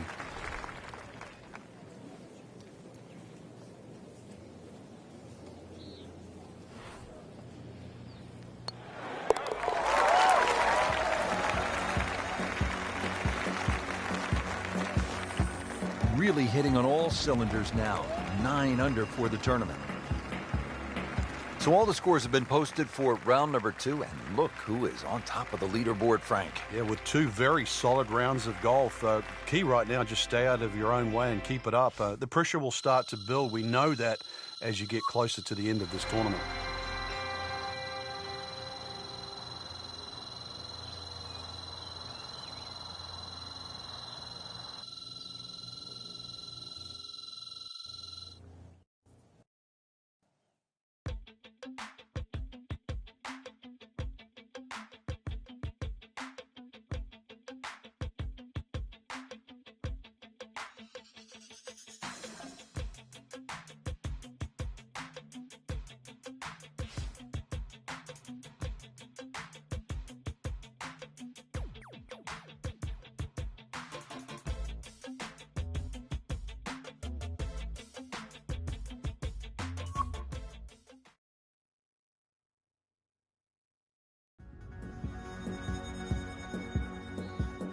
EA Sports, United States Golf Association, are proud to present a national championship.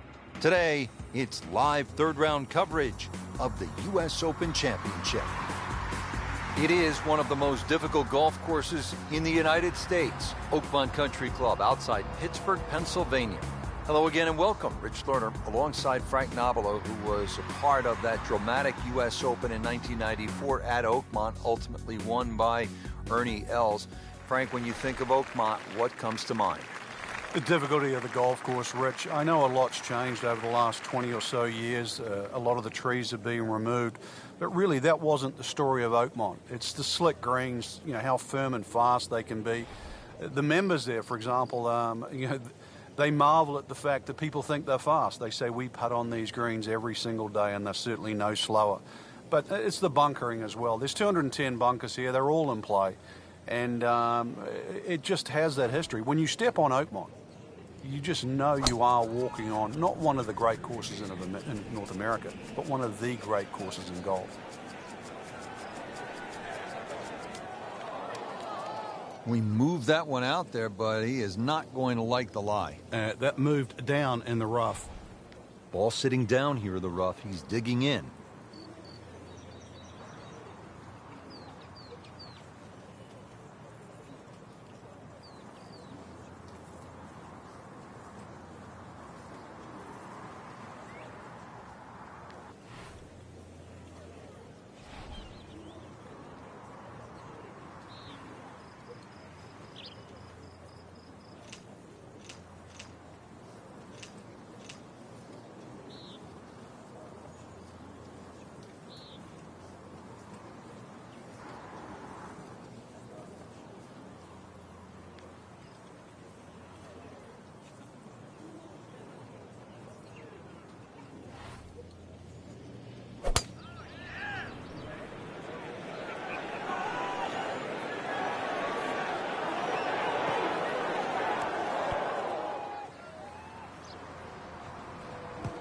Into the thick stuff, that's a difficult lie.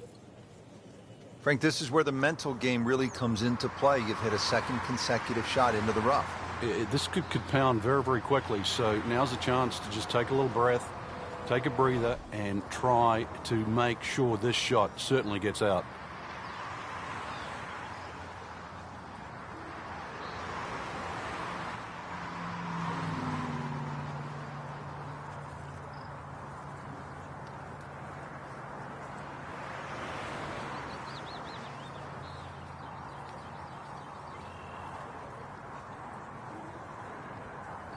This is going to be a tough day on the links. I mean, even the seagulls are walking to work.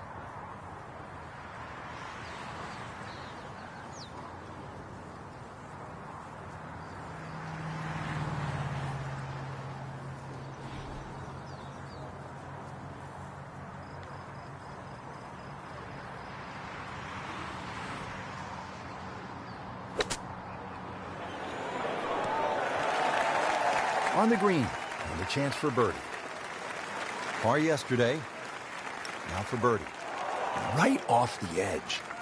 Just a fraction softer, then it might have just turned in. Just a little tap in here. Did the job right there.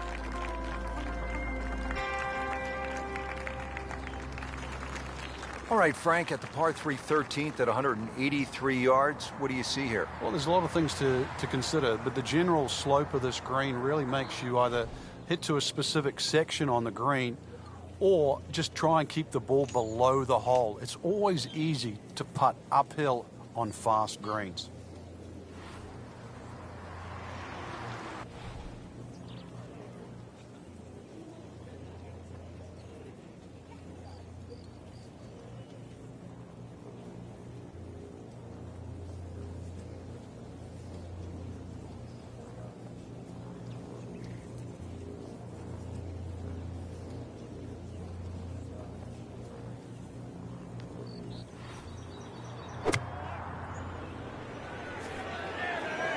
Good chance at one.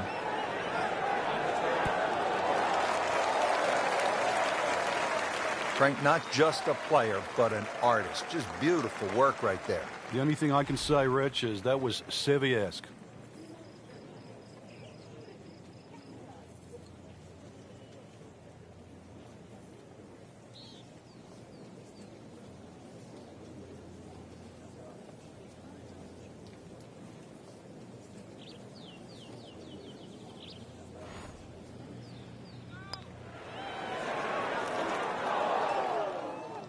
Man.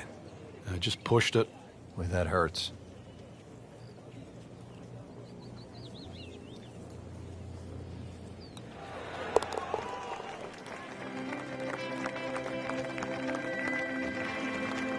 And that's in for a par.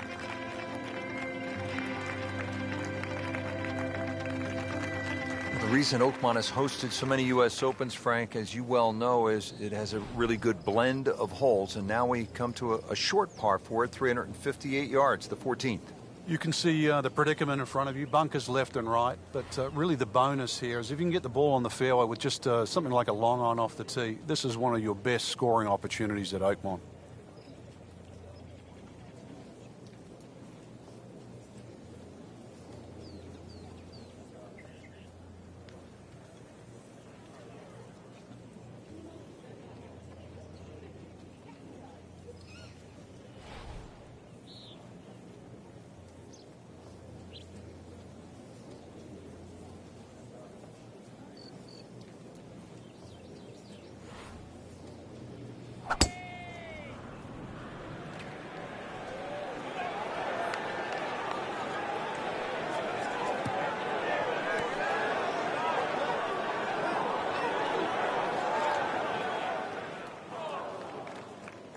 Well, he pays a price for that. Yeah, when you don't see the top of the ball in the rough, you know it's not sitting pretty. You'll need a bit of force to extract one out of there.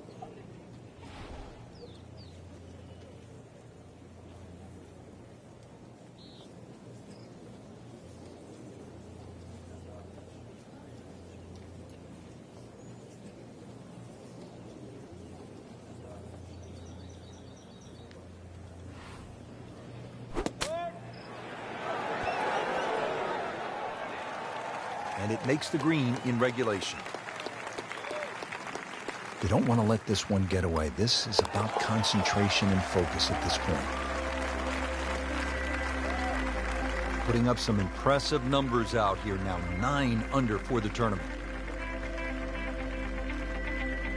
Well, this is a good U.S. Open par for it. 499 yards. The 15th is one of the better holes in the course, Frank. It is. The shape of the tee shot you think would suit a cut, but because the fairway slopes quite severely to the right, really it needs a draw just to work its way against that slope and somehow keep it on the straight and narrow.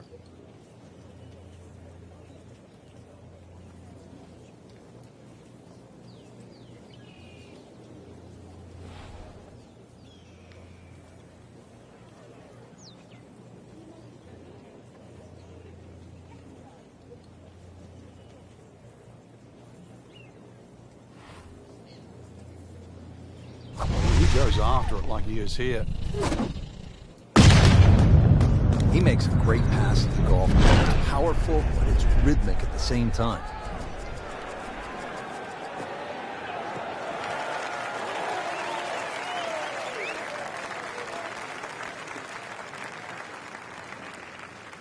Split the fairway with that. Just a gorgeous swing. Frank, this is a position where a player is absolutely licking his chops here. Good chance to make a birdie. Yeah, this is when this game just looks like fun. Bunkers don't seem to be in play. The only thing you're really looking at right now is just the flag.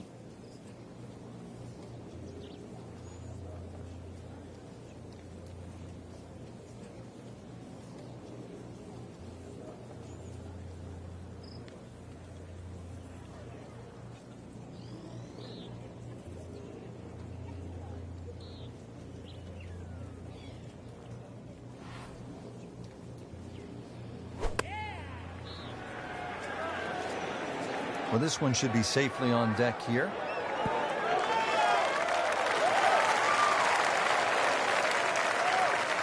That's well played. Now a good look at birdie. Now this for birdie came away with par in the previous round.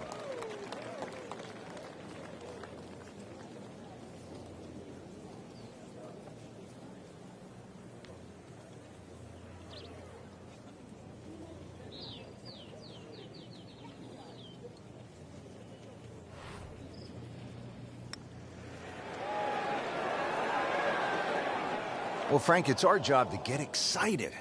You can't when you leave it short, though. I'm sad. He's making my job hard. Even par, currently. Solid par.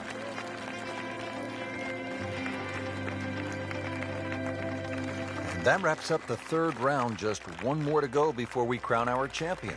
Yeah, I'm not saying I'm looking at my crystal ball, Rich, but that champion that we see tomorrow might be the one just sitting at the leaderboard on top of it right now.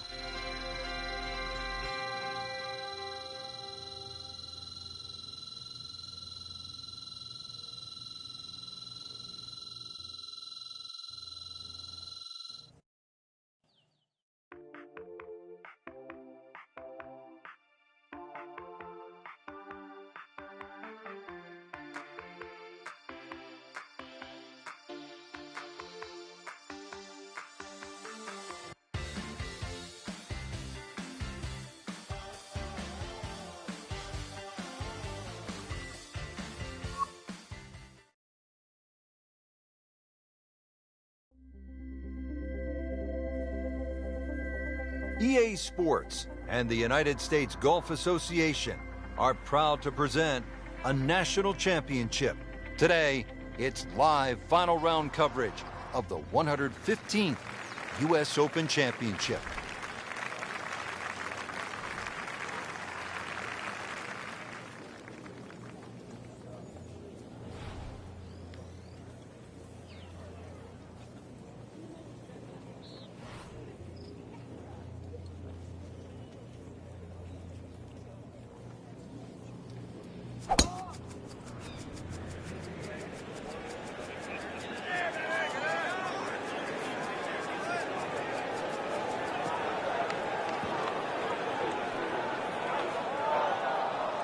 Errant tee shot here, Rich, but going to have to muscle this one out of the rough. Second shot from the rough. It's on the way.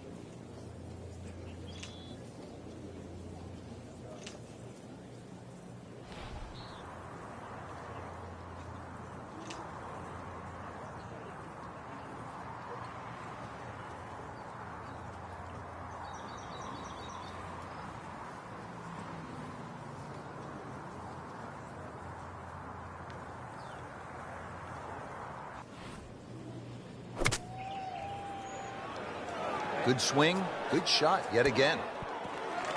Beautiful display of ball striking today. Really in control. And that's another GIR, green in regulation.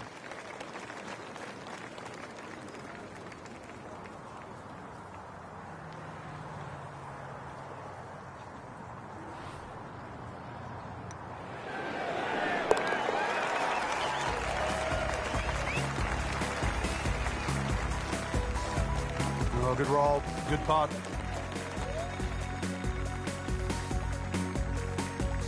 Frank, it's only 379 yards, a par 4. You thinking birdie here at the 11th? You would think for that distance, no, but you take 4 here. It's a stringent tee shot. The fairway doesn't really look pleasing to the eye. It looks like it moves out to the left, but that's exactly where those bunkers are.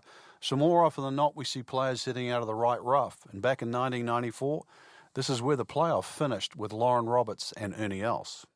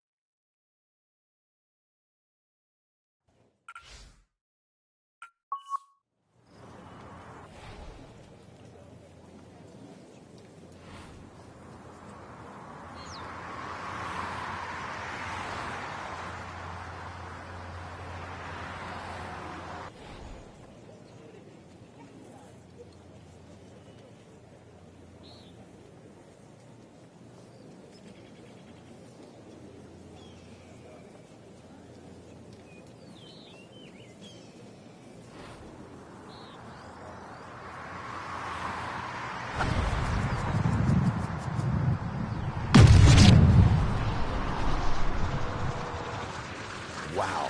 John Daly, take a back seat, big fella. How about that drive? Is it stopped yet? It's still going. Frank just continuing to make the game look easy. This just shortens the whole golf course up when you can hit it that far.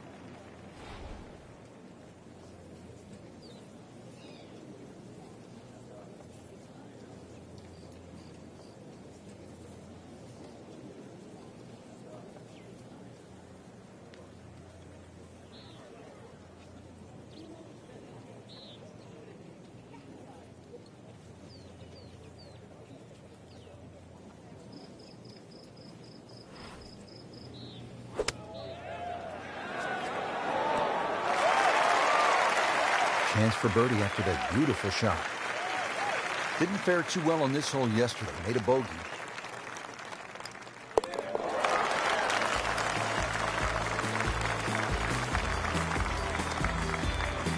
Pretty much doing everything right this week. 11 under for the tournament. We are at the par 5 12th here at Oakmont. This is a big par 5 at 667 yards.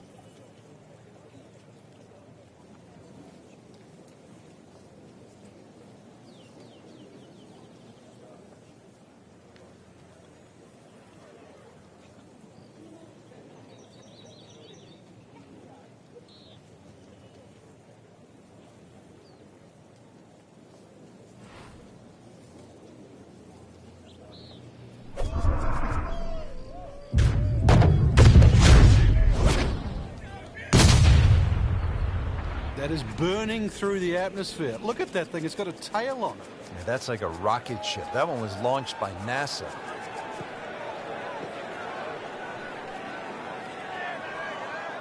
Long drive, but a bad lie. Wicked. Frank, this ball's in the rough. Anything you change in your technique when a ball's sitting down a little bit? Yeah, you put the ball back a little bit further in your stance because you're going to get a bit of grass between the ball and the club face. So you have to allow for that and keep that club moving. That grass is going to be that grass is going to create a certain amount of resistance.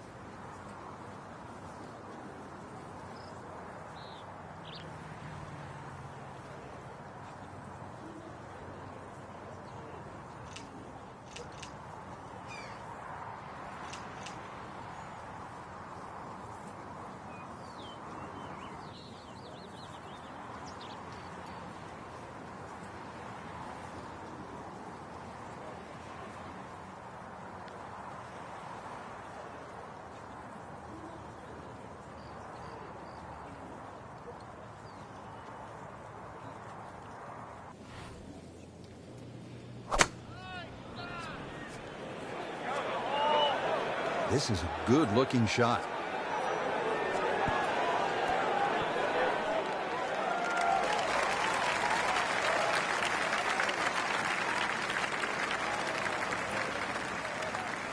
It was almost like that's what he wanted to do, but why would you want it to run over the back? Rich, you know, after you've already made one mistake in the rough, there's a chance he's going to make another. Just trying to get it back out into the fairway and not make a big number.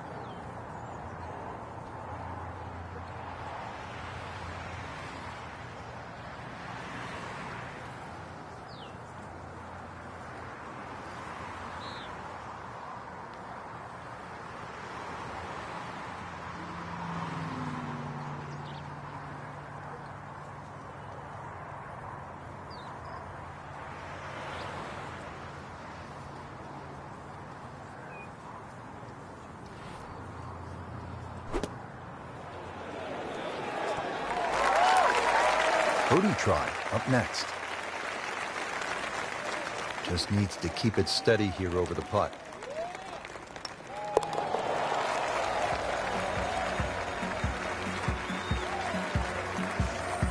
Racking them and stacking them. That's 12 under par now for the tournament.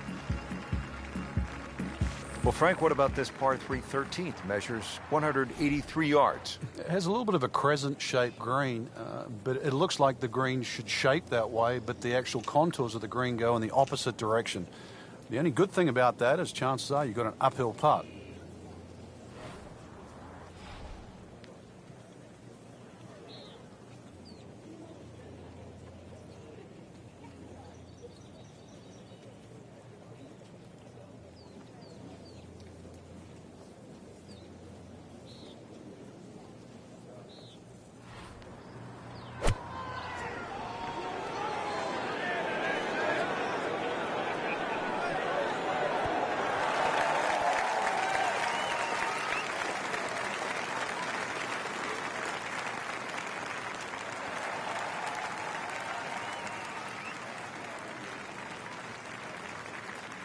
Not too bad. It's about 23 feet away. He didn't hit the flagstick, but he still has a chance.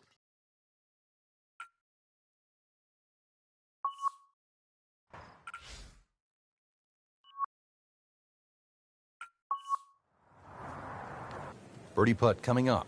Had a par on this hole yesterday.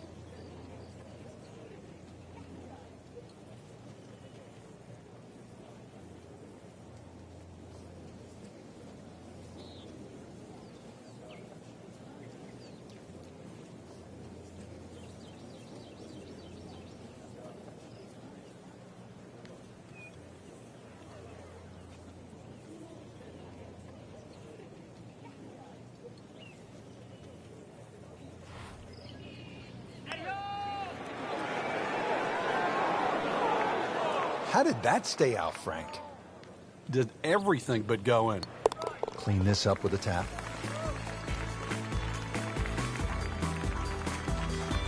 Good solid par right there. Rich Lerner alongside Frank Nobilo. We're at the 14th hole at Oakmont Country Club. Frank, it's only 358 yards. How good is the scoring opportunity here? This is certainly one of the best chances on the back nine here for birdie. That's for sure, Rich. Just a long iron off the tee there, threaded in between bunkers that adorn both sides of this fairway. To set up to what you would say on Oakmont standards is a relatively gentle green.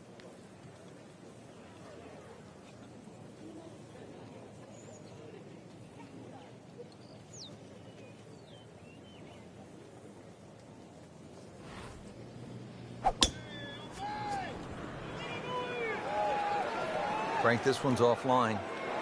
There's rough and thick stuff over there. You have to think he'll be happy with that, given that it looked like it was headed right for the rough. Yeah, it looked like that was the only place it was going to finish. But, well, it's a little bit unexplainable. Let's see what he does from here now. Lucky break.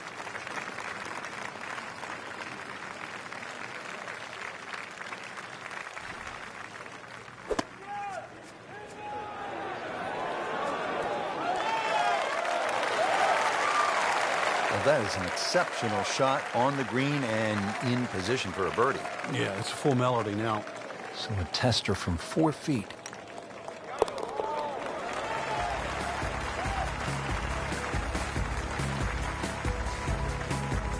And he has it.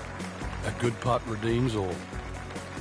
All teed up at the 15th. It's a par 4 of 499 yards. What a test here, Frank. It certainly is. The tee shot here is a little bit like the par 5 12th, where the fairway slopes quite severely from left to right. It means the pews there on the left side are actually not a bad place to aim at.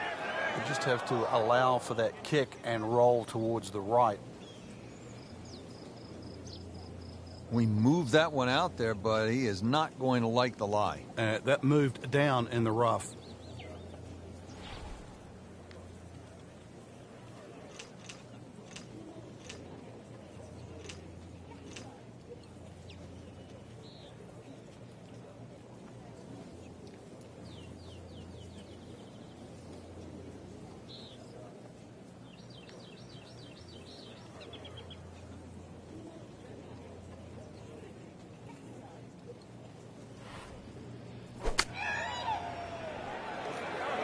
Good-looking shot right here.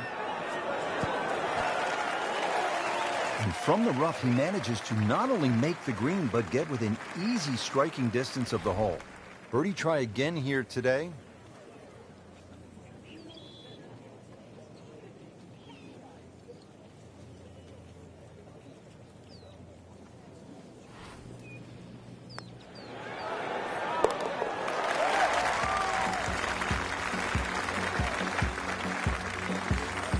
Just an amazing display. The records continue to fall. Frank, this is a point in the round where you really need to summon your best stuff. Par 3 of 231 yards. You know the pressure's building. We're at the 16th hole, and you have a long iron in hand. You can't flinch. You can't take it halfway back and go. This has to be the complete swing, and you have to really have the nerve on this shot. Yeah, this shot has to be hitting right out of the button, that's for sure. One thing to consider, though, in the back of your mind, it's always better putting back uphill. Well, uphill is actually from the back of the screen. So you actually can be a little braver on 16 than what you might think standing on that tee, because a little long is better than a little short.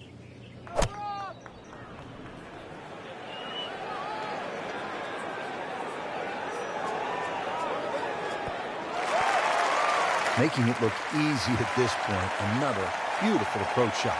Made a par in his previous round. This time, it's for birdie.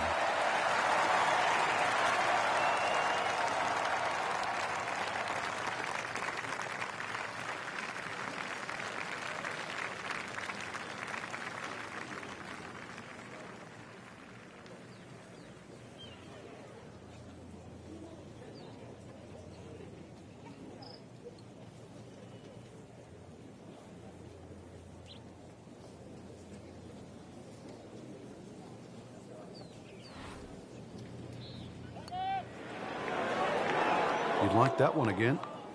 Oh, man. I just pushed it. Boy, that hurts. Settles in over the putt.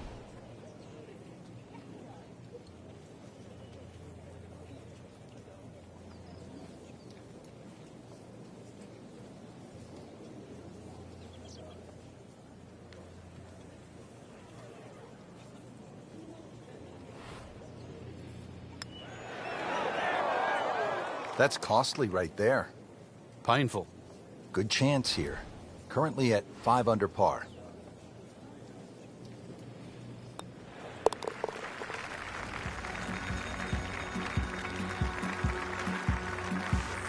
That's a bogey, but still in the lead.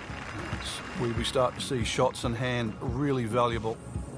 We are coming down to the wire here at the U.S. Open Championship at fabled Oakmont, and the tension's starting to build. And Frank, this is decision time at this very short 313-yard par 4. Yeah, normally in a U.S. Open, Rich, you'd think the prudent play would be laid up, but, you know, I kind of like driver here today. I think the worst you're going to do is just miss the green or hit it one of those pop bunkers. You perhaps could drive it on the green, be putting for eagle, but even out of one of those bunkers, you got to think you're even money to get it up and down. I like driver here.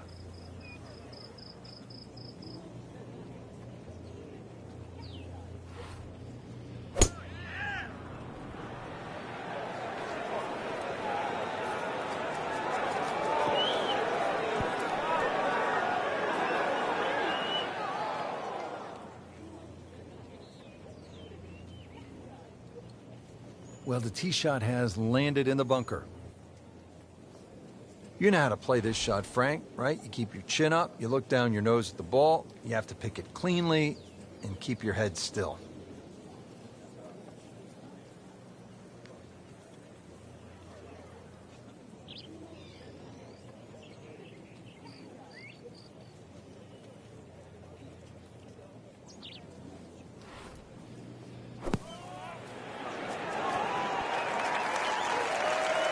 On the green, and looking at a birdie opportunity. See if he can go one better than yesterday when he made par. This putt for birdie.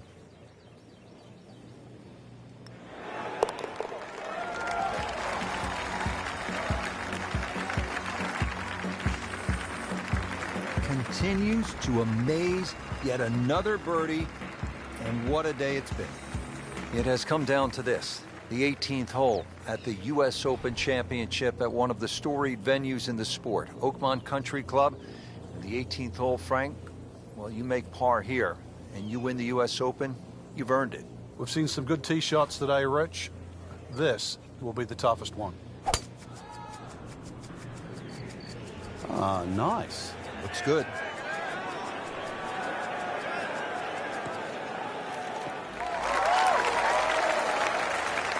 That was just a beautiful drive. You hit it solid and right in the middle. Well, Frank, it comes down to this. One more good swing, one more difficult shot. And one more correct decision as well here, Rich. Different greens. This ball is going to have to land on the correct level to get the right result.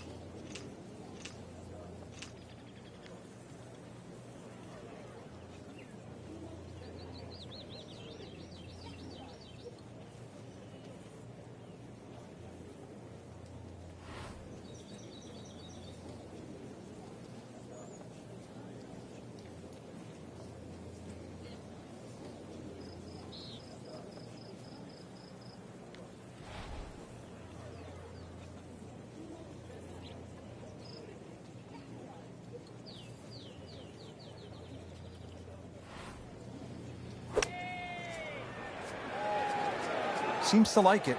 Looks like it's headed for the green. Wow, Frank, he is dialed in. Yeah, that was just some shot. I mean, easy birdie. To win the U.S. Open.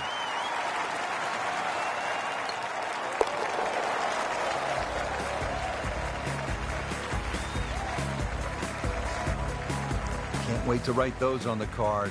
One below par. Chalk it up. It's a birdie. And there it is, a U.S. Open victory.